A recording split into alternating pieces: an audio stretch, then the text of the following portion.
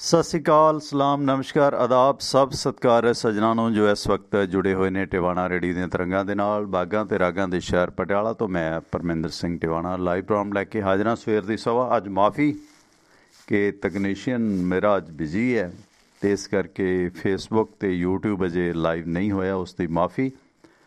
ਨਵੇਂ ਮੁੰਡੇ ਆ, ਉੱਠਣ 'ਚ ਦੇਰੀ ਕਰ ਦਿੰਦੇ ਆ, ਇਸ ਵਕਤ 'ਤੇ ਉੱਠਣਾ ਬਹੁਤ ਔਖਾ ਹੈ। ਖੈਰ, ਅੱਜ ਤਾਰੀਖ ਹੈ 25 ਫਰਵਰੀ ਸੰਨ 2021, ਦਿਨ ਹੈ ਵੀਰਵਾਰ, 14 ਫੱਗਣ ਨਾਨਕਸ਼ਾਹੀ ਸੰਮਤ 552 ਨੂੰ। ਸਵੇਰ ਦਾ ਇਹ ਪ੍ਰੋਗਰਾਮ ਟਿਵਾਣਾ ਲਾਈਵ ਲੈ ਕੇ ਮੈਂ ਤੁਹਾਡਾ ਦੋਸਤ ਪਰਮਿੰਦਰ ਸਿੰਘ ਟਿਵਾਣਾ ਤੁਹਾਡੇ ਨਾਲ ਜੁੜ ਚੁੱਕਾ ਅਤੇ ਇਸ ਪ੍ਰੋਗਰਾਮ ਦੇ ਵਿੱਚ ਥੋੜ੍ਹੀ ਦੇਰ ਬਾਅਦ ਆਪਣੇ ਨਾਲ ਜੁੜਨਗੇ ਰਾਜਨੀਤਿਕ ਮਾਮਲਿਆਂ ਦੇ ਮਾਹਰ ਅਤੇ ਵਕਾਲਤ ਨਾਲ ਵਾਬਸਤਾ ਸੌ ਸੁਰਿੰਦਰ ਸਿੰਘ ਹੋਰੀ ਨਿਊਜ਼ ਅਤੇ ਵਿਊਜ਼ ਦਾ ਸੈਗਮੈਂਟ ਲੈ ਕੇ। ਉਸ ਤੋਂ ਪਹਿਲਾਂ ਕੁਝ ਚਲੰਤ ਖਬਰਾਂ ਦੇ ਬਾਰੇ ਮੈਂ ਤੁਹਾਨੂੰ ਅਪਡੇਟ ਦਿਆਂਗਾ ਅਤੇ ਮੁੱਖ ਖਬਰਾਂ 'ਤੇ ਤਬਸਰਾ ਵਿਚਾਰ ਫਿਰ ਸੌ ਸੁਰਿੰਦਰ ਸਿੰਘ ਹੋਰਾਂ ਨਾਲ ਸਾਂਝੇ ਕਰਾਂਗੇ ਰਲ ਮਿਲ ਕੇ, ਅਤੇ ਤੁਸੀਂ ਵੀ ਇਸ ਦੇ ਵਿੱਚ ਸ਼ਾਮਲ ਹੋ ਜਾਣਾ। ਉਸ ਦੇ ਵਾਸਤੇ ਨੰਬਰ ਹੈ 9876309655 9887630965 9877309655 ਨੰਬਰ ਹੈ। ਇਸ ਵਕਤ ਲਾਈਵ ਹੈ। ਹੁਣ ਤੱਕ ਤੁਸੀਂ ਰਿਪੀਟ ਪ੍ਰੋਗਰਾਮ ਰਾਤ ਦੇ ਸੁਣ ਰਹੇ ਸੀ, ਖਾਸ ਕਰਕੇ ਹੁਣ ਪ੍ਰੋਗਰਾਮ ਨੂੰ ਮੈਨੂੰ ਅਧਵਾਟੇ ਰੋਕਣਾ ਪਿਆ। ਸੋ ਜੋਗਿੰਦਰ ਸਿੰਘ ਸਿਵਿਆ ਹੋਰਾਂ ਨਾਲ ਗੱਲਬਾਤ ਹੋ ਰਹੀ ਸੀ ਵਿਰਾਸਤ 'ਤੇ, ਕਿਉਂਕਿ ਜਿਹੜਾ ਜ਼ਿਮੀਂਦਾਰ ਹੈ, ਜਿਹੜਾ ਕਿਸਾਨ ਹੈ, ਜਿਹਨੂੰ ਜੱਟ ਵੀ ਕਹਿ ਲਿਆ ਜਾਂਦਾ, ਆ ਜ਼ਮੀਨ ਤੋਂ ਉਸਦਾ ਨਾਂ ਜੱਟ ਪਿਆ, ਜ਼ਿਮੀਂਦਾਰਾ ਪਿਆ, ਉਹਦੇ ਸੁਭਾਅ ਦੇ ਮੁਤਲਕ ਗੱਲਬਾਤ ਹੋ ਰਹੀ ਸੀ। ਸੁਭਾਅ ਕਿੱਦਾਂ ਬਣਦੇ ਨੇ ਇਹਨਾਂ ਬਾਰੇ ਵਿਸਥਾਰ 'ਚ ਗੱਲ ਹੋਈ ਹੈ। ਜੱਟਾਂ ਦੇ ਬਾਰੇ ਸਾਰੇ ਹਾਂ ਪੱਖੀ ਨਾ ਪੱਖੀ, ਨੈਗੇਟਿਵ ਪੋਜ਼ੀਟਿਵ ਅਖਾਣਾ, ਮੁਹਾਵਰੇ, ਖੌਤਾਂ, ਗੱਲਾਂ, ਲਕੋਕਤੀਆਂ, ਬੁਝਾਰਤਾਂ ਸਾਂਝੀਆਂ ਕੀਤੀਆਂ ਗਈਆਂ ਸੀ। ਅਜੇ ਜੱਟਾਂ ਦੇ ਬਾਰੇ ਬਹੁਤ ਖਜ਼ਾਨਾ ਪਿਆ। ਮੈਨੂੰ ਖਿਆਲ ਆ ਮੇਰੇ ਕੋਲ ਹੀ 5-10 ਕਿਤਾਬਾਂ ਹੋਣੀਆਂ, 5-6 ਹਜ਼ਾਰ ਪੰਨਿਆਂ ਤੋਂ ਜ਼ਿਆਦਾ ਦਾ ਰਿਕਾਰਡ ਮੇਰੇ ਕੋਲ ਪਿਆ ਹੋਣਾ ਜੱਟਾਂ ਦੇ ਬਾਰੇ, ਕਿ ਜੱਟ ਕੀ ਹੈ, ਇਹਦੀ ਕੀ ਫਿਤਰਤ ਹੈ, ਕਿੱਦਾਂ ਆਇਆ। ਖੈਰ, ਅਤੇ ਮੈਂ ਪਹਿਲਾਂ ਵੀ ਆਖਿਆ ਸੀ ਕਿ US ਦਾ ਰੇਡੀਓ ਹੈ, ਪੰਜਾਬੀ ਰੇਡੀਓ USA, ਮੈਨੂੰ 2-2.5 ਸਾਲ ਉੱਤੇ ਕੰਮ ਕਰਨ ਦਾ ਮੌਕਾ ਮਿਲਿਆ। ਖਬਰ 'ਤੇ ਨਜ਼ਰ ਪ੍ਰੋਗਰਾਮ ਮੈਂ ਸ਼ੁਰੂ ਕੀਤਾ ਸੀਗਾ ਅਤੇ ਉਹਦੇ 'ਤੇ ਇਹੀ ਸੀ ਕਿ ਚਲੰਤ ਕੀ ਕੁਛ ਵਾਪਰ ਰਿਹਾ, ਅਤੇ ਅਸੀਂ ਇਹ ਸੈਗਮੈਂਟ ਭੈਣ ਬਲਵਿੰਦਰ ਕੌਰ ਜਿਹੜੇ ਓਨਰ ਨੇ, ਮਾਲਕ ਨੇ ਉਸ ਰੇਡੀਓ ਦੇ, ਉਹਨਾਂ ਦੇ ਨਾਲ ਸਾਂਝਾ ਕੀਤਾ ਸੀਗਾ ਜਾਤਾਂ ਦੇ ਬਾਰੇ ਵਿਸ਼ੇਸ਼ ਗੱਲਾਂ ਬਾਤਾਂ। ਅਤੇ ਜੱਟਾਂ ਤੋਂ ਅਸੀਂ ਸ਼ੁਰੂਆਤ ਕੀਤੀ ਸੀਗੀ ਅਤੇ ਕਈ ਜੱਟ 'ਤੇ ਗਾਲੀ ਪੈ ਗਏ। ਉਹਨਾਂ ਨੇ ਮੇਰੇ ਜੱਟ ਹੋਣ 'ਤੇ ਵੀ ਸ਼ੰਕਾ ਜ਼ਾਹਰ ਕਰ ਦਿੱਤੀ। ਮੈਂ ਕਿਹਾ ਕਰ ਸਕਦੇ ਹੋ, ਤੁਹਾਡਾ ਅਧਿਕਾਰ ਹੈ, ਕਿਉਂਕਿ ਮੈਂ ਤਾਂ ਆਪਣੀ ਜਰਨਲਿਜ਼ਮ ਦੇ ਉੱਤੇ ਜੱਟ ਤਾਂ ਕੀ, ਮੈਂ ਆਪਣਾ ਧਰਮ ਵੀ ਭਾਰੂ ਨਹੀਂ ਪੈਣ ਦਿੰਦਾ, ਕਿਉਂਕਿ ਮੇਰੀ ਜੋਬ ਮੇਰਾ ਧਰਮ ਹੈ। ਇਹ ਗੱਲ ਨਹੀਂ ਕਿ ਮੈਂ ਨਾਸਤਿਕ ਹਾਂ, ਜਿਵੇਂ ਕਈ ਲੋਕਾਂ ਨੂੰ ਜਦੋਂ ਗੱਲ ਚੁੱਭਦੀ ਹੈ ਫਿਰ ਉਹਨਾਂ ਕੋਲ ਘੜਿਆ ਘੜਾਇਆ ਮੁਹਾਵਰਾ ਕਾਮਰੇਡ, ਇਹ ਨਹੀਂ ਹੈ। ਵੈਸੇ ਆਪਣੇ ਆਪ 'ਚ ਕਾਮਰੇਡ ਹੋਣਾ ਵੀ ਕੋਈ ਗੁਨਾਹ ਨਹੀਂ ਹੈ, ਸੱਚਾ ਸੁੱਚਾ ਕਾਮਰੇਡ, ਜਾਲੀ ਕਾਮਰੇਡ ਨਹੀਂ। ਖੈਰ, ਜਿਸ ਤਰ੍ਹਾਂ ਜਾਲੀ ਸਿੱਖ ਹੈ, ਜਾਲੀ ਹਿੰਦੂ ਹੈ, ਉਹ ਨਹੀਂ ਹੋਣਾ ਚਾਹੀਦਾ। ਆਪਣੇ ਧਰਮ ਮਜ਼ਹਬ ਦੇ ਵਿੱਚ ਬੰਦਾ ਆਪਣੇ ਜੋਬ ਦੇ ਵਿੱਚ ਪ੍ਰਪੱਕ ਹੋਣਾ ਚਾਹੀਦਾ, ਆਪਣੇ ਸ਼ੋਭੇ 'ਚ ਪੂਰਾ ਸਿਰੜੀ ਹੋਣਾ ਚਾਹੀਦਾ। ਖੈਰ, ਅਤੇ ਹੌਲੀ ਹੌਲੀ ਆਉਣ ਵਾਲੇ ਦਿਨਾਂ ਦੇ ਵਿੱਚ ਵੱਖ-ਵੱਖ ਜਾਤੀਆਂ ਦੇ ਬਾਰੇ ਵੀ ਗੱਲਬਾਤ ਕਰਾਂਗੇ। ਇਸ ਗੱਲ ਦਾ ਮੈਨੂੰ ਬੜਾ ਇਲਮ ਹੈ ਕਿ ਜਦੋਂ ਦੂਜੀਆਂ ਜਾਤਾਂ ਬਾਰੇ, ਖਾਸ ਕਰਕੇ ਪੀੜਤ ਕਹੀਆਂ ਜਾਂਦੀਆਂ ਜਾਤਾਂ ਬਾਰੇ ਜਾਂ ਦਲਿਤ ਭਾਈਚਾਰੇ ਨਾਲ ਸੰਬੰਧਿਤ ਜਾਤਾਂ ਬਾਰੇ ਜਦੋਂ ਤੁਸੀਂ ਗੱਲ ਕਰੋ, ਤੁਹਾਡੇ 'ਤੇ ਬਹੁਤ ਸਾਰੇ ਮੁਕੱਦਮੇ ਹੁੰਦੇ ਨੇ। ਇੱਕ ਬਰਨਾਲਾ ਦੇ SSP ਨੇ ਮੁਕੱਦਮਾ ਕੀਤਾ ਸੀਗਾ ਕਵੀਸ਼ਰ ਸੁਖਵਿੰਦਰ ਸਿੰਘ ਸੁਤੰਤਰ 'ਤੇ, ਜਿਨ੍ਹਾਂ ਨੇ ਬਾਬੂ ਰਜ਼ਬ ਅਲੀ ਦਾ ਸ਼ਾਨ ਦਿਖਾ ਦਿੱਤਾ ਸੀ, ਅਤੇ ਉਹਦੇ 'ਚ ਇੱਕ ਜਾਤ ਵਿਸ਼ੇਸ਼ ਨਾਲ, ਜਮਾਂਦਾਰ ਭਾਈਚਾਰੇ ਨਾਲ ਸੰਬੰਧਿਤ ਵਿਅਕਤੀ ਸੀ ਜਿਹੜਾ ਜੱਟ ਦਾ ਯਾਰ ਸੀਗਾ, ਅਤੇ ਉਹਨਾਂ ਨੇ ਡਾਕੂ ਸੀ, ਪੁਰਾਣੇ ਲੋਕ ਨਾਇਕ ਸੀਗੇ, ਅਤੇ ਮੇਘਰਾਜ ਮਿੱਤਰ ਅਤੇ ਕਵੀਸ਼ਰ ਸੁਤੰਤਰ ਸਾਹਿਬ, ਹਾਲਾਂਕਿ ਖੁਦ ਉਹ ਇਸ ਭਾਈਚਾਰੇ 'ਚੋਂ ਹੀ ਨੇ, ਉਹਨਾਂ ਨੂੰ ਵੀ ਕਾਫੀ ਸਮਾਂ ਜੇਲ੍ਹ ਦੀ ਹਵਾ ਖਾਣੀ ਪਈ ਸੀ। ਇਹ ਔਕਾਤ ਹੈ ਸਾਡੇ ਲੋਕਾਂ ਦੀ। ਅਸੀਂ ਜਾਤ ਵਿਸ਼ੇਸ਼ ਦਾ ਬੈਨੀਫਿਟ ਤਾਂ ਲੈਣਾ ਚਾਹੁੰਦੇ ਹਾਂ, ਪਰ ਉਸ ਜਾਤ ਵਿਸ਼ੇਸ਼ ਬਾਰੇ ਕੁਝ ਵੀ ਨੈਗੇਟਿਵ ਸੁਣਨਾ ਨਹੀਂ ਚਾਹੁੰਦੇ। ਨੈਗੇਟਿਵ ਮੇਰਾ ਮਤਲਬ ਆਲੋਚਨਾ ਨਹੀਂ ਸੁਣਨਾ ਚਾਹੁੰਦੇ। ਇਹ ਸਾਡੀ ਫਿਤਰਤ ਹੈ। ਖਾਸ ਕਰਕੇ ਜੱਟ ਦੇ ਬਾਰੇ ਜਿੰਨਾ ਗੰਦ ਪਿਆ ਲਿਖਿਆ, ਮੈਨੂੰ ਹੈਰਾਨੀ ਇਸ ਗੱਲ ਦੀ ਹੈ ਕਿ ਜੱਟ ਬਰਦਾਸ਼ਤ ਵੀ ਕਰੀ ਜਾਂਦੇ ਨੇ ਬਹੁਤੇ, ਪਰ ਦੂਸਰੀਆਂ ਜਾਤਾਂ ਬਾਰੇ ਤੁਸੀਂ ਗੱਲ ਕਰੋ ਅਤੇ ਤੁਹਾਡਾ ਸਿਰ ਪਾੜਨ ਨੂੰ ਆਉਂਦੇ ਆ। ਬਾਈ ਜੀ ਸਵਾਗਤ ਹੈ, ਸਤਿ ਸ਼੍ਰੀ ਅਕਾਲ, ਤੁਸੀਂ ਆਨ ਐਰੋ। ਹੈਲੋ, ਹਾਂ ਵੀਰ ਸਤਿ ਸ਼੍ਰੀ ਅਕਾਲ। ਮੈਨੂੰ ਤਾਂ ਸ਼ਿੱਕ ਵੀ ਆ ਗਈ ਹੈ ਤੁਹਾਨੂੰ ਹੈਲੋ ਕਹਿੰਦੇ ਆ। ਸਤਿ ਸ਼੍ਰੀ ਅਕਾਲ ਟਵਾਣਾ ਸਾਹਿਬ, ਕੀ ਹਾਲ ਆ? ਬਹੁਤ ਵਧੀਆ ਸਰ, ਕੌਣ ਬੋਲ ਰਹੇ ਹੋ? ਤੇ ਟਵਾਣਾ ਸਾਹਿਬ, ਮੈਂ ਵੈਸੇ ਤਾਂ ਬਹਿਰੀਨ ਹਾਂ, ਪਰ ਮੈਂ ਹੁਣ ਇਸ ਟਾਈਮ ਤੇ ਵੇਖ ਰਹੀ ਹਾਂ। ਮੈਂ ਤੁਹਾਨੂੰ ਇੱਕ ਦੋ ਭੇਜੀਆਂ ਹੈਗੀਆਂ ਵੀਡੀਓ, ਸਾਡੇ ਇੱਥੇ ਮੁੰਡੇ ਕੋਲ ਕਣਕ ਕੁਣਕ ਵਾਹੀ ਜਾਣ ਡਏ, ਮੈਂ ਉਸ ਤਰ੍ਹਾਂ ਹੀ ਉਹ ਭੇਜੀ। ਹੋਰ ਠੀਕ ਠਾਕ ਸਭ? ਪ੍ਰੋਗਰਾਮ ਤੁਹਾਡਾ ਬਹੁਤ ਵਧੀਆ ਚੱਲਦਾ। ਕਿੱਥੋਂ ਭੇਵੇ ਤੋਂ ਕਿਹੜੀ ਕਣਕ ਦੀ ਵੀਡੀਓ ਵਾਈ ਜਾਂਦੇ ਸੀ, ਕਿਹੜਾ ਮੈਂ ਸਮਝਿਆ ਨਹੀਂ। ਮੈਂ ਤੁਹਾਡੇ WhatsApp ਤੇ ਭੇਜੀ ਆ, ਵੇਖਿਓ ਤੁਸੀਂ ਹੁਣੇ ਜੀ। ਹਾਂਜੀ ਹਾਂਜੀ ਕੋਈ ਨਹੀਂ, ਉਤਰਾ ਹੀ ਵਾਈ ਜਾਂਦੇ ਜੱਟ। ਉਹ ਤੁਹਾਡਾ ਪ੍ਰੋਗਰਾਮ ਸੁਣ ਕੇ ਜੱਟਾਂ ਵਾਲਾ ਤੇ ਉੱਤੇ ਮੈਂ ਭੇਜੀ ਆ। ਜੱਟ ਸਾਡੇ ਵੀ ਇੱਕ ਇਸ ਤਰ੍ਹਾਂ ਦੇ ਆ, ਗੁੰਮਸਲੇ ਪਿੰਡ ਦੇ, ਤੇ ਉਹਨਾਂ ਜ਼ਮੀਨ ਹੀ ਵਾਹ ਤੀ ਆ ਕਣਕ ਹੀ। ਕਣਕ ਕਾਨੂੰਨਾਂ ਦੇ ਚੱਕਰ ਚ ਪਿੰਡ ਭੇਵੇ ਦੇ ਲਾਗੇ ਕਿਉਂ ਕਣਕ ਕਿਉਂ ਵਾਹੀ ਹੈ, ਕਾਰਨ ਕੀ ਹੈ? ਉਹ ਮਤਲਬ ਇਸੇ ਚੱਕਰ ਦੇ ਵਿੱਚ ਹੀ ਆ, ਕਾਨੂੰਨਾਂ ਦੇ ਚੱਕਰ ਜੋ ਆਖੀ ਜਾਂਦੇ ਵੀ ਰੱਦ ਕਰੋ ਇਹਨਾਂ ਨੂੰ, ਤੇ ਉਹ ਚੱਕਰ ਦੇ ਵਿੱਚ ਵਾਹੀ ਹੋਈ ਜਾਂਦੇ ਆ। ਇਹ ਤਾਂ ਕੋਈ ਲੌਜਿਕ ਨਹੀਂ ਹੈ, ਕੋਈ ਤਰਕ ਨਹੀਂ ਹੈ। ਆਪਣੀ ਕਣਕ ਕਿਉਂ ਵਾਹੋ, ਸਗੋਂ ਸ਼ਰੀਕਾਂ ਨਾਲ ਲੜਨਾ ਚਾਹੀਦਾ। ਕਿਉਂ ਤੁਹਾਡਾ ਪ੍ਰੋਗਰਾਮ ਆ ਜੱਟਾਂ ਵਾਲਾ ਜਿਹੜਾ, ਉਹ ਤੈਨੂੰ ਕਹਿਣ ਡਿਆ ਨਾ ਵੀ ਇਸ ਤਰ੍ਹਾਂ ਦੇ ਵੀ ਕੰਮ ਕਰ ਲੈਂਦੇ ਆ ਇਹ। ਆ ਦੇਖਿਓ ਤੁਸੀਂ ਖਲੋਤੇ ਪੈਲੀ ਦੇ ਵਿੱਚ ਜ਼ਮੀਨ ਜਮਾਨਾ ਖੁੱਲੀ, ਤੇ ਉਹ ਇਸੇ ਕੰਮ 'ਚ ਹੀ ਹੋਏ। ਹੋਰ ਰਹੇ ਕਣਕ ਹੀ ਵਾਹੀ ਜਾਂਦੇ ਆ, ਨਹੀਂ ਵਾਹੀ ਦੇਣੀ ਸਾਡੇ ਕੰਮ ਨਹੀਂ ਤੇ।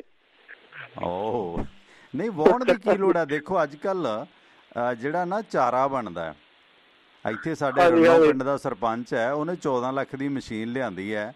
ਮਤਲਬ ਕਣਕ ਨੂੰ ਵੱਢ ਕੇ ਵੇਚਣ ਦੇ ਨਾਲੋਂ ਕਣਕ ਦਾ ਚਾਰਾ ਬਣਾ ਦਿਓ, 5-6 ਰੁਪਏ ਕਿਲੋ ਵਿਕਦਾ ਪੈਕ ਕਰਕੇ। ਮਸ਼ੀਨ ਆ ਉਹਨਾਂ ਕੋਲ, ਉਹ ਇਸ ਤਰ੍ਹਾਂ ਪੈਕ ਕਰ ਦਿੰਦੇ ਕੁਇੰਟਲ ਦੀ ਗੰਢ, 500 ਰੁਪਏ ਕੁਇੰਟਲ। ਮੱਛਰੇ ਹੋਏ ਜੱਟ, ਭੂਤਰੇ ਜੱਟ। ਬਿਲਕੁਲ, ਇਹਦਾ ਮਤਲਬ ਹੈਗੇ ਆ ਜੱਟ ਏਦਾਂ ਦਾ, ਕਮਲਾ ਲਾਣਾ ਵੀ ਹੈਗਾ ਜੱਟਾਂ 'ਚ ਵੀ। ਠੀਕ ਆ, ਬਾਕੀ ਪ੍ਰੋਗਰਾਮ ਤੁਹਾਡਾ ਬਹੁਤ ਵਧੀਆ ਚੱਲਦਾ ਰਹਿੰਦਾ, ਸੁਣਦੇ ਰਹੀਦਾ ਜੀ।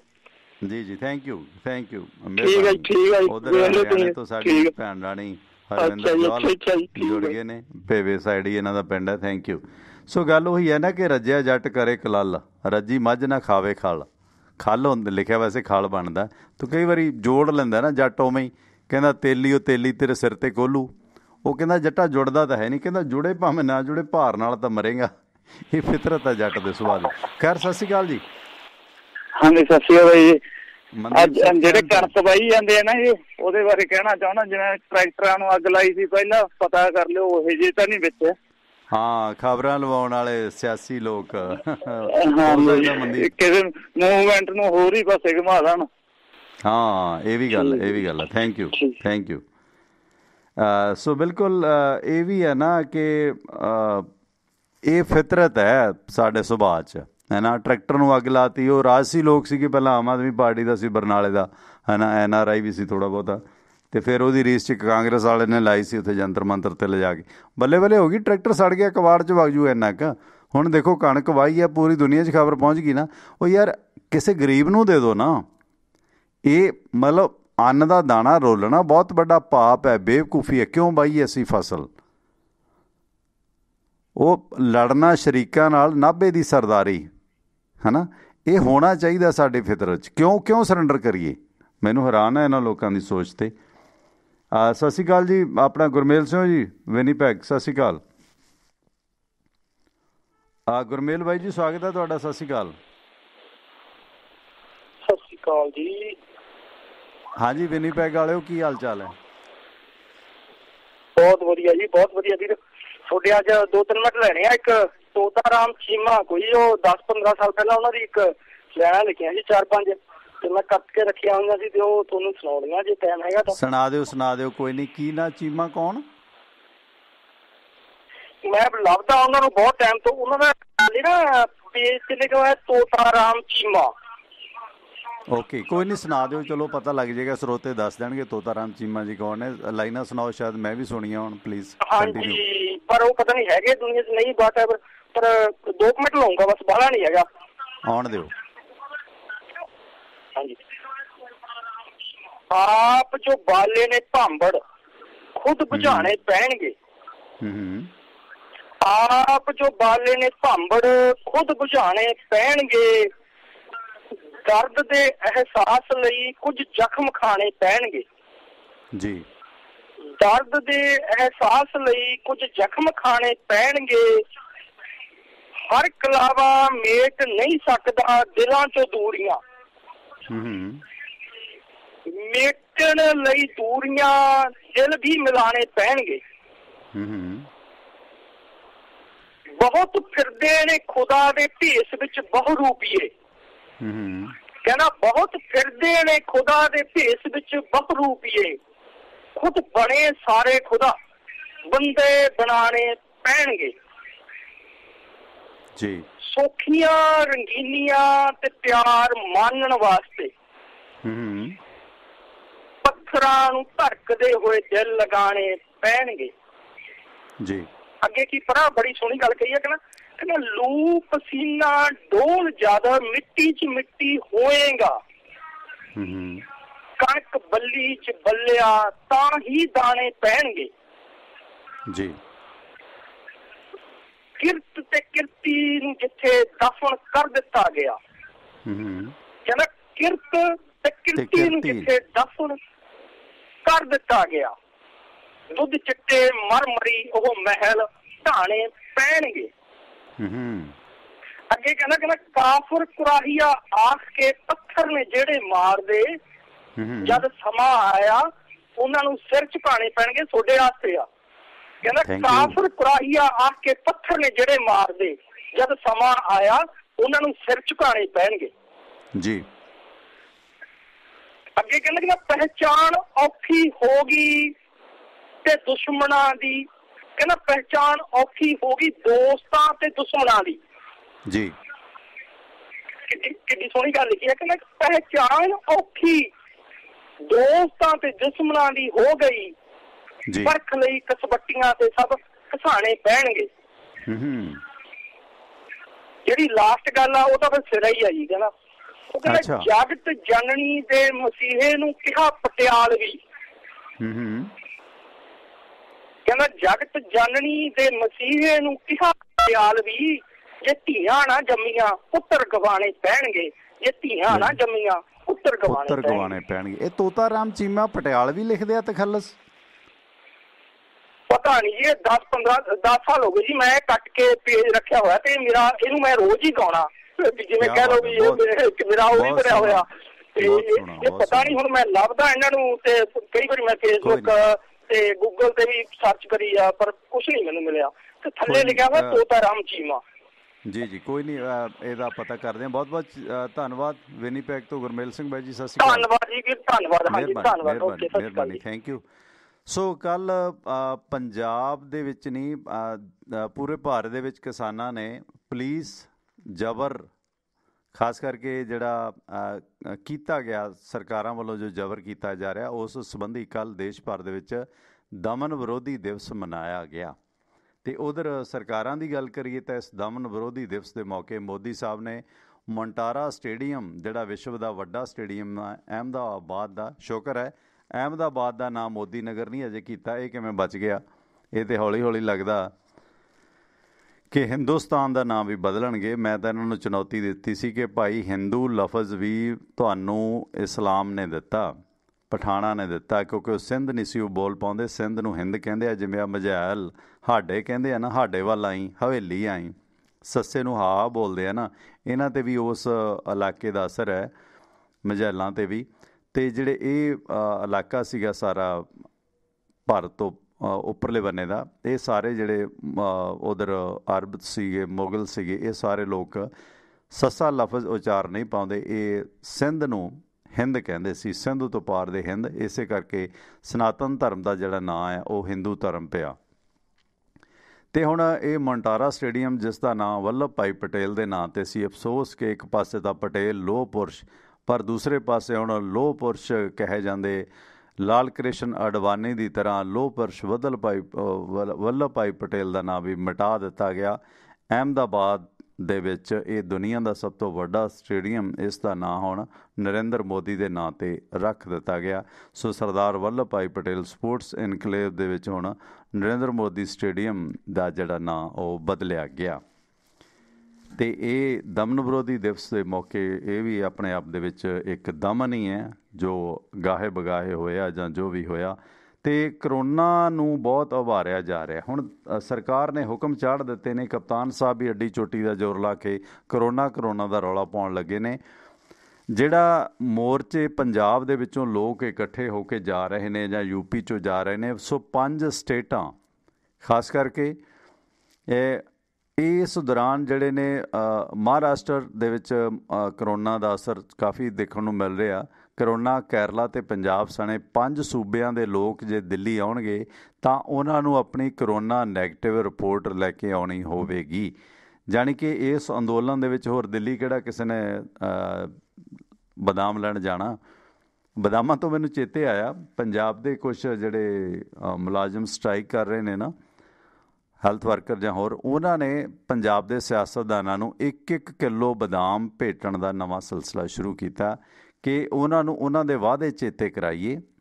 ਮੇਰੀ ਤਾਂ ਆਪ ਸਲਾਹ ਹੈ ਕਿ ਮੈਂ ਵੀ ਕਪਤਾਨ ਸਾਹਿਬ ਨੂੰ ਬਦਾਮ ਲੈ ਕੇ ਜਾਵਾਂ ਕਿ ਲੋਕ ਜੇ ਵੜਨ ਦੇਣਗੇ ਮੈਨੂੰ ਮਹਿਲ ਵੱਲੋਂ ਕਿਉਂਕਿ ਪ੍ਰੈਸ ਕਾਨਫਰੰਸ ਦਾ ਵੜ ਨਹੀਂ ਦਿੰਦੇ, ਮੇਰਾ ਕਾਰਡ ਹੀ ਬੰਦ ਕਰਾ ਦਿੱਤਾ ਹੈ ਨਾ, ਪ੍ਰੈਸ ਕਾਰਡ ਉਹਨਾਂ ਦੇ ਫੀਲਿਆਂ ਨੇ।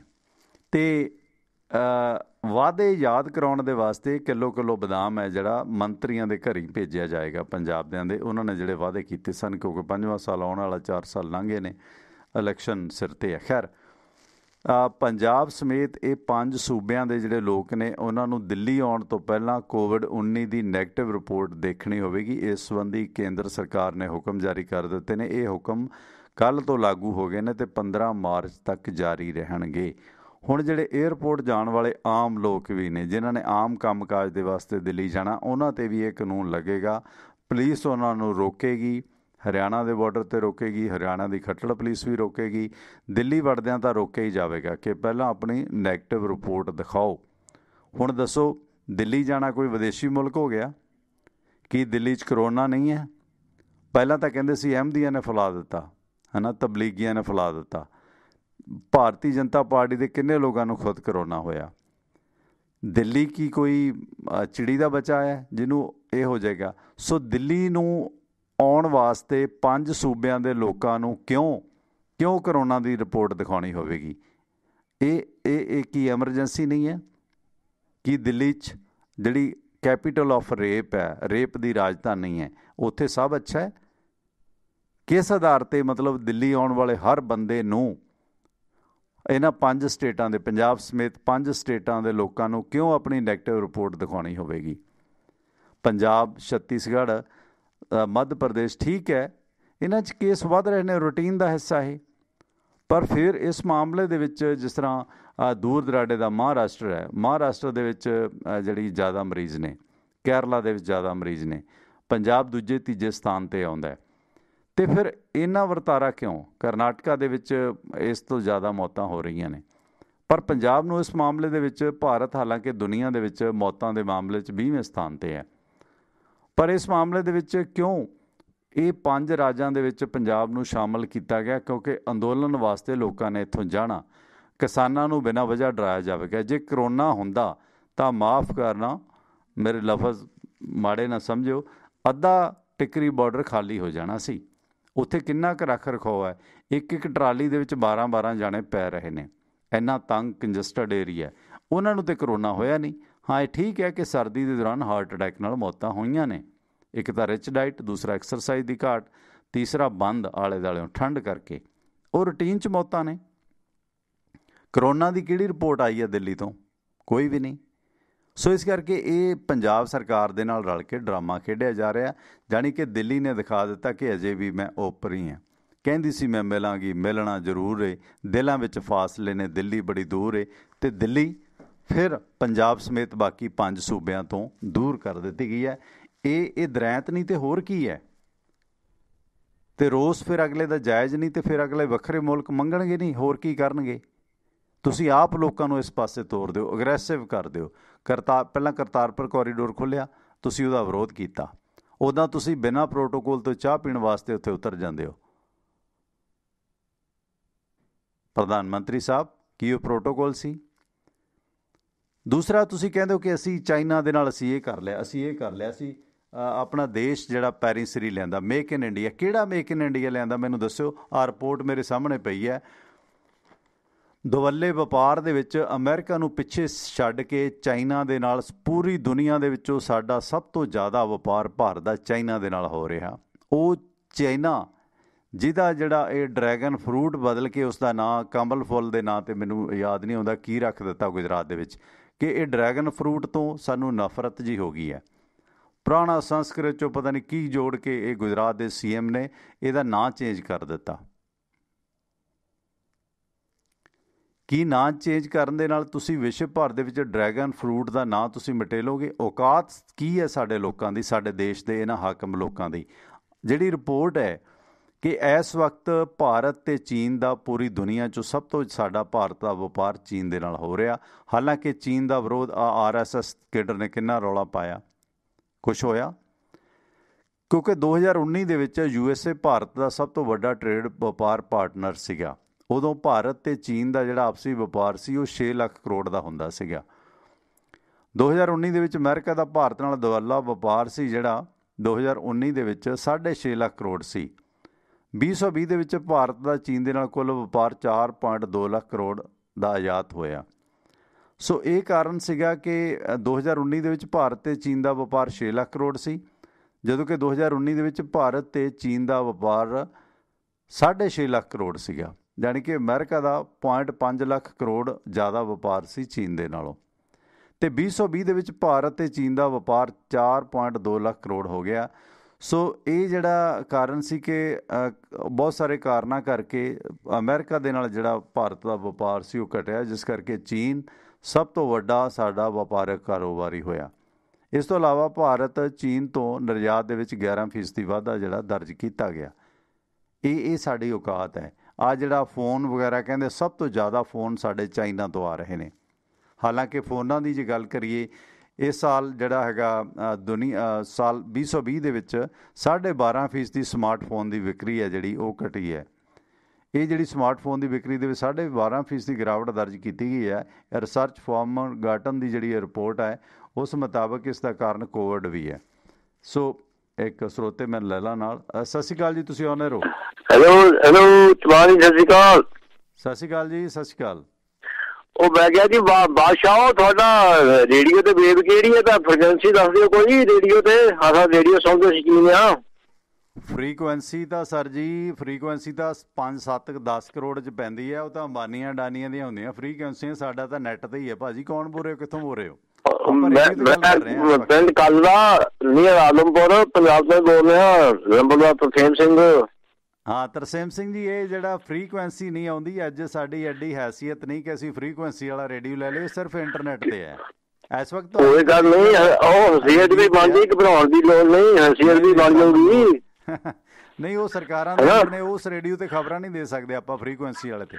ਅੱਛਾ ਮੈਂ ਕਿਹਾ ਸ਼ਾਇਦ ਮੈਂ ਕਿਹਾ ਮੈਂ ਕੱਲ ਹੀ ਆਇਆ ਤੁਹਾਡਾ, ਮੇਰਾ YouTube ਤੇ ਕੱਲ ਹੀ ਦੇਖਿਆ। ਕਈ ਦਿਨ ਦਾ ਮੈਂ ਲੱਭਦਾ ਹੀ ਨਹੀਂ, ਲੱਭਿਆ ਹੀ ਨਹੀਂ। ਹਾਂ YouTube ਤੇ ਹੈਗਾ ਆਪਣਾ। ਉਹ ਮੈਂ ਕਮੈਂਟ ਵੀ ਛੱਡੇ ਸੀ ਕੱਲ ਵਾਲੀ ਦੇ। ਮੈਂ ਕਿਹਾ ਸਾਨੂੰ ਫ੍ਰੀਕੁਐਂਸੀ ਦੱਸੋ ਕਿਹੜੀ ਹੈ ਤੁਹਾਡੀ। ਫ੍ਰੀਕੁਐਂਸੀ TiwanaRadio.com ਹੀ ਹੈ ਜੀ। ਅੱਛਾ ਹਾਂ ਚਲੋ ਕੋਈ ਗੱਲ ਨਹੀਂ, ਉਹ ਮੈਨੂੰ ਲੱਭੀ ਤਾਂ ਹੈ ਨਹੀਂ ਤਾਂ। ਚਲੋ ਮੈਂ YouTube ਤੇ ਸੁਣੂਗਾ ਹੁਣ ਨਾ।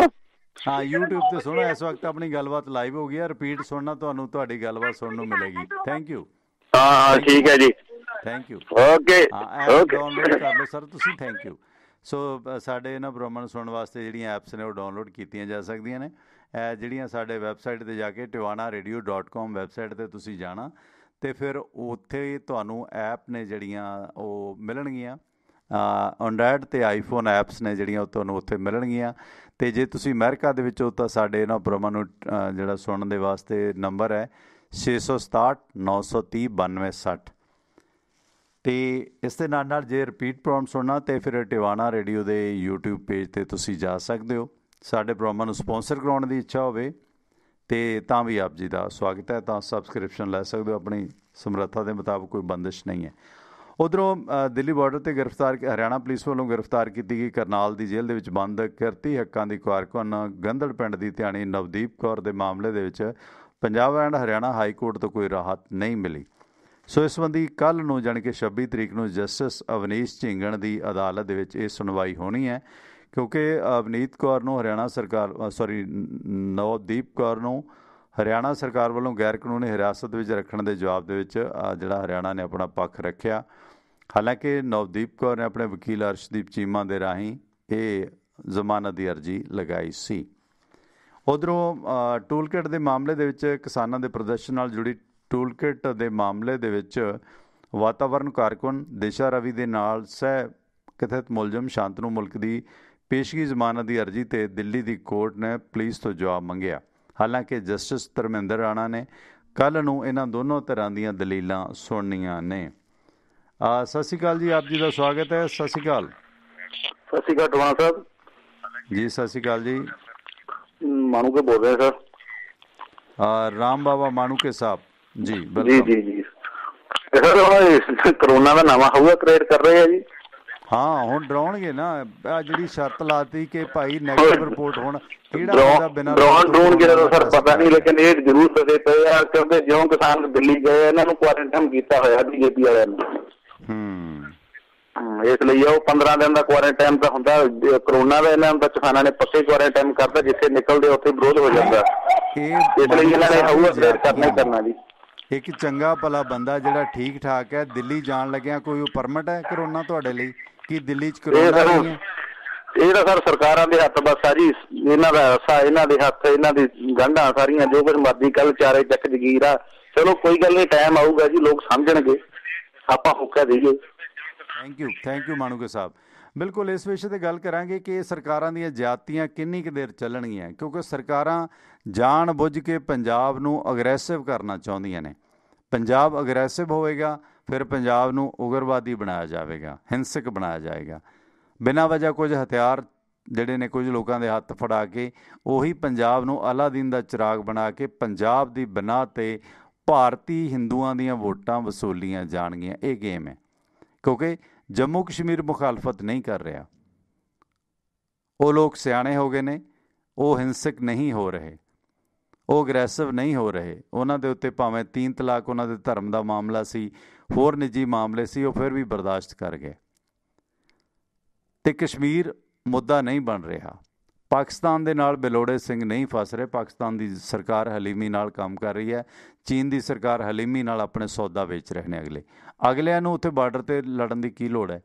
ਇੰਨੇ ਮਾੜੇ ਹਾਲਾਤਾਂ ਦੇ ਬਾਵਜੂਦ ਵੀ ਅੱਜ ਭਾਰਤ ਦਾ ਸਭ ਤੋਂ ਜ਼ਿਆਦਾ ਵਪਾਰ ਚੀਨ ਨਾਲ ਹੋ ਰਿਹਾ, ਅਤੇ ਉਹਨਾਂ ਨੂੰ ਬਾਰਡਰ 'ਤੇ ਸਾਡੇ ਬੰਦੇ ਮਾਰਨ ਦੀ ਕੀ ਜ਼ਰੂਰਤ ਹੈ? ਜੇ ਬੰਦੇ ਹੀ ਉਹਨਾਂ ਨੇ ਮਾਰਨੇ ਨੇ ਸਾਡੇ, ਉੱਤੇ ਚੀਨਾਂ ਦੀ ਡੋਰ ਨਾਲ ਮਰੀ ਜਾਂਦੇ ਨੇ। ਨਾਲੇ ਜਦੋਂ ਵਪਾਰ ਹੁੰਦਾ ਹੋਵੇ ਉਹ ਤੁਹਾਡੀ ਹਰ ਚੀਜ਼ ਨੂੰ ਗ੍ਰੈਬ ਕਰ ਰਹੇ ਨੇ। ਅਗਲੇ ਨੂੰ ਕੀ ਲੋੜ ਹੈ ਬਰੂਦ ਨਾਲ ਮਾਰਨ ਦੀ ਤੁਹਾਨੂੰ? ਅਸੀਂ ਸਿਰਫ ਵੱਡੇ ਸਟੇਡੀਅਮ ਬਣਾਓ, ਕਦੇ ਉਹਦਾ ਨਾਂ ਮਟਾਓ, ਕਦੇ ਉਹਦਾ ਨਾਂ ਚਮਕਾਓ, ਕਦੇ ਵੱਲਭ ਭਾਈ ਪਟੇਲ ਦੀ ਮੂਰਤੀ ਬਣਾਓ। ਕੀ ਬਣਾ ਕੇ ਕਰ ਦਿੱਤਾ? ਵੱਲਭ ਭਾਈ ਪਟੇਲ ਦੀ ਮੂਰਤੀ ਬਣਾ ਕੇ ਕੀ ਕਰ ਦਿੱਤਾ? ਉਹਨਾਂ ਦੇ ਨਾਂ 'ਤੇ ਵੱਡਾ ਸਟੇਡੀਅਮ ਸੀ, ਉਹਦਾ ਨਾਂ ਰਹਿਣ ਦਿੰਦੇ, ਉਹ ਨਾਂ ਵੀ ਬਰਦਾਸ਼ਤ ਨਹੀਂ ਹੋਇਆ। ਹੁਣ ਬਹੁਤ ਸਾਰੇ ਲੋਕ ਬੇਅੰਤ ਸਿੰਘ ਦੀ ਭੰਡੀ ਕਰਦੇ ਸੀ ਕਿ ਬੇਅੰਤ ਸਿੰਘ ਸਾਬਕਾ CM ਨੇ ਬਟਾਲਾ ਦੇ ਵਿੱਚ, ਹਾਂਜੀ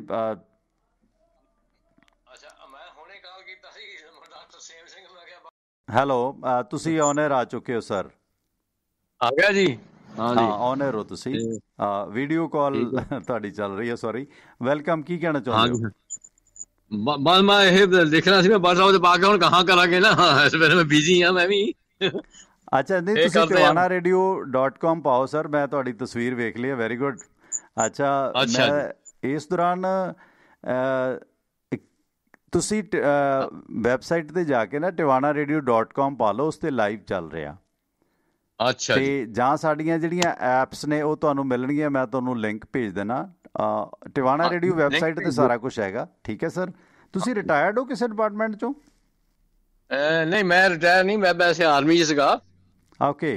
ਅੱਛਾ। ਮੈਂ ਵੈਸੇ ਬੁਲਾਵਾ ਲਿਖ ਦਿੱਤਾ ਸੀਗਾ ਆਰਮੀ ਨੂੰ ਬੁਲਾਵਾ ਲਿਖ ਦਿੱਤਾ ਸੀ। ਅੱਛਾ, ਕਿਹੜੀ ਜਗ੍ਹਾ ਹੁੰਦੇ ਸਰ ਤੁਸੀਂ? ਹਾਂਜੀ, ਕਿਹੜੀ ਜਗ੍ਹਾ ਰਹਿੰਦੇ ਹੋ? ਮੈਂ ਹੈਗਾ ਆਦਮਪੁਰ ਦੇ ਨੇੜੇ, ਹਵਾਈ ਅੱਡੇ ਦੇ ਨੇੜੇ, ਪਿੰਡ ਕਾਲੜਾ।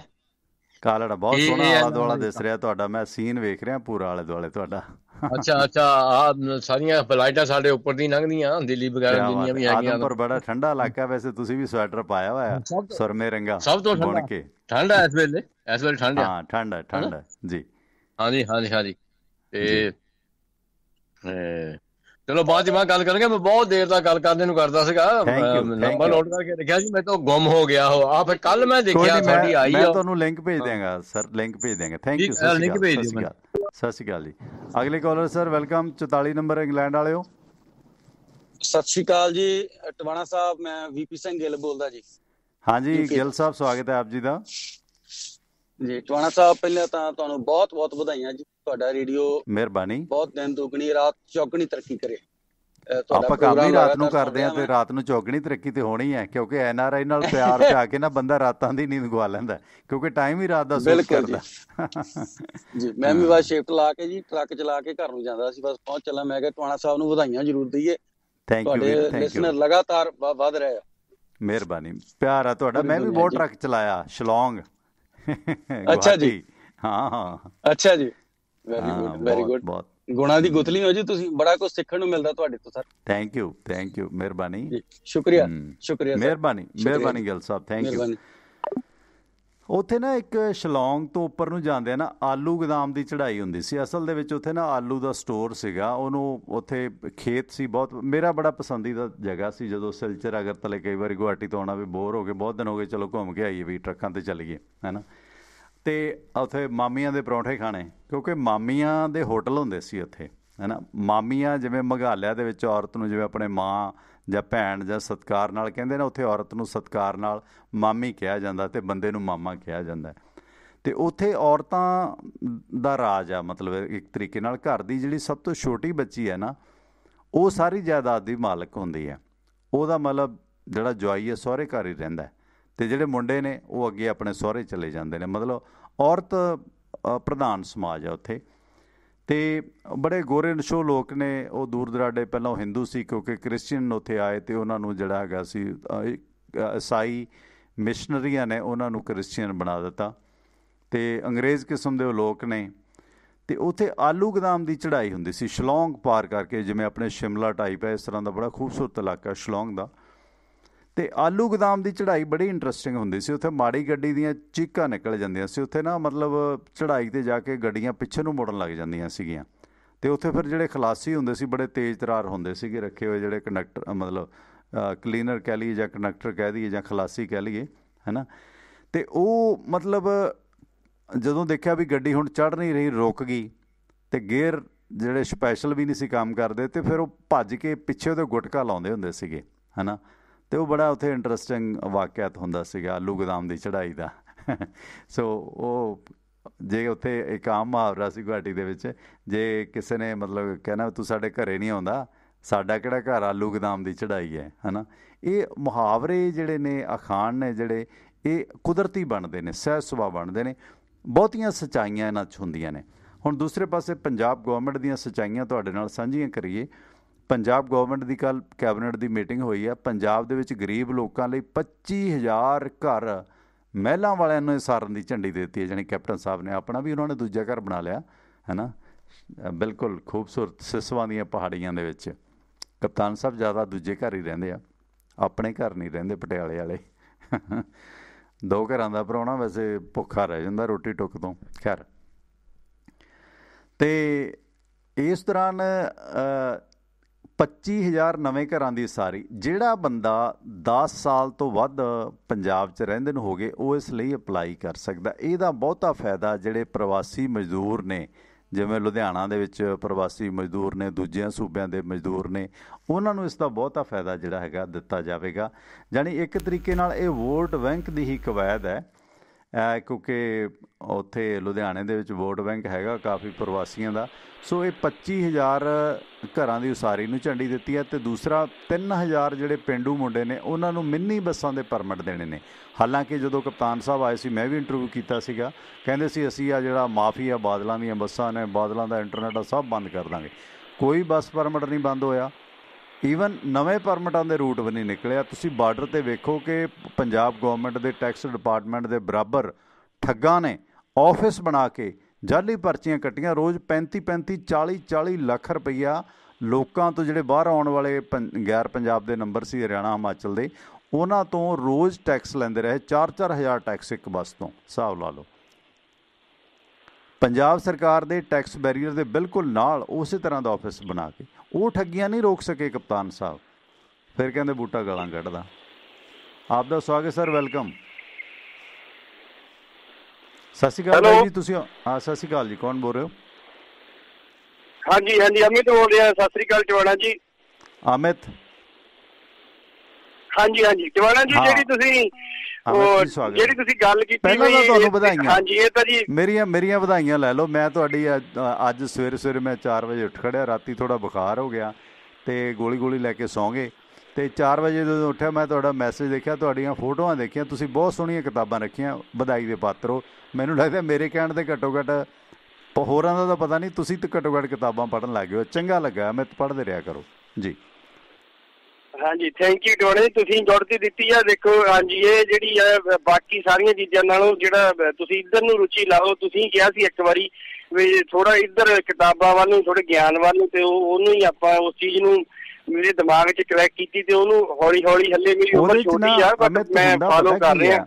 ਹੁਣ ਜਿਹੜੇ ਬੰਦੇ ਅੱਜ ਕਾਮਰੇਡ ਤੇ ਸਿੱਖੀ, ਕਿਉਂਕਿ ਬਾਬਾ ਬੁੱਝਾ ਸਿੰਘ ਨੂੰ ਤਾਂ ਤੁਸੀਂ ਬਹੁਤ ਨੇੜਿਓਂ ਜਾਣਦੇ ਹੋ, ਉਸ ਪਰਿਵਾਰਾਂ ਨੂੰ, ਬਾਬਾ ਬੁੱਝਾ ਸਿੰਘ ਦੇ ਗਰਾਈ ਹੋ ਤੁਸੀਂ।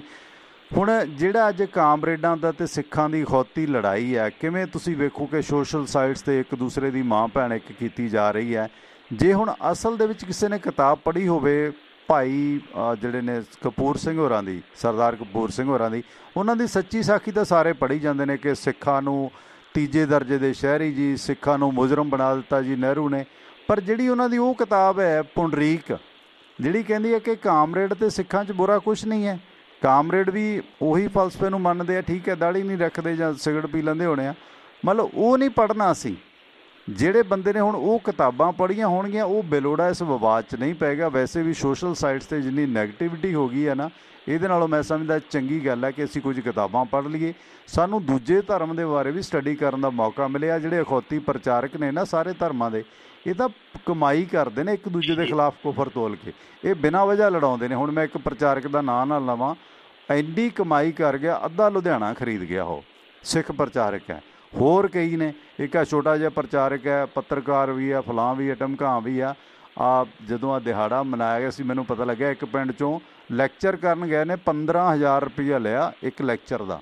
ਉੱਦਾਂ ਕਹਿੰਦੇ ਅਸੀਂ ਧਰਮ ਦਾ, ਮਤਲਬ ਇਹ ਜਿਹੜੇ ਅਖੌਤੀ ਪ੍ਰਚਾਰਕ ਨੇ ਨਾ, ਇੱਕ ਦੂਸਰੇ ਦੇ ਧਰਮਾਂ ਨੂੰ ਨਿੰਦਦੇ ਨੇ, ਉਹ ਲੋਕ ਅਸਲ ਦੇ ਵਿੱਚ ਪੁਆੜੇ ਦੀ ਜੜ ਨੇ, ਉਹ ਨਫ਼ਰਤ ਫੈਲਾਉਂਦੇ ਨੇ। ਇਸ ਕਰਕੇ ਮੈਂ ਕਹਿੰਦਾ ਹਰ ਬੰਦੇ ਨੂੰ ਨਾ ਆਪਣੇ ਧਰਮ ਦੀ ਅਤੇ ਦੂਜੇ ਧਰਮ ਦੀਆਂ ਜੇ ਕਿਤਾਬਾਂ ਪੜ੍ਹਨ ਲੱਗ ਜਾਣ ਨਾ, ਤਾਂ ਇਸ ਤਰ੍ਹਾਂ ਦਾ ਜਿਹੜਾ ਨਫ਼ਰਤ ਫੈਲ ਰਹੀ ਹੈ ਘੱਟ ਜਾਏਗੀ। ਜੀ ਅਮਿਤ, ਹੁਣ ਗੱਲ ਕਰੋ ਪਲੀਜ਼। ਜੀ ਜੀ ਹਾਂਜੀ, ਮੈਂ ਜੀ ਉਹ ਤੁਹਾਡੇ ਜਿਹੜਾ ਤੁਸੀਂ ਟਵਾਣਾ ਜੀ, ਜਿਹੜਾ ਤੁਸੀਂ ਕਿਹਾ ਹਿੰਦੂ ਸ਼ਬਦ ਦੀ ਕੀਤੀ ਸੀ ਗੱਲ, ਉਹ ਦੇਖੋ ਉਹ ਤਾਂ ਆਪਾਂ ਨੂੰ ਸਾਰਿਆਂ ਨੂੰ ਹੀ ਕਹਿੰਦੇ ਆ ਨਾ, ਜਾਣੀ ਕਿ ਇਹ ਨਹੀਂ ਵੀ ਸਾਰੇ ਭਾਰਤੀਆਂ ਉਹਨਾਂ ਨੇ ਸਿੱਖ ਨੂੰ ਬਾਹਰ ਕੱਢ, ਸਾਰੇ ਭਾਰਤੀਆਂ ਨੂੰ ਕਹਿੰਦੇ। ਈਵਨ ਜਿਹੜੇ ਭਾਰਤ ਦੇ ਮੁਸਲਮਾਨ ਵੀ ਹੈ ਨਾ, ਉਹ ਵੀ ਹਿੰਦੁਸਤਾਨ ਲਫ਼ਜ਼ ਯੂਜ਼ ਕਰਦੇ, ਇਹਨੂੰ ਭਾਰਤ ਨਹੀਂ ਸਾਦੇ ਜਾਂ ਇੰਡੀਆ ਨਹੀਂ ਕਹਿੰਦੇ, ਉਹ ਹਿੰਦੁਸਤਾਨ ਹੀ ਕਹਿੰਦੇ, ਕਿਉਂਕਿ ਉਹ ਵੀ ਜਾਣੀ ਕਿ ਇਸ ਧਰਤੀ ਨੂੰ ਹਿੰਦੂਆਂ ਦਾ ਜਾਂ ਕਹਿ ਲਓ, ਜਾਂ ਉਹ ਸੱਭਿਅਤਾ ਦਾ ਕਹਿ ਲਓ, ਇੱਕ ਜਿਹੜੀ ਉਹ ਸੱਭਿਅਤਾ ਸੀ ਉਹਨੂੰ ਹੀ ਉਹਨਾਂ ਨੇ ਨਾਮ ਦਿੱਤਾ ਵੀ ਜਿਹੜੇ ਸਿੰਧ ਦੇ ਪਰਲੇ ਪਾਸੇ ਵਾਲੇ ਲੋਕ। ਤੁਸੀਂ ਉਹਨਾਂ ਨੂੰ ਤਾਂ ਛੱਡੋ, ਜਿਹੜਾ ਤੁਸੀਂ ਜਿਹੜਾ ਹੈਗਾ ਗਦਰ ਲਿਟਰੇਚਰ ਹੈ ਨਾ, ਜਿੰਨੇ ਗਦਰੀ ਬਾਬੇ ਸੀ, ਉਹ ਭਾਵੇਂ ਗੁਰਸਿੱਖ ਸੀ ਭਾਵੇਂ ਉਹ ਕਾਮਰੇਡ ਸੀ, ਉਹ ਸਾਰੇ ਗਦਰੀ ਬਾਬੇ, ਸਰਦਾਰ ਸਰਾਭਾ ਸਾਹਿਬ ਕਰਤਾਰ ਸਿੰਘ ਦੇ ਸਾਥੀ, ਆਪਣੇ ਆਪ ਨੂੰ ਹਿੰਦੀ ਕਹਿੰਦੇ ਸੀਗੇ। ਆਓ ਹਿੰਦੀਓ, ਜਾਓ ਹਿੰਦੀਓ, ਕਿਉਂਕਿ ਉਦੋਂ ਇਸ ਸਾਰੇ ਖਿੱਤੇ ਦੇ ਲੋਕਾਂ ਨੂੰ, ਭਾਵੇਂ ਉਹ ਬੋਧੀ ਸੀ, ਭਾਵੇਂ ਉਹ ਹਿੰਦੂ ਸੀ, ਭਾਵੇਂ ਉਹ ਮੁਸਲਿਮ ਸੀ, ਉਹ ਸਾਰੇ, ਈਵਨ ਸਿੱਖ ਵੀ ਸੀ, ਉਹ ਸਾਰੇ ਆਪਣੇ ਆਪ ਨੂੰ ਹਿੰਦੀ ਹੀ ਕਹਿੰਦੇ ਸੀ। ਪ੍ਰੋਬਲਮ ਪਤਾ ਕਿੱਥੋਂ ਹੋਈ? ਜਦੋਂ ਹਿੰਦੂ ਧਰਮ ਨੇ ਇਹ ਮਤਲਬ ਜਦੋਂ ਜਿਹੜਾ ਸਨਾਤਨ ਧਰਮ ਸੀ, ਜਦੋਂ ਉਹ ਆਪਣੇ ਆਪ ਨੂੰ ਹਿੰਦੂ ਧਰਮ ਕਹਿਣ ਲੱਗ ਪਿਆ, ਅਤੇ ਦੂਸਰੇ ਧਰਮਾਂ ਨੂੰ ਫਿਰ ਹਿੰਦੂ ਲਫ਼ਜ਼ ਤੋਂ ਵੱਖਰਾ ਹੋਣਾ ਪਿਆ।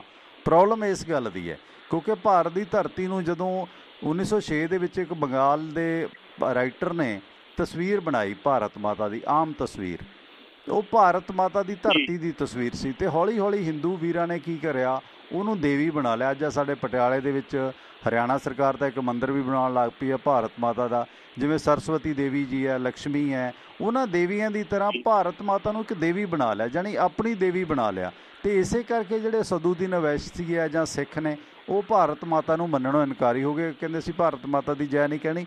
ਹਾਲਾਂਕਿ ਧਰਤੀ ਨੂੰ ਮੁਸਲਿਮ ਵੀ ਪੂਜਦਾ ਅਤੇ ਧਰਤੀ ਨੂੰ ਸਿੱਖ ਤਾਂ ਸਭ ਤੋਂ ਵੱਧ ਪੂਜਦੇ ਨੇ। ਗੁਰੂ ਨਾਨਕ ਸਾਹਿਬ ਦਾ ਜਿਹੜਾ ਮਹਾਵਾਕ ਹੈ ਕਿ ਪਵਨ ਗੁਰੂ ਪਾਣੀ ਪਿਤਾ ਮਾਤਾ ਧਰਤ ਮਹੱਤ, ਸਿੱਖੀ ਦੇ ਵਿੱਚ ਵੀ ਧਰਤੀ ਨੂੰ ਮਾਤਾ ਕਿਹਾ ਗਿਆ। ਪਰ ਉਹ ਜਦੋਂ ਮਾਤਾ ਭਾਰਤ ਮਾਤਾ ਦੇ ਰੂਪ ਦੇ ਵਿੱਚ ਇੱਕ ਹਿੰਦੂ ਦੇਵੀ ਬਣ ਜਾਂਦੀ ਹੈ ਨਾ, ਉਹ ਰਿਕੋਗਨਾਈਜ਼ ਹੋ ਗਈ, ਜਾਂ ਉਹਨਾਂ ਨੇ ਗ੍ਰੈਬ ਕਰ ਲਿਆ ਜਾਂ ਆਪਣਾ ਕਬਜ਼ਾ ਕਰ ਲਿਆ, ਅਤੇ ਫਿਰ ਉਹ ਦੂਜੇ ਪ੍ਰਵਾਨ ਨਹੀਂ ਕਰਦੇ। ਪ੍ਰੋਬਲਮ ਇੱਥੇ ਆਈ ਹੈ ਜਦੋਂ ਅਸੀਂ ਕਬਜ਼ਾਧਾਰੀ ਹੋ ਗਏ ਹਾਂ ਕਿ ਇਹ ਸਾਡਾ, ਇਹ ਤੁਹਾਡਾ, ਇਹ ਸਾਡਾ। ਪ੍ਰੋਬਲਮ ਉੱਥੋਂ ਆਈ ਹੈ, ਹੋਰ ਕੋਈ ਪ੍ਰੋਬਲਮ ਨਹੀਂ ਹੈ।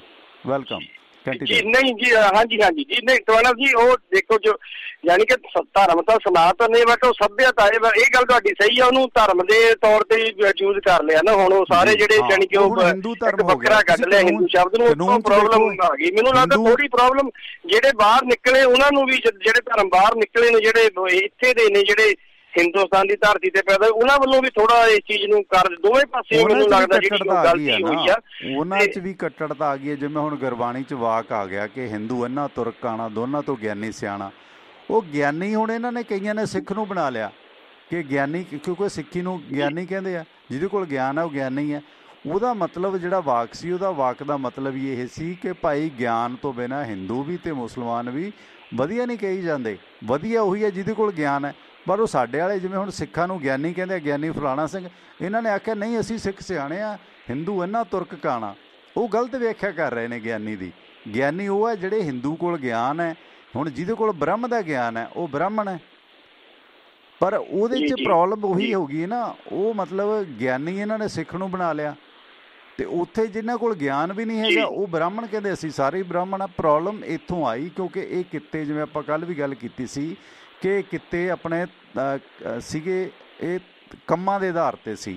ਜਦੋਂ ਕਿੱਤੇ ਜਾਤ ਬਣ ਗਏ, ਜ਼ਿਮੀਂਦਾਰ ਹੋ ਗਿਆ, ਜਿਹਦੇ ਕੋਲ ਹੁਣ ਬ੍ਰਹਮ ਦਾ ਕੰਮ ਸੀਗਾ, ਗਿਆਨ ਦਾ ਕੰਮ ਸੀ, ਉਹ ਬ੍ਰਾਹਮਣ ਹੋ ਗਏ। ਹੁਣ ਬ੍ਰਾਹਮਣ ਦਾ ਮੁੰਡਾ ਭਾਵੇਂ ਬ੍ਰਹਮ ਦਾ ਕੰਮ ਨਹੀਂ ਕਰਦਾ, ਬ੍ਰਹਮ ਦਾ ਗਿਆਤਾ ਨਹੀਂ ਹੈ, ਕਹਿੰਦਾ ਉਹ ਵੀ ਆਪਣੇ ਆਪ ਨੂੰ ਬ੍ਰਾਹਮਣ ਹੈ। ਇਸੇ ਤਰ੍ਹਾਂ ਜੱਟਾਂ ਦਾ ਮੁੰਡਾ ਜਿਹਦੇ ਕੋਲ ਜ਼ਮੀਨ ਦਾ ਸਿਆੜ ਨਹੀਂ, ਕਹਿੰਦਾ ਉਹ ਵੀ ਆਪਣੇ ਆਪ ਨੂੰ ਜ਼ਿਮੀਂਦਾਰ ਹੈ। ਉਹ ਮਤਲਬ ਜਿਹੜੇ ਕਿੱਤੇ ਸੀ, ਜਦੋਂ ਅਸੀਂ ਇੱਕ ਜਾਤ ਬਣਾ ਲਏ, ਕਾਸਟ ਬਣਾ ਲਏ, ਉੱਥੇ ਥੋੜ੍ਹੀ ਫਿਰ ਵਖਰੇਵੇਂ ਵੱਧ ਗਏ।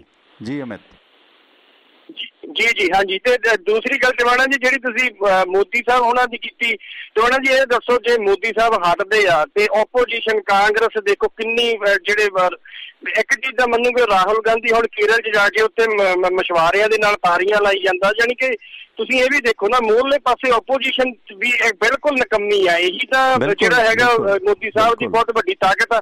ਉਹਨਾਂ ਨੂੰ ਵੀ ਜਾਂ ਰਾਹੁਲ ਗਾਂਧੀ ਨੂੰ ਵੀ ਸਾਈਡ ਤੇ ਹੋਣਾ ਚਾਹੀਦਾ। ਫਿਰ ਜੇ ਉਹ ਨਹੀਂ ਕੇਪੇਬਲ ਹੈਗੇ ਕਾਂਗਰਸੀ ਵਾਗਡੋਰ, ਕੋਈ ਜਿਹੜੇ ਕੇਪੇਬਲ ਬੰਦੇ ਨੇ, ਜਿਹੜੇ ਵਧੀਆ, ਉਹਨਾਂ ਕੋਲ ਦੇਖੋ ਕਿੰਨੀ, ਉਹਨਾਂ ਕੋਲ ਉੱਥੇ ਇੱਕ ਟੈਂਕ ਬੈਠਾ ਹੋਇਆ ਸੀਗਾ, ਹੌਲੀ ਹੌਲੀ ਸਾਰਾ ਉਹਨਾਂ ਨੇ ਖੂੰਜੇ ਲਾਤਾ।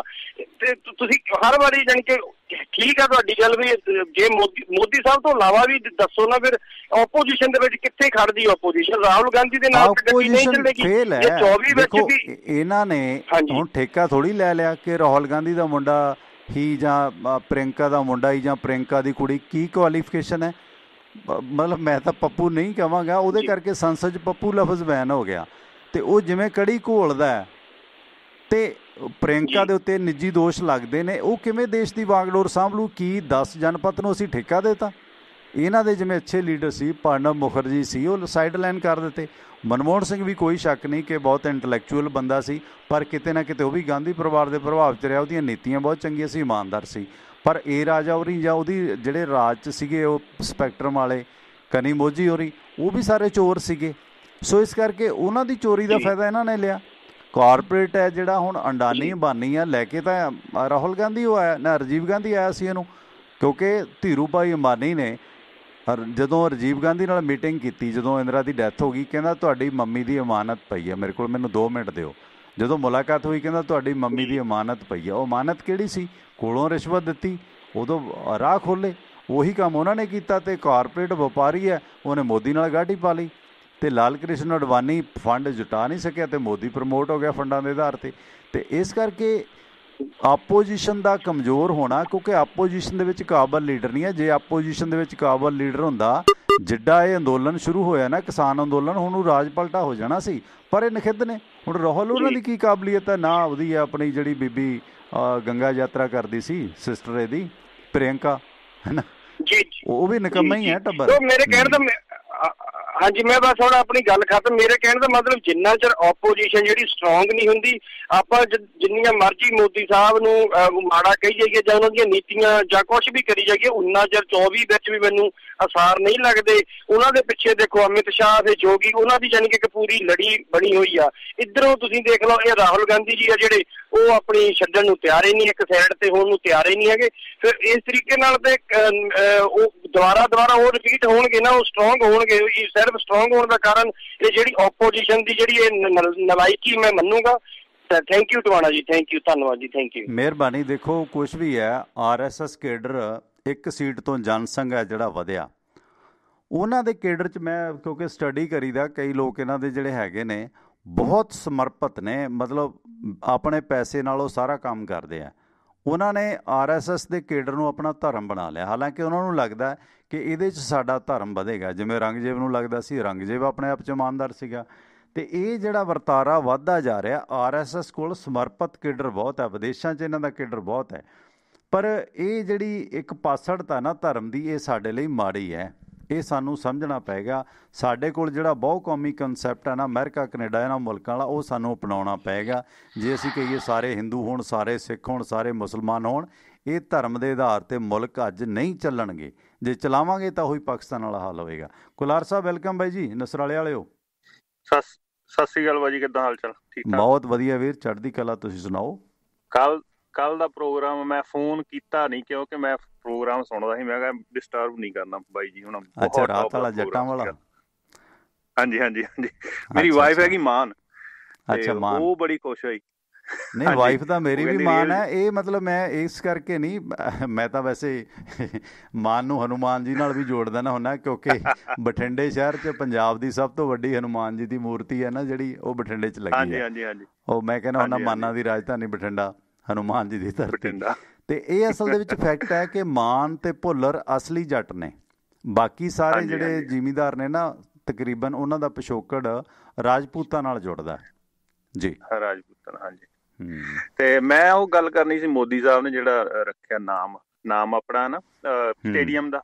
ਹਾਂ ਹਾਂ, ਮਾਇਆਵਤੀ ਨੇ ਵੀ ਆਪਣੇ ਪੁਤਲੇ ਲਾਏ ਸੀਗੇ ਤੇ ਉਹਨੇ ਹਾਥੀ ਦੇ ਸਟੈਚੂ ਵੀ ਬਣਾਏ ਸੀਗੇ। ਉਹਦਾ ਹਾਲ ਬੇਅੰਤ ਸਿੰਘ ਨੇ ਲਾਏ ਸੀ। ਆ ਬਟਾਲਾ ਦੇ ਵਿੱਚ ਕਾਲਜ ਹੈ, ਗੁਰਦਾਸਪੁਰ ਦੇ ਵਿੱਚ ਬੇਅੰਤ ਇੰਜੀਨੀਅਰਿੰਗ ਕਾਲਜ, ਉਹਨਾਂ ਨੇ ਜਿਉਂਦੇ ਜੀ ਬਣਾਤਾ ਸੀ। ਉਹਨਾਂ ਨੂੰ ਲੱਗਦਾ ਸੀ ਬਾਅਦ 'ਚ ਕਿਸੇ ਨੇ ਬਣਾਉਣਾ ਨਹੀਂ, ਹੋਛਾ ਪਾਣਾ ਕਿਸੇ ਨੇ ਵੀ ਕੀਤਾ ਹੋਛਾ ਪਾਣਾ। ਮਾਇਆਵਤੀ ਆਪਣੀ ਪੂਜਾ ਕਰਦੀ ਸੀ ਆਪਣੇ ਬੁੱਤਾਂ ਦੀ, ਉਹ ਕਹਿੰਦੀ ਮੈਂ ਇੱਥੇ ਦੀ ਰਾਣੀ ਹਾਂ। ਹੁਣ ਉਹਦਾ ਹਾਲ ਦੇਖੋ ਕੀ ਬਣ ਗਿਆ। ਇਹ ਮਤਲਬ ਉਹ ਕਹਿੰਦੇ ਆ ਨਾ, ਅੰਦਰੂਨੀ ਕੰਪਲੈਕਸ ਆ ਬੰਦੇ ਦੇ, ਨਹੀਂ ਹੋਣਾ ਚਾਹੀਦਾ। ਹਾਂਜੀ ਹਾਂਜੀ ਹਾਂਜੀ ਹਾਂਜੀ। ਮੇਰੇ ਹਿਸਾਬ ਨਾਲ ਓਪੋਜੀਸ਼ਨ ਜਿਹੜੀ ਆ ਆਪਣੀ ਮਮਤਾ ਬੈਨਰਜੀ ਮੇਰੇ ਹਿਸਾਬ ਨਾਲ ਜ਼ਿਆਦਾ ਵਧੀਆ ਹੋ ਸਕਦੀ ਜੇ ਉਹ ਆ ਜਾਵੇ ਓਪੋਜੀਸ਼ਨ। ਤੁਹਾਡੇ ਹਿਸਾਬ ਨਾਲ ਕੀ ਹਿਸਾਬ ਤੁਹਾਡਾ?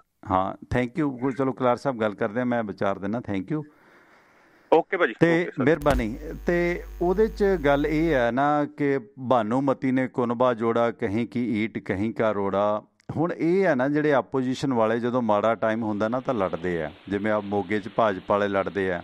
ਉੱਧਰ ਰਾਜਨਾਥ ਸਿੰਘ ਦੇ ਬਾਰੇ ਵੀ ਟਕੈਤ ਨੇ ਕਹਿ ਦਿੱਤਾ ਕਿ ਰਾਜਨਾਥ ਸਿੰਘ ਪਿੰਜਰੇ ਦਾ ਤੋਤਾ ਨਾ ਬਣੇ। ਜੇ ਰਾਜਨਾਥ ਸਿੰਘ ਕਿਸਾਨਾਂ ਦਾ ਅਸਲੀ ਹਮਦਰਦ ਆ ਤਾਂ ਖੁੱਲ੍ਹ ਕੇ ਆਵੇ। RSS ਦਾ ਜਿਹੜਾ ਸੀਨੀਅਰ ਕੇਡਰ ਹੈ ਨਾ, ਉਹਦੇ 'ਚ ਵੀ ਲੜਾਈ ਚੱਲ ਰਹੀ ਹੈ। ਮੋਦੀ ਸਾਹਿਬ ਨੂੰ ਰਿਪਲੇਸ ਕਰਨ ਦੀਆਂ ਗੱਲਾਂ ਵੀ ਹੋ ਰਹੀਆਂ ਨੇ ਕਿ ਅੱਗੇ ਕੌਣ ਆਏਗਾ। ਅੱਗੇ ਅਮਿਤ ਸ਼ਾਹ ਦੇ ਚਾਂਸ ਬਣਦੇ ਜਾ ਰਹੇ। ਰਾਜਨਾਥ ਸਿੰਘ ਖੇਮਾ ਸਟਰੋਂਗ ਨਹੀਂ ਹੋ ਸਕਿਆ। ਸਮੇਂ ਵਾਲੀ ਸਾਹਿਬ ਸਤਿ ਸ਼੍ਰੀ ਅਕਾਲ, ਤੁਸੀਂ ਆਨ 에ਅਰ ਹੋ। ਸਤਿ ਸ਼੍ਰੀ ਅਕਾਲ ਵੀਰ ਜੀ। ਸਤਿ ਸ਼੍ਰੀ ਅਕਾਲ ਸਮੇਂ ਵਾਲੀ ਸਾਹਿਬ। ਹਾਂਜੀ ਵੀਰ ਜੀ, ਬੇਨਤੀ ਕੀ ਵੀ RSS ਦਾ ਮੁਕਾਬਲਾ ਕਰਨਾ ਨਾ ਜੀ ਬੜਾ ਔਖਾ ਹੈ ਜੀ। ਉਹਨਾਂ ਨੇ ਹਰ ਤਰ੍ਹਾਂ ਵਿਉਂਤਬੰਦੀ ਨਾਲ, ਵੇਖੋ ਅਫਸਰਸ਼ਾਹੀ 'ਚ ਉਹਨਾਂ ਦੇ ਬੰਦੇ, ਮਤਲਬ ਐਮਬੈਂਸੀਆਂ 'ਚ ਉਹਨਾਂ ਦੇ ਬੰਦੇ, ਤੇ ਰਾਜਨੇਤਾ ਉਹਨਾਂ ਦੇ ਬੰਦੇ ਕਦੋਂ ਦੇ ਸਰ ਲੱਗੇ ਹੋਏ ਨੇ ਚੁੱਪ ਚਪੀਤੇ, ਤੇ ਆਪਣੇ ਬੇਲੀਆਂ ਨੇ ਬੋਲੇ 100 ਨੇ ਹਾਲ ਤੇ ਐਵੇਂ ਰੌਲਾ ਰੱਪਾ ਪਾ ਕੇ ਜੀ, ਜਾਂ ਗਾਲਾਂ ਕੱਢ ਕੇ, ਜਾਂ ਦੋ ਤੋਂ ਗਿਆਨੀ ਸਿਆਣਾ। ਗੱਲ ਤਾਂ ਤੁਹਾਡੀ ਠੀਕ ਹੈ ਵੀ ਗਿਆਨਵਾਨ ਹੋਣਾ ਜ਼ਰੂਰੀ ਸੀ, ਗਿਆਨੀ ਦਾ ਮਤਲਬ ਨਹੀਂ ਵੀ ਜਿਹਨੇ ਅੰਮ੍ਰਿਤ ਛਕ ਲਿਆ ਉਹ ਗਿਆਨੀ ਹੋ ਗਿਆ ਹੈ। ਤੇ ਬਾਕੀ ਸਰ ਇਹਨਾਂ ਦਾ ਮੁਕਾਬਲਾ ਕਰਨਾ ਤਾਂ ਵਿਉਂਤਬੰਦੀ ਨਾਲ ਹੀ ਕੀਤਾ ਜਾ ਸਕਦਾ, ਵਰਨਾ ਨਹੀਂ ਕੀਤਾ ਜਾ ਸਕਦਾ। Thank you sir. ਮਿਹਰਬਾਨੀ ਸਮੈਲ ਸਾਹਿਬ। ਬਿਲਕੁਲ, ਅਸੀਂ ਨਾ ਧਰਮ ਦੀ ਗਲਤ ਵਿਆਖਿਆ ਕਰਦੇ ਹਾਂ। ਬਹੁਤਾ ਬੇੜਾ ਸਾਡਾ ਪ੍ਰਚਾਰਕਾਂ ਨੇ। ਹੁਣ ਆਹ ਰਕੇਸ਼ ਕੁਮਾਰ ਉਰਫ ਪੰਥਪ੍ਰੀਤ ਸਿੰਘ ਹੈ ਨਾ, ਉਹ ਸੈਟਿਸਫੈਕਸ਼ਨ ਨਹੀਂ ਹੋਈ ਉਹਨੂੰ ਆਪਣੇ ਧਰਮ 'ਚ, ਜਾਂ ਆਪਣੇ ਧਰਮ 'ਚ ਉਹ ਕਰ ਕੀ ਲੈਂਦਾ। ਉਹ ਸਿੱਖ ਬਣਿਆ ਅਤੇ ਬੱਲੇ ਬੱਲੇ ਪੌਂ 12 ਸਭ ਕੁਛ ਚੱਲਦਾ ਉਹਦਾ, ਹੈ ਨਾ। ਅਤੇ ਗੋਲੀਆਂ ਦਾ ਕੰਮ ਸੀ ਉਹਦਾ, ਮੇਰੇ ਖਿਆਲ ਹੋਮਿਓਪੈਥੀ ਡਾਕਟਰ ਸੀ, ਪਤਾ ਨਹੀਂ ਕੀ ਸੀ। ਅਤੇ ਉਹ ਸਾਡੇ ਸਿੱਖਾਂ ਦੀ ਇੱਕ ਮੈਂ ਸਮਝਦਾ ਬਦਕਿਸਮਤੀ ਹੈ ਜਾਂ ਫਿਤਰਤ ਹੈ। ਦੂਜੇ ਧਰਮ ਦਾ ਵਿਅਕਤੀ ਸਾਡੀ ਮਾੜੀ ਜਿਹੀ ਆ ਕੇ ਸਿੱਖਾਂ ਦੀ ਤਾਰੀਫ ਕਰਦੇ ਨਾ, ਪਾਟਣ 'ਤੇ ਆ ਜਾਂਦੇ ਆ ਵੀ ਤੁਹਾਡੀ ਤਾਂ ਆਲਰੇਡੀ ਇੰਨੀ ਤਾਰੀਫ ਹੈ ਯਾਰ। ਦੁਨੀਆ ਦੇ ਇਤਿਹਾਸ ਦੇ ਵਿੱਚ ਲਸਾਨੀ ਕੁਰਬਾਨੀਆਂ, ਨਿੱਕੀਆਂ ਜਿੰਦਾਂ ਵੱਡਾ ਸਾਕਾ, ਇੱਦੋਂ ਵੱਧ ਸਾਡੇ ਕੋਲ ਕੋਈ ਇਤਿਹਾਸ ਦੀ ਲੋੜ ਹੈ? 1.25 ਲੱਖ ਨਾਲ ਇੱਕ ਲੜਨ ਦੀ ਗੱਲ, ਇਹ ਠੀਕ ਹੈ ਕਿ ਬਾਅਦ ਦੇ ਵਿੱਚ 1.25 ਕਰੋੜ ਨਾਲ 125 ਕਰੋੜ ਨਾਲ ਲੜਨ ਦੇ ਵਾਸਤੇ ਵੀ ਕਿਸਾਬ ਆ ਗਿਆ। ਇਹ ਫਰਕ ਪੈਂਦਾ ਹੈ ਜਦੋਂ ਇੱਕ ਬੰਦੇ ਨੇ ਧਾਰ ਲੈ ਤਲੀ 'ਤੇ ਰੱਖ ਲਈ, ਉਹ ਭਾਵੇਂ ਕੋਈ ਵੀ ਹੋਵੇ, ਫਿਰ ਉਹ ਧਰਮ ਦੇ ਵਿੱਚ ਦੀਨ ਦਾ ਪੱਕਾ ਹੋ ਜਾਂਦਾ। ਉਹਨੂੰ ਭਾਵੇਂ 1.25 ਲੱਖ ਹੈ ਜਾਂ 125 ਕਰੋੜ ਹੈ ਜਾਂ 1.25 ਅਰਬ ਹੈ, ਕੋਈ ਮਾਨੇ ਨਹੀਂ ਰੱਖਦਾ। ਲਿਟੇ ਕੀ ਸੀ, ਇੰਦਰਾ ਗਾਂਧੀ ਨਾਲੋਂ ਕਈ 100 ਗੁਣਾ ਜ਼ਿਆਦਾ ਸਿਕਿਉਰਿਟੀ ਸੀ ਰਾਜੀਵ ਗਾਂਧੀ ਦੀ। ਉਹ ਲਿਟੇ ਵਾਲੇ 35-35 ਕਿਲੋ ਦੇ ਸੀ ਜਿਨ੍ਹਾਂ ਨੇ ਬਲਾਸਟ ਕੀਤਾ ਸੀ ਰਾਜੀਵ ਮਰਡਰ ਦੇ ਵਿੱਚ। ਸੋ ਇਸ ਕਰਕੇ ਜਿਹਨੇ ਧਾਰ ਲਿਆ ਕਿ ਮੈਂ ਕੁਰਬਾਨੀ ਦੇਣੀ ਹੈ ਜਾਂ ਮੈਂ ਫੌਤ ਹੋਣਾ, ਉਹ ਆਪਣੇ ਆਪ ਦੇ ਵਿੱਚ ਜਿਹੜਾ ਸਟਰੋਂਗ ਹੁੰਦਾ ਹੀ ਹੈ, ਕੋਈ ਦੋ ਰਾਵਾਂ ਨਹੀਂ ਹੈ। ਪਰ ਗੱਲ ਇਹ ਹੈ ਕਿ ਜੇ ਅਸੀਂ ਅੱਛੇ ਲਿਟਰੇਚਰ ਨਾਲ, ਜੇ ਅਸੀਂ ਨਿਰਪੱਖ ਪੱਤਰਕਾਰੀ ਨਾਲ ਜੁੜਾਂਗੇ ਤਾਂ ਖੁਸ਼ ਰਵਾਂਗੇ, ਕਿਉਂਕਿ ਬਹੁਤਾ ਬੇੜਾ ਸਾਡੇ ਅਖੌਤੀ ਪ੍ਰਚਾਰਕਾਂ ਨੇ ਇੱਕ ਦੂਸਰੇ ਦੇ ਧਰਮ ਦੇ ਖਿਲਾਫ ਗਲਤ ਕੋਟੇਸ਼ਨਾਂ ਕਰ ਕਰਕੇ ਸਾਨੂੰ ਖੁਸ਼ ਕਰਨ ਲਈ ਅਤੇ ਦੂਸਰਿਆਂ ਨੂੰ ਭੰਡਣ ਲਈ ਜੋ ਧਰਮਾਂ ਦਾ ਬੇੜਾ ਗਰਕ ਕੀਤਾ, ਸਮਾਜ ਨੂੰ ਜੋ ਇਸ ਤਰ੍ਹਾਂ ਵੰਡਿਆ। ਹੁਣ ਤੁਸੀਂ ਵੇਖੋ, ਪੰਜਾਬ ਦੇ ਦੋਨੇ ਮਤਵੰਨੇ ਸ਼ਿੰਦੇ ਪੁੱਤਰ ਸੀ, ਕਾਮਰੇਡ ਅਤੇ ਸਿੱਖ ਸੰਘਰਸ਼ੀ ਅਸਲ ਸੀ, ਜਿਹੜੇ ਅਸਲ ਕਾਮਰੇਡ ਅਤੇ ਅਸਲ ਸਿੱਖ ਸੰਘਰਸ਼ੀ। ਉਹਨਾਂ ਨੇ ਕਿਸੇ ਨਾਲ ਕੋਈ ਜ਼ਿਆਦਤੀ ਨਹੀਂ ਕੀਤੀ, ਕਿਸੇ ਨਾਲ ਕੋਈ ਧੱਕਾ ਨਹੀਂ ਕੀਤਾ, ਭਾਵੇਂ ਹਿੰਦੂ ਸੀ ਜਾਂ ਮੁਸਲਮਾਨ ਸੀ, ਹਰ ਇੱਕ ਨਾਲ ਉਹਨਾਂ ਨੇ ਇਨਸਾਫ, ਹਿੰਦੂ ਕੁੜੀਆਂ ਨਾਲ ਵੀ ਇਨਸਾਫ ਦਵਾਇਆ ਗਿਆ। ਪਰ ਜਿਹੜੇ ਜਾਲੀ ਸੀ ਉਹਨਾਂ ਨੇ ਆਪਣੇ ਸਿਆਸਤਾਂ ਕੀਤੀਆਂ ਨੇ, ਉਹਨਾਂ ਨੇ ਆਪਣੇ ਪੰਪ, ਆਪਣੇ ਡਾਲਰ, ਆਪਣੇ ਬੈਂਕ ਡਕੈਤੀਆਂ ਦਾ ਪੈਸਾ ਲੈ ਗਏ ਨੇ, ਪੰਡਾਂ ਦੀਆਂ ਪੰਡਾਂ ਭਰ ਕੇ। ਖਾਲਿਸਤਾਨ ਦੇ ਨਾਂ 'ਤੇ ਕਈ ਹੈਗੇ ਨੇ ਜਾਲੀ ਬੰਦੇ, ਇਸੇ ਕਰਕੇ ਕਾਮਰੇਡਾਂ ਦੇ ਨਾਂ 'ਤੇ ਵੀ ਬੜੇ ਜਾਲੀ ਨੇ, ਜਿਨ੍ਹਾਂ ਦੇ ਅਖਬਾਰ ਜਾਂ ਹੋਰ ਚੱਲਦੇ ਨੇ, ਦੁਕਾਨਦਾਰੀਆਂ ਚੱਲਦੀਆਂ ਨੇ, ਅਫਸਰੀਆਂ ਚੱਲਦੀਆਂ ਨੇ। ਸੋ ਉਹ ਜਿਹੜੇ ਜਾਲੀ ਨੇ ਨਾ, ਉਹ ਸਾਨੂੰ ਹਮੇਸ਼ ਲੜਾਉਂਦੇ ਨੇ। ਸੋ ਪੰਜਾਬ ਦੀ ਬਦਕਿਸਮਤੀ ਹੈ, ਮੌਜੂਦਾ ਕਿਸਾਨੀ ਸੰਘਰਸ਼ ਅਸੀਂ ਇਸ ਸਿੱਖ ਬਨਾਮ ਕਾਮਰੇਡ ਦੀ ਅਖੌਤੀ ਲੜਾਈ ਦੇ ਵਿੱਚ ਬਰਬਾਦ ਕਰਨ ਲੱਗੇ ਹਾਂ, ਅਤੇ ਅਸੀਂ ਭਾਰਤ ਸਰਕਾਰ ਦਾ ਕੰਮ ਸੂਤ ਕਰ ਰਹੇ ਹਾਂ। ਇਹ ਗੱਲ ਸਮਝ ਲੈਣੀ ਚਾਹੀਦੀ। ਬਾਈ ਜੀ ਤੁਸੀਂ ਆਨਰ ਹੋ, ਸਤਿ ਸ਼੍ਰੀ ਅਕਾਲ। ਬਾਈ ਜੀ ਸਤਿ ਸ਼੍ਰੀ ਅਕਾਲ। ਰਾਏਕੋਟ ਵਾਲਿਓ, ਗੁਰਪ੍ਰੀਤ ਸਿੰਘ ਲੁਧਿਆਣਾ। ਗੁਰਪ੍ਰੀਤ ਜੀ ਸਤਿ ਸ਼੍ਰੀ ਅਕਾਲ। ਟਵਾਣਾ ਬਾਈ ਸਤਿ ਸ਼੍ਰੀ ਅਕਾਲ ਜੀ। ਸਤਿ ਸ਼੍ਰੀ ਅਕਾਲ ਜੀ। ਗੁਰਪ੍ਰੀਤ ਜੀ ਲੁਧਿਆਣਾ ਤੋਂ। ਬਿਲਕੁਲ ਸਰ, ਬਿਲਕੁਲ ਬਿਲਕੁਲ। ਹਾਂ, ਕੀ ਕਹਿਣਾ ਚਾਹੁੰਦੇ ਸਰ? ਮੈਂ ਨਾ ਇੱਕ ਜਸਟ ਐਡ ਆਨ ਹੀ ਕਰਨਾ ਸੀ। ਇੱਕ ਹੁਣੀ ਆਪਣੇ ਇੱਕ ਬਾਈ ਜੀ ਗੱਲ ਕਰਕੇ ਗਏ ਸੀ ਕਿ ਗੱਲ ਤੁਹਾਡੀ ਚੱਲ ਰਹੀ ਸੀ ਕਿ ਸਾਡੀ ਓਪੋਜੀਸ਼ਨ ਸਾਡੀ ਮਾੜੀ ਚੱਲਦੀ ਪਈ ਹੈ। ਸਰ ਮੈਂ ਉਹ 'ਚ ਸਿਰਫ ਐਡ ਇਹੀ ਕਰਨਾ, ਓਪੋਜੀਸ਼ਨ ਮਾੜੀ ਹੋਣ ਦਾ ਸਾਨੂੰ ਇਹੀ ਨੁਕਸਾਨ ਨਹੀਂ ਹੈ ਕਿ 2024 ਵਿੱਚ ਕੌਣ ਆਊਗਾ। ਹਾਂਜੀ, ਬਦਕਿਸਮਤੀ ਇਹ ਹੈ ਕਿ ਅੱਜ ਦੇ ਟਾਈਮ ਦੇ ਵਿੱਚ ਵੀ ਮੌਜੂਦਾ ਸਰਕਾਰ ਨੂੰ ਸਹੀ ਤਰੀਕੇ ਨਾਲ ਸਵਾਲ ਪੁੱਛਣ ਵਾਲਾ ਕੋਈ ਨਹੀਂ ਹੈਗਾ। ਜੇ ਉਹਨਾਂ ਨੂੰ ਆਪਾਂ ਸਹੀ ਤਰੀਕੇ ਨਾਲ ਸਵਾਲ ਪੁੱਛਿਆ ਜਾਵੇ, ਹੈ ਨਹੀਂ ਭਾਜੀ, ਕੁਛ ਕਿਤੇ ਹੈ ਹੀ ਨਹੀਂ ਆਪੋਜੀਸ਼ਨ ਕਿਤੇ ਜੀ। ਇਹੀ ਤਾਂ ਬਦਕਿਸਮਤੀ ਹੈ ਨਾ ਜੀ। ਜੇ ਆਪਾਂ ਇਹ ਗੱਲ ਕਹਿ ਦਈਏ ਵੀ ਗਾਂ ਕਿਹਨੇ ਆਉਣਾ, ਗਾਂ ਦਾ ਆਪਾਂ ਫੇਰ ਦੇਖਾਂਗੇ। ਜੇ ਅੱਜ ਜੀ ਉਹ ਇਸੇ ਕਰਕੇ ਖੁੱਲਿਆ, ਉਹਨਾਂ ਨੂੰ ਪਤਾ, ਉਹਨਾਂ ਨੂੰ ਸਵਾਲ ਪੁੱਛਣ ਵਾਲਾ ਕੋਈ ਹੈ ਹੀ ਨਹੀਂ। ਪਹਿਲੀ ਸਰਕਾਰ ਦੇ ਵਿੱਚ ਨਹੀਂ ਉਹਨਾਂ ਨੇ ਆਪਣੇ ਇੰਨੇ ਰੰਗ ਦਿਖਾਏ ਸੀ ਜਿੰਨੇ ਉਹਨਾਂ ਨੇ ਇਸ ਸਰਕਾਰ 'ਚ ਦਿਖਾਏ ਨੇ। ਹੁਣ ਜਿਹੜਾ ਸਟੇਡੀਅਮ ਬਣਿਆ, ਆਪਣਾ ਦਾ ਨਾਮ ਜਿਹੜਾ ਉਹਨਾਂ ਨੇ ਲਾਇਆ ਸੋ ਲਾਇਆ, ਨਾਲ ਉਹਨਾਂ ਨੇ ਸ਼ਰਮ ਜਿਹੜੇ ਬੋਲਿੰਗ ਐਂਡ ਨੇ ਉਹਦਾ ਨਾਮ ਲਿਖੇ ਹੋਏ ਨੇ ਜੀ। ਇੱਕ ਅਡਾਨੀ ਐਂਡ ਲਿਖਿਆ, ਦੂਜਾ ਨਾਮ ਰਿਲਾਇੰਸ ਐਂਡ ਹੈ ਜੀ। ਸ਼ਰਮ ਡਿਸਪਲੇ ਹੋ ਰਿਹਾ ਟੀਵੀ ਦੇ ਵਿੱਚ, ਸਾਰੇ ਦੇਖ ਰਹੇ ਨੇ। ਇਹ ਧੱਕਾਸ਼ਾਹੀ ਹੈ, ਉਹ ਇਸੇ ਕਰਕੇ ਆ ਕਿਉਂਕਿ ਕੋਈ ਸਵਾਲ ਸਹੀ ਤਰੀਕੇ ਨਾਲ ਪੁੱਛਣ ਵਾਲਾ ਹੈ। ਸਭ ਪ੍ਰੋਬਲਮ ਇਹ ਹੈ। ਥੈਂਕ ਯੂ ਵੀਰੇ। ਸਵਾਲ ਪੁੱਛਣ ਵਾਲਾ ਨਾ ਮੀਡੀਆ ਨਾ ਕੋਈ ਹੋਰ ਹੈ। ਮੈਂ ਰਵੀ ਸਿੰਘ ਹੋਰਾਂ ਦੀ ਪੋਸਟ ਪੜ੍ਹ ਰਿਹਾ। ਰਵੀ ਸਿੰਘ ਹੋਰੀ ਕਹਿੰਦੇ ਮੇਰਾ ਕੋਈ ਗਲਾ ਬੰਦ ਨਹੀਂ ਕਰ ਸਕਦਾ, ਯਾਨੀ ਮੇਰੀ ਆਵਾਜ਼ ਨਹੀਂ ਬੰਦ ਕਰ ਸਕਦਾ। ਬਿਲਕੁਲ ਨਹੀਂ ਬੰਦ ਕਰਨੀ ਚਾਹੀਦੀ। ਪਰ ਜਿਹੜੇ ਰਵੀ ਸਿੰਘ ਹੋਰਾਂ ਦੇ ਫਾਲੋਅਰ ਨੇ, ਰਵੀ ਸਿੰਘ ਖਾਲਸਾ ਏਡ ਵਾਲਿਆਂ ਦੇ ਫਾਲੋਅਰ ਨੇ, ਫਿਰ ਉਹਨਾਂ ਨੂੰ ਕਿਹਨਾਂ ਨੇ ਰਾਈਟ ਦਿੱਤਾ ਕਿ ਉਹ ਦੂਜਿਆਂ ਦੀ ਆਵਾਜ਼ ਬੰਦ ਕਰਨ? ਹੁਣ ਮੈਂ ਸਵਾਲ ਹੀ ਪੁੱਛਿਆ ਸੀ ਕਿ ਭਾਈ ਰਵੀ ਸਿੰਘ ਖਾਲਸਾ ਜੀ, ਇਸ ਵਕਤ ਤੁਸੀਂ ਜੋ ਸੋਸ਼ਲ ਸਾਈਟਸ 'ਤੇ ਸਰਬੱਤ ਖਾਲਸਾ ਸੱਦੀ ਜਾਂਦੇ ਹੋ, ਜਾਣੀ ਲੱਖਾ ਸਿਧਾਣਾ ਅਤੇ ਦੀਪ ਸਿੱਧੂ ਜਾਂ ਨੌਜਵਾਨਾਂ ਦਾ ਲੀਡਰ ਚੁਣਨ ਦੀਆਂ ਗੱਲਾਂ ਸੋਸ਼ਲ ਸਾਈਟਸ 'ਤੇ ਕਰਦੇ ਹੋ। ਮੈਂ ਸਵਾਲ ਹੀ ਪੁੱਛਿਆ ਸੀ ਕੀ ਸਲੂਕ ਮੇਰੇ ਨਾਲ ਹੋਇਆ। ਹਾਲਾਂਕਿ ਮੈਂ ਸਵਾਲ ਹੀ ਪੁੱਛਿਆ ਸੀ ਕਿ ਨਵਰੀਤ ਸਿੰਘ ਡਿਵੜਵਾ ਦੇ ਨਾਲ ਤੁਹਾਡੀ ਕੀ ਨਾਰਾਜ਼ਗੀ ਹੈ। ਨਵਰੀਤ ਸਿੰਘ ਡਿਵੜਵਾ ਦੇ ਪਿਤਾ ਸਰਦਾਰ ਹਰਦੀਪ ਸਿੰਘ ਨੇ, ਫਾਦਰ ਦਾਦਾ ਜੀ ਨੇ, ਗ੍ਰੈਂਡਫਾਦਰ ਨੇ, ਤਾਂ ਜਦੋਂ ਸਿੱਖਾਂ ਦੇ ਵਿੱਚ ਜਾਂ ਸਿੱਖ ਸਮਾਜ ਦੇ ਵਿੱਚ ਸਿੱਖਾਂ ਦੀਆਂ ਸੰਸਥਾਵਾਂ ਤਖਤਾਂ 'ਤੇ ਜੋ ਕੁਛ ਹੋਇਆ ਸੀ, ਸੌਦਾ ਸਾਧ ਨੂੰ ਜਦੋਂ ਮਾफ़ ਕੀਤਾ ਗਿਆ ਸੀ ਤਾਂ ਉਦੋਂ ਕਿਤਾਬ ਲਿਖੀ ਸੀ 2016 'ਚ ਕਿ ਹੁਕਮਨਾਮੇ ਤੋਂ ਮਾਫ਼ੀਨਾਮੇ ਤੱਕ। ਉਸ ਪ੍ਰਵਾਨਿਤ ਸਿੱਖ ਦਾ ਪੋਤਰਾ ਕਤਲ ਹੋ ਜਾਂਦਾ ਅਤੇ ਤੁਸੀਂ ਸਵਾਲ ਨਹੀਂ ਪੁੱਛਦੇ ਇੱਕ ਵੀ। ਕਦੇ ਉਹ ਹਰਪਾਲ ਸਿੰਘਾਂ ਨੂੰ ਕੱਢ ਦਿੱਤਾ, ਤੁਸੀਂ ਉਹਦੇ ਹੱਕ 'ਚ ਪੋਸਟ ਪਾ ਦਿੱਤੀ, ਕਦੇ ਫਲਾਣੇ ਦੇ ਪਾਤੀ। ਮੇਰੇ ਖਿਆਲ ਨਾਲ ਨਵਦੀਪ ਕੌਰ ਬਾਰੇ ਵੀ ਨਹੀਂ ਪਾਈ। ਮੈਂ ਖਹਿਰਾ ਸਾਹਿਬ ਨੂੰ ਵੀ ਪੁੱਛਿਆ ਸੀ। ਪਰ ਹੁਣ ਜਦੋਂ ਖਹਿਰਾ ਸਾਹਿਬ ਨਵਰੀਤ ਸਿੰਘ ਕਤਲਕਾਂਡ ਦੇ ਵਿੱਚ ਗੱਲ ਉਠਾਉਣ ਲੱਗੇ ਅਤੇ ਫਿਰ ਰਵੀ ਸਿੰਘ ਖਾਲਸਾ ਹੋਰੀ ਉਹਨਾਂ ਦਾ ਮੋਢਾ ਥਾਪੜ ਰਹੇ ਨੇ ਕਿ ਸੁਖਪਾਲ ਸਿੰਘ ਖਹਿਰਾ ਬਹੁਤ ਅੱਛੀ ਗੱਲ ਕਰ ਰਹੇ ਨੇ। ਭਾਈ ਰਵੀ ਸਿੰਘ ਖਾਲਸਾ ਜੀ, ਤੁਸੀਂ ਅੱਛੀ ਗੱਲ ਕਿਉਂ ਨਹੀਂ ਕੀਤੀ?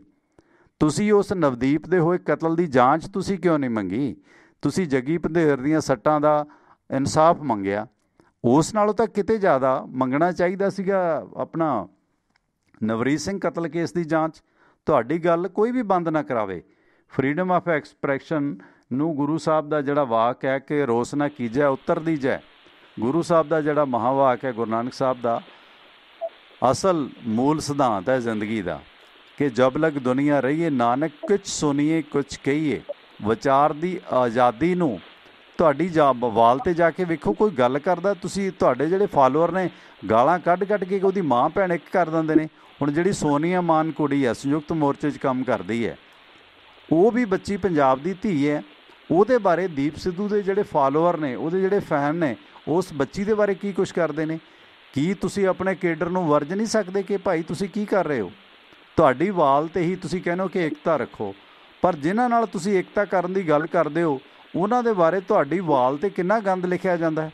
ਤੁਸੀਂ ਤਾਂ ਪ੍ਰਵਾਨਿਤ ਸਿੱਖ ਹੋ, ਤੁਸੀਂ ਬਲੌਕ ਕਿਉਂ ਨਹੀਂ ਕਰਦੇ ਇੱਦਾਂ ਦੇ ਲੋਕਾਂ ਨੂੰ? ਵਰਜਦੇ ਕਿਉਂ ਨਹੀਂ ਕਿ ਭਾਈ ਮੇਰੀ ਪੋਸਟ 'ਤੇ ਕਿਸੇ ਦੀ ਸ਼ਾਨ ਦੇ ਖਿਲਾਫ ਨਾ ਬੋਲਿਆ ਜਾਵੇ? ਜਿਹੜਾ ਨਹੀਂ ਹਟਦਾ ਡਿਲੀਟ ਕਰੋ। ਪਰ ਤੁਹਾਡੀ ਜਿਹੜੀ ਵਾਲ ਹੈ ਰਵੀ ਸਿੰਘ ਖਾਲਸਾ ਜੀ, ਉਹ ਯੁੱਧ ਖੇਤਰ ਬਣੀ ਹੋਈ ਹੈ ਸੋਸ਼ਲ ਸਾਈਟਸ ਦੇ ਵਾਸਤੇ। ਗਾਲਾਂ ਕੱਢਣ ਦੇ ਟੋਕਰਿਆਂ ਦੇ ਟੋਕਰੇ ਲਾਇਸੈਂਸ ਲੈ ਰੱਖੇ ਨੇ ਉਹਨਾਂ ਲੋਕਾਂ ਨੇ ਜਿਹੜੇ IT ਸੈੱਲ ਨੇ। ਉੱਥੇ ਇੱਕ ਰਵੀ ਸਿੰਘ ਖਾਲਸਾ ਜੀ, ਤੁਸੀਂ ਉਸ ਕਨਸੈਪਟ ਦੇ ਧਾਰਨੀ ਹੋ ਜੋ ਕਨਸੈਪਟ ਭਾਈ ਕਨ੍ਹਈਆ ਜੀ ਨੂੰ ਦਸ਼ਮੇਸ਼ ਪਿਤਾ ਨੇ ਬਖਸ਼ਿਆ ਸੀ ਕਿ ਦੁਸ਼ਮਣ ਦੇ ਮੱਲਮ ਪੱਟੀ ਵੀ ਕਰਨੀ ਹੈ ਅਤੇ ਉਹਨੂੰ ਪਾਣੀ ਵੀ ਪਿਆਉਣਾ। ਅਤੇ ਤੁਸੀਂ ਜੇ ਮੰਨਿਆ ਉਹ ਤੁਹਾਡੇ ਦੁਸ਼ਮਣ ਤਾਂ ਨਹੀਂ ਹੈ, ਫਿਰ ਉਹਨਾਂ ਨੂੰ ਗਾਲੀ ਗਲੋਚ ਕਿਉਂ ਤੁਹਾਡੀ ਵਾਲ 'ਤੇ ਕਿਉਂ ਕੀਤਾ ਜਾ ਰਿਹਾ? ਤੁਸੀਂ ਕਿਉਂ ਜ਼ਰੀਆ ਬਣਦੇ ਹੋ? ਕੋਈ ਸਵਾਲ ਨਹੀਂ ਹੈ। ਖੈਰ ਸਵਾਲ ਉੱਠਣਗੇ, ਸਭ ਦੇ ਲਈ ਉੱਠਣਗੇ, ਆਜ਼ਾਦ ਮੰਚਾਂ ਤੋਂ ਉੱਠਣਗੇ। ਤੁਸੀਂ ਜਿੰਨੀਆਂ ਮਰਜ਼ੀ ਗਾਲਾਂ ਗੋਲੀਆਂ ਦੀਆਂ ਧਮਕੀਆਂ ਦੇ ਜੋ, ਕੋਈ ਫਰਕ ਨਹੀਂ ਪੈਣਾ। ਆਪ ਦਾ ਸਵਾਗਤ ਸਰ, ਵੈਲਕਮ ਜੀ। ਹੈਲੋ ਹਾਂਜੀ ਸਤਿ ਸ਼੍ਰੀ ਅਕਾਲ। ਸੌਰੀ ਬਾਈ ਜੀ, ਗਲਤੀ ਨਾਲ ਮੇਰੇ ਤੋਂ ਨਾ ਕਾਲ ਤੁਹਾਡੀ ਡਿਸਕਨੈਕਟ ਹੋ ਗਈ ਹੈ, ਮਾਫੀ ਚਾਹੁੰਦਾ ਮੈਂ ਫੋਨ ਪਰੇ ਰੱਖਣ ਲੱਗਿਆ ਸੀਗਾ ਅਤੇ ਅਚਾਨਕ ਹੱਥ ਵੱਜ ਗਿਆ। ਕ੍ਰਿਸ਼ਨ ਦੀ ਧਰਤੀ ਬ੍ਰਿੰਦਾਵਨ ਤੋਂ ਮੰਦਭਾਗੀ ਖਬਰ ਹੈ ਕਿ ਬਾਂਕੇ ਬਿਹਾਰੀ ਦੇ ਦਰਸ਼ਨ ਕਰ ਰਹੇ ਆ ਰਹੇ ਜੀਨ ਦੇ ਇੱਕ ਪਰਿਵਾਰ ਦੇ 6 ਲੋਕਾਂ ਦੀ ਮੌਤ ਹੋ ਗਈ ਆ। ਸਫੀਦੋਂ ਦੇ ਪਤੀ ਪਤਨੀ, 2 ਸਾਲ ਦਾ ਬੇਟਾ, ਸਾਲੇ ਦਾ ਬੇਟਾ, ਬੇਟੀ ਤੇ ਚਾਲਕ। ਮਥੁਰਾ ਤੋਂ, ਜਿੱਥੋਂ ਦੇ ਪੇੜੇ ਬਹੁਤ ਮਸ਼ਹੂਰ ਨੇ, ਕ੍ਰਿਸ਼ਨ ਜੀ ਦੀ ਧਰਤੀ ਹੈ ਬਾਂਕੇ ਬਿਹਾਰੀ ਦੀ, ਉੱਥੇ ਦਰਸ਼ਨ ਕਰਕੇ ਜੀਨ ਦਾ ਸਫੀਦੋਂ ਦਾ ਪਰਿਵਾਰ ਇਨੋਵਾ ਗੱਡੀ ਦੇ ਵਿੱਚ ਮੰਗਲਵਾਰ ਦੇਰ ਰਾਤ ਆ ਰਿਹਾ ਸੀ। ਯਮੁਨਾ ਐਕਸਪ੍ਰੈਸ ਹਾਈਵੇ 'ਤੇ ਮਥੁਰਾ ਦੇ ਨੇੜੇ ਇੱਕ ਟੈਂਕਰ ਨੇ ਇਹਨਾਂ ਦੀ ਕਾਰ ਨੂੰ ਟੱਕਰ ਮਾਰ ਦਿੱਤੀ, ਜਿਸ ਦੇ ਨਾਲ ਇਸ ਕਾਰ ਦੇ ਵਿੱਚ ਸਵਾਰ ਪਰਿਵਾਰ ਦੇ 6 ਲੋਕਾਂ ਦੀ ਮੌਤ ਹੋ ਗਈ ਹੈ, ਜਿਸ ਦੇ ਵਿੱਚ ਇਹ ਵਪਾਰੀ ਜੋੜਾ, ਉਸ ਦੇ 2 ਬੇਟੇ, ਸਮਾਲਖਾ ਦੇ ਨਿਵਾਸੀ ਉਸ ਦੇ ਸਾਲੇ ਦਾ ਬੇਟਾ ਆਦਿ ਲੋਕ ਮਾਰੇ ਗਏ ਨੇ। ਮਰਨ ਵਾਲਿਆਂ ਦੇ ਵਿੱਚ 45 ਸਾਲਾ ਮਨੋਜ ਗਰਗ, ਉਸ ਦੀ ਪਤਨੀ 40 ਸਾਲਾ ਬਬੀਤਾ ਗਰਗ, ਵੱਡਾ ਬੇਟਾ ਅਬੇ 18 ਸਾਲ, ਛੋਟਾ ਬੇਟਾ ਹੇਮੰਤ 16 ਸਾਲ, ਸਮਾਲਖਾ ਦਾ ਨਿਵਾਸੀ ਸਾਲੇ ਦਾ ਬੇਟਾ ਕਨੂੰ 10 ਸਾਲ, ਬੇਟੀ ਹੇਮਾਂਦਰੀ ਅਤੇ ਪਿੰਡ ਜੈਪੁਰ ਨਿਵਾਸੀ ਡਰਾਈਵਰ ਰਕੇਸ਼ ਕੁਮਾਰ 50 ਸਾਲਾਂ ਦੀ ਮੌਕੇ 'ਤੇ ਮੌਤ ਹੋ ਗਈ ਆ। ਅਤੇ ਅਫਸੋਸ ਇਸ ਗੱਲ ਦਾ ਹੈ ਕਿ ਤਿੰਨੇ ਭਰਾ ਮਿਲ ਕੇ ਵਪਾਰ ਸੰਭਾਲਦੇ ਸੀ, ਸੋ ਵੱਡਾ ਭਰਾ ਜਿਨ੍ਹਾਂ ਨੇ ਸਾਰਾ ਕੁਝ ਕੀਤਾ ਸੀ ਇਸ ਹਾਦਸੇ ਦੀ ਭੇਟ ਚੜ੍ਹ ਗਿਆ। ਹੁਣ ਤੁਸੀਂ ਵੇਖੋ ਕਿ ਧਾਰਮਿਕ ਸਥਾਨਾਂ 'ਤੇ ਜਾ ਕੇ ਆ ਕੇ ਵਾਪਸ ਆ ਰਹੇ ਬਹੁਤ ਸਾਰੇ ਲੋਕ ਇਸ ਤਰ੍ਹਾਂ ਦੇ ਹਾਦਸਿਆਂ ਦੀ ਭੇਟ ਚੜ੍ਹਦੇ ਨੇ। ਇਹਦੇ ਕਾਰਨ ਸਾਨੂੰ ਪੜਚੋਲਣੇ ਹੋਣਗੇ। ਇਹ ਮੌਤਾਂ ਨਹੀਂ, ਇਹ ਕਤਲ ਨੇ, ਇਹ ਖੁਦਕਸ਼ੀਆਂ ਨੇ। ਇਹ ਕਿਉਂ ਵਾਪਰ ਰਹੇ ਨੇ? ਕਾਰਨ ਅਨਿੰਦਰਾ ਵੀ ਹੋ ਸਕਦਾ ਹੈ, ਲਾਪਰਵਾਹੀ ਵੀ ਹੋ ਸਕਦੀ ਹੈ, ਕਿਉਂਕਿ ਹੁੰਦਾ ਕੀ ਹੈ, ਜਿਹੜੇ ਡਰਾਈਵਰ ਨੇ ਉਹਨਾਂ 'ਤੇ ਬਹੁਤ ਸਾਰਾ ਦਬਾਅ ਹੁੰਦਾ ਹੈ। ਬੱਚਿਆਂ ਦਾ ਕੰਮ ਕਰ ਦਿਓ, ਕੱਪੜੇ ਲਿਆ ਦਿਓ, ਉਹ ਲਿਆ ਦਿਓ। ਉਹਨਾਂ ਡਰਾਈਵਰਾਂ ਨੂੰ ਅਸੀਂ ਪੂਰੀ ਰੈਸਟ ਨਹੀਂ ਦਿੰਦੇ, ਜਾਂ ਉਹ ਡਰਾਈਵਰ ਆਪਣੀਆਂ ਮਜਬੂਰੀਆਂ ਲਈ, ਆਪਣੇ ਲਾਲਚ ਦੇ ਵਾਸਤੇ ਕਈ ਵਾਰੀ ਡਬਲ ਸ਼ਿਫਟ ਲਾਉਂਦੇ ਨੇ, ਜਿਸ ਕਰਕੇ ਉਹ ਨੀਂਦਰੇ ਦਾ ਵੀ ਸ਼ਿਕਾਰ ਹੁੰਦੇ ਨੇ। ਡਰਾਈਵਰ ਭਾਵੇਂ ਟੈਂਕਰ ਦਾ ਸੀ ਜਾਂ ਡਰਾਈਵਰ ਭਾਵੇਂ ਇਹਨਾਂ ਦੀ ਕਾਰ ਦਾ ਸੀ, ਕੋਤਾਹੀ ਡਰਾਈਵਰਾਂ ਤੋਂ ਹੋਈ ਹੈ। ਹੁਣ ਜਿਹੜੇ ਟੈਂਕਰਾਂ ਦੇ ਡਰਾਈਵਰ ਨੇ ਉਹਨਾਂ ਦੀ ਵੀ ਲੁੱਟ ਹੈ ਟਰੱਕਾਂ ਵਾਲਿਆਂ ਦੀ। ਦਿਨੇ ਪੁਲਿਸ ਵਾਲੇ ਨਹੀਂ ਚੱਲਣ ਦਿੰਦੇ, ਜਿਨ੍ਹਾਂ ਨੂੰ RTO ਨਹੀਂ ਚੱਲਣ ਦਿੰਦੇ ਡਰਾਈਵਰ, ਕਿਉਂਕਿ ਅਸੀਂ ਵੀ ਇਸ ਪੇਸ਼ੇ ਨਾਲ ਜੁੜੇ ਰਹੇ ਹਾਂ। ਉਹ ਕਹਿੰਦੇ ਜੀ ਦਿਨੇ ਤੇ ਕੁੱਤਾ ਵੇਲਾ ਬਹੁਤ ਆਉਂਦਾ, ਰਾਤ ਨੂੰ ਜਿੰਨਾ ਸਫ਼ਰ ਕਰ ਲਓ। ਰਾਤ ਨੂੰ ਡਾਕੂ ਬਹੁਤ ਨੇ, ਚੋਰ ਬਹੁਤ ਨੇ, ਲੁੱਟਾਂ ਬਹੁਤ ਅਸੀਂ ਦੇਖੀਆਂ ਬਿਹਾਰ ਦੇ ਵਿੱਚ, ਬੜੀ ਵਾਰੀ ਬਚੇ ਹਾਂ। ਪਰ ਇਸ ਦੌਰਾਨ ਉਹ ਨੀਂਦਰੇ ਦਾ ਸ਼ਿਕਾਰ ਹੁੰਦੇ ਨੇ, ਉਹ ਐਕਟਿਵ ਨਹੀਂ ਹੁੰਦੇ, ਜਿਸ ਕਰਕੇ ਉਹ ਖੁਦ ਵੀ ਮਰਦੇ ਨੇ ਅਤੇ ਦੂਸਰਿਆਂ ਦੇ ਕਤਲਾਂ ਦਾ, ਖੁਦਕੁਸ਼ੀਆਂ ਦਾ ਵੀ ਕਾਰਨ ਬਣਦੇ ਨੇ। ਆਪ ਦਾ ਸਵਾਗਤ ਬਾਈ ਜੀ, ਸਤਿ ਸ਼੍ਰੀ ਅਕਾਲ। ਹਾਂਜੀ ਸਤਿ ਸ਼੍ਰੀ ਅਕਾਲ ਟਵਾਣਾ ਸਾਹਿਬ। ਸਤਿ ਸ਼੍ਰੀ ਅਕਾਲ। ਸੰਧੂ ਬੋਲਦਾ ਜੀ ਸਿਆਟਲ ਤੋਂ। ਹਾਂਜੀ ਸੰਧੂ ਸਾਹਿਬ, ਸਵਾਗਤ ਹੈ ਜੀ। ਕੀ ਹਾਲ ਚਾਲ ਹੈ? ਬਜ਼ੁਰਗ ਚੱਲ ਗਏ ਨੇ ਫਿਰ ਕਿ ਨਹੀਂ? ਨਹੀਂ ਹਜੇ ਇੱਥੇ ਹੀ ਹੈ ਜੀ, ਉਹਨਾਂ ਨੂੰ ਨੈਕਸਟ ਵੀਕ ਆਉਣਾ ਜੀ। ਅੱਛਾ, ਠੀਕ ਹੈ ਜੀ। ਹਾਂਜੀ। ਤੇ ਆਪਣੀ ਇੱਕ ਤੇ ਵਧਾਈਆਂ ਤੁਹਾਨੂੰ ਦੇਣੀਆਂ ਸੀ ਜੀ, ਉਹ ਕੱਲ ਪਰਸੋਂ ਵੀ ਕਾਲ ਕਰਦਾ ਰਿਹਾ, ਰਹਿ ਗਿਆ। ਆਪਣੀ ਤੁਹਾਡੀ ਐਨਵਰਸਰੀ ਦੀਆਂ ਤੇ ਹਾਦਸੇ ਦੀਆਂ। ਹਾਂਜੀ। ਤੇ ਇੱਕ ਵਧਾਈਆਂ ਤੁਹਾਨੂੰ ਦੂਜੀਆਂ ਦੇਣੀਆਂ ਸੀਗੀਆਂ, ਉਹਨੂੰ ਵੀ ਮੈਂ ਕੱਲ ਵੀ ਕਾਲ ਕੀਤੀ ਆਮਦ ਦੀਆਂ। ਮਤਲਬ ਵੀ ਚਲੋ ਆਪਣੇ ਨਾਲ ਫੇਰ ਦੁਬਾਰਾ ਵਾਪਸ ਆ ਹੀ ਜਾਂਦਾ, ਵਧੀਆ ਗੱਲ ਹੈ। ਦੂਜੀਆਂ ਕਾਹਦੀਆਂ ਵਧਾਈਆਂ? ਅਮਿਤ ਦੀ ਗੱਲ ਕਰਦਾ ਜੀ। ਨਹੀਂ ਅਮਿਤ ਤਾਂ ਖੈਰ ਬਿਜੀ ਹੁੰਦਾ, ਕੋਈ ਗੱਲ ਨਹੀਂ, ਬਦਲੇ ਨਾਈਸ ਮੁੰਡੇ ਨੇ ਇਹ, ਵਿਚਾਰਕ ਮਤਭੇਦ ਕਈ ਗੱਲਾਂ 'ਚ ਹੁੰਦੇ। ਨਹੀਂ ਅਮਿਤ ਨਹੀਂ ਵਧੀਆ, ਹਾਂਜੀ, ਪਰ ਉਹ ਅੱਗੇ ਪਹਿਲਾਂ ਥੋੜਾ ਜਿਹਾ ਕਰ ਜਾਂਦਾ ਹੁੰਦਾ ਸੀਗਾ, ਹੁਣ ਠੀਕ ਹੈ, ਅੱਗੇ ਉਹ ਸੁਣਦੇ ਰਹੇ ਪਹਿਲਾਂ। ਉਹ ਕਈ ਵਾਰੀ ਮਿਸਅੰਡਰਸਟੈਂਡਿੰਗ ਹੁੰਦੀ ਹੈ। ਦੇਖੋ ਘੱਟ ਤੇ ਕਾਂਗਰਸ ਵੀ ਨਹੀਂ, ਗੱਲ ਉਹਨਾਂ ਦੀ ਵੀ ਸਹੀ ਹੈ। ਕਾਂਗਰਸ ਨੇ ਵੀ ਕੀ ਕੀਤਾ ਹੁਣ ਤੱਕ? ਹੁਣ ਨਹਿਰੂ ਪਰਿਵਾਰ ਨੂੰ ਠੇਕਾ ਹੀ ਦੇ ਨਹਿਰੂ ਪਰਿਵਾਰ ਨੇ ਆਪਣੇ ਆਪ ਹੀ ਜਿੰਨੇ ਕੋਈ ਚੱਜ ਦੇ ਬੰਦੇ ਸੀ, ਕੋਈ ਖੂੰਜੇ ਲਾਤੇ, ਕੋਈ ਕੱਢ ਕੇ ਕਿਸੇ ਕੁਛ ਨੂੰ ਭਾਜਪਾ ਨੇ ਉਦਾਂ ਦਬਾ ਲਿਆ ਕੇਸ ਕੂਸ ਪਾ ਕੇ। ਤੇ ਇਹ ਬਸ ਰਾਹੁਲ ਆ, ਉਹ ਆਪਣਾ ਉਹ ਮਾਂ ਪੁੱਤ ਇੱਕ ਦੂਜੇ ਨੂੰ ਕਹੀ ਜਾਂਦੇ, ਉਹ ਕਹਿੰਦੇ ਤੂੰ ਨਹੀਂ ਬਣ ਜਾ, ਮੈਂ ਬਣਨਾ ਪ੍ਰਧਾਨ ਨੂੰ। ਤੇ ਉਹ ਸਾਰਾ ਹੀ ਇਹਨਾਂ ਨੇ ਵਿੱਚ ਕੁਛ ਬੰਦੇ ਹੁੰਦੇ ਹੀ ਆ ਜਿਹੜੇ ਚਮਚਾਗਿਰੀ ਵਾਲੇ। ਤੇ ਦੂਜੀ ਗੱਲ ਹੈ ਜੀ, ਇੱਕ ਹੋਰ ਮੈਂ ਕਰਨੀ ਸੀਗੀ ਆਪਣੀ ਰਵੀ ਸਿੰਘ ਵਾਲੀ।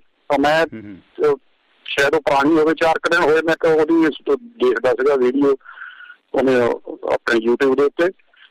ਤੇ ਉਹ ਕਹਿੰਦਾ ਜੀ ਦੇਖੋ ਜੀ, ਇਹ ਹੁਣ ਆਪਣੀ ਕੌਮ ਨੂੰ ਕੀ ਹੋ ਗਿਆ, ਤੇ ਇਹ ਮੈਨੂੰ ਕਹੀ ਜਾਂਦੇ, ਦੂਜੇ ਬੰਨੇ ਇਹ ਮਾਫੀਆਂ ਮੰਗੀ ਜਾਂਦੇ ਆ। ਇਹ ਕਿਸਾਨ ਲੀਡਰ ਜਿਹੜੇ ਆ, ਮੈਨੂੰ ਸਮਝ ਨਹੀਂ ਆਉਂਦੀ ਭਈ ਉੱਥੇ ਝੰਡਾ ਚੜਾ ਕੇ ਕਿਹੜੀ ਗਲਤੀ ਹੋਵੇ, ਮਾਫੀਆ ਕੀ ਇਸ ਗੱਲ ਤੋਂ ਮੰਗਦੇ ਆ, ਮੁੰਡਿਆਂ ਦਾ ਇਹ ਸਾਥ ਨਹੀਂ ਦਿੰਦੇ ਜੀ, ਉਹ ਮੈਨੂੰ ਤਾਂ ਸਮਝ ਨਹੀਂ ਆਉਂਦੀ ਵੀ ਕਿਹੜਾ ਮਾਫੀਆ ਮੰਗਦਾ ਆ, ਕਿਹੜੇ ਬੰਨਿਓ ਇਹ ਜਾ ਕੇ ਕਿਉਂ ਕੌਮ ਦੇ ਵਿੱਚ ਏਦਾਂ ਦੀ ਗੱਲ ਪੁੱਠੀਆਂ ਕਰਨੀਆਂ ਸ਼ੁਰੂ ਕੀਤੀਆਂ ਬੰਦੇ ਨੇ। ਇਹ ਰਵੀ ਸਿੰਘ ਦਾ ਸੀ ਮਾਫੀਆ ਮੰਗਦੇ ਆ ਕਿਸਾਨ? ਰਵੀ ਸਿੰਘ ਦੀ, ਹਾਂਜੀ ਰਵੀ ਸਿੰਘ ਦੀ 2-3 ਦਿਨ ਪੁਰਾਣੀ ਆ ਇਹਦੀ। ਕਹਿੰਦਾ ਸੀ ਮੈਂ ਬਹੁਤ ਦਿਨਾਂ ਬਾਅਦ ਅੱਜ ਦੁਬਾਰਾ ਪਾਈ ਹੈ ਜੀ, ਤੇ ਇਹ ਮਾਫੀ ਮੰਗਦੇ ਆ, ਘੜੀ ਪਿੱਛੋਂ ਮਾਫੀਆਂ ਮੰਗੀ ਤੇ ਉਹੀ ਗੱਲ ਦੁਹਰਾਈ ਜਾਂਦਾ ਮੁੜ ਕੇ। ਨਹੀਂ ਕੋਈ ਕਿਸਾਨਾਂ ਨੇ ਕਿਹੜੀ ਮਾਫੀ ਮੰਗੀ ਹੈ ਉਹਦੇ ਚ? ਤਾਂ ਉਹ ਕਹਿੰਦੇ ਵੀ ਮੰਦਭਾਗਾ। ਮੈਂ ਤਾਂ ਹੈਰਾਨ ਆ, ਮੈਂ ਤੇ ਆਪ ਹੈਰਾਨ ਸੀ। ਮੈਂ ਕਦੇ ਕੱਲ ਕਾਲ ਵੀ ਕੀਤੀ ਤੇ ਮੈਂ ਥੋੜਾ ਉਹ ਭਾਈ ਸੁਰਿੰਦਰ ਸਿੰਘ ਨੇ ਜਦੋਂ ਕੱਟਿਆ, ਉਦੋਂ ਤੋਂ ਬਾਅਦ ਮੈਂ ਕਾਲ ਲਾਈ। ਪਹਿਲਾਂ ਮੈਂ ਸੁਣਦਾ ਰਿਹਾ ਪ੍ਰੋਗਰਾਮ, ਤੇ ਮੈਨੂੰ ਸੀ ਕਿ ਸ਼ਾਇਦ ਉਹਨਾਂ ਨੇ ਸੁਣੀ ਹੋਵੇ ਵੀ ਇਹ ਮਾਫੀ ਵਾਲੀ ਗੱਲ ਕਿੱਧਰੋਂ ਆ ਗਈ, ਕਿੱਧਰੋਂ ਆਪਣੀਆਂ ਛੱਡੀ ਜਾਂਦਾ। ਤੇ ਮੈਂ ਤੁਹਾਨੂੰ ਭੇਜੂਗਾ ਵੀ ਮੈਂ ਕੱਢ ਕੇ ਜੇ ਹੋਈ ਮੇਰੇ ਕੋਲ ਹੋਣੀ ਆ। ਤੇ ਏਦਾਂ ਦੀਆਂ ਜਿਹੜੀਆਂ ਪਾ ਕੇ ਕਿਉਂ ਤੁਸੀਂ ਬੜਾ ਸੋਹਣਾ ਚੱਲਦਾ। ਇੱਕ ਦੂਜੀ ਗੱਲ ਹੈ ਕਾਮਰੇਡ ਕਹੀ ਜਾਂਦੇ ਆ ਜੀ, ਕਾਮਰੇਡ ਸਮਝ ਨਹੀਂ ਆਉਂਦੀ ਕਾਮਰੇਡ ਲਫ਼ਜ਼ ਦਾ। ਇਹਨਾਂ ਨੂੰ ਬਾਹਰਿਆਂ ਨੂੰ ਇੱਥੇ ਆਉਣਾ, ਕਈਆਂ ਨੂੰ ਪੁੱਛਦਾ ਮੈਂ ਕਿਹਾ ਵੀ ਕਾਮਰੇਡ ਦਾ ਮਤਲਬ ਕੀ ਆ? ਉਹ ਤਾਂ ਸਾਰੇ ਕਹਿੰਦੇ ਕਾਮਰੇਡ ਆ। ਮੈਂ ਕਿਹਾ ਤੁਹਾਨੂੰ ਕਾਮਰੇਡ ਦਾ ਮਤਲਬ ਪਤਾ ਕੀ ਹੁੰਦਾ? ਨਹੀਂ, ਇਸ ਬਾਰੇ ਨਹੀਂ ਪਤਾ। ਲੋਕੀ ਕਹਿੰਦੇ ਬਸ ਆ ਲੋਕਾਂ ਦੇ ਪਿੱਛੇ ਲੱਗ ਕੇ ਕਾਮਰੇਡ ਸਿੱਖ ਕਰੀ ਜਾਂਦੇ, ਜਿਹਨਾਂ ਵਜ੍ਹਾ ਤੋਂ ਬੜਾ ਸੋਹਣਾ ਚੱਲਦਾ ਇਹਨਾਂ ਨੇ ਆਪ ਸਿੱਖ ਸ਼ੁਰੂ ਕਰ ਲਿਆ।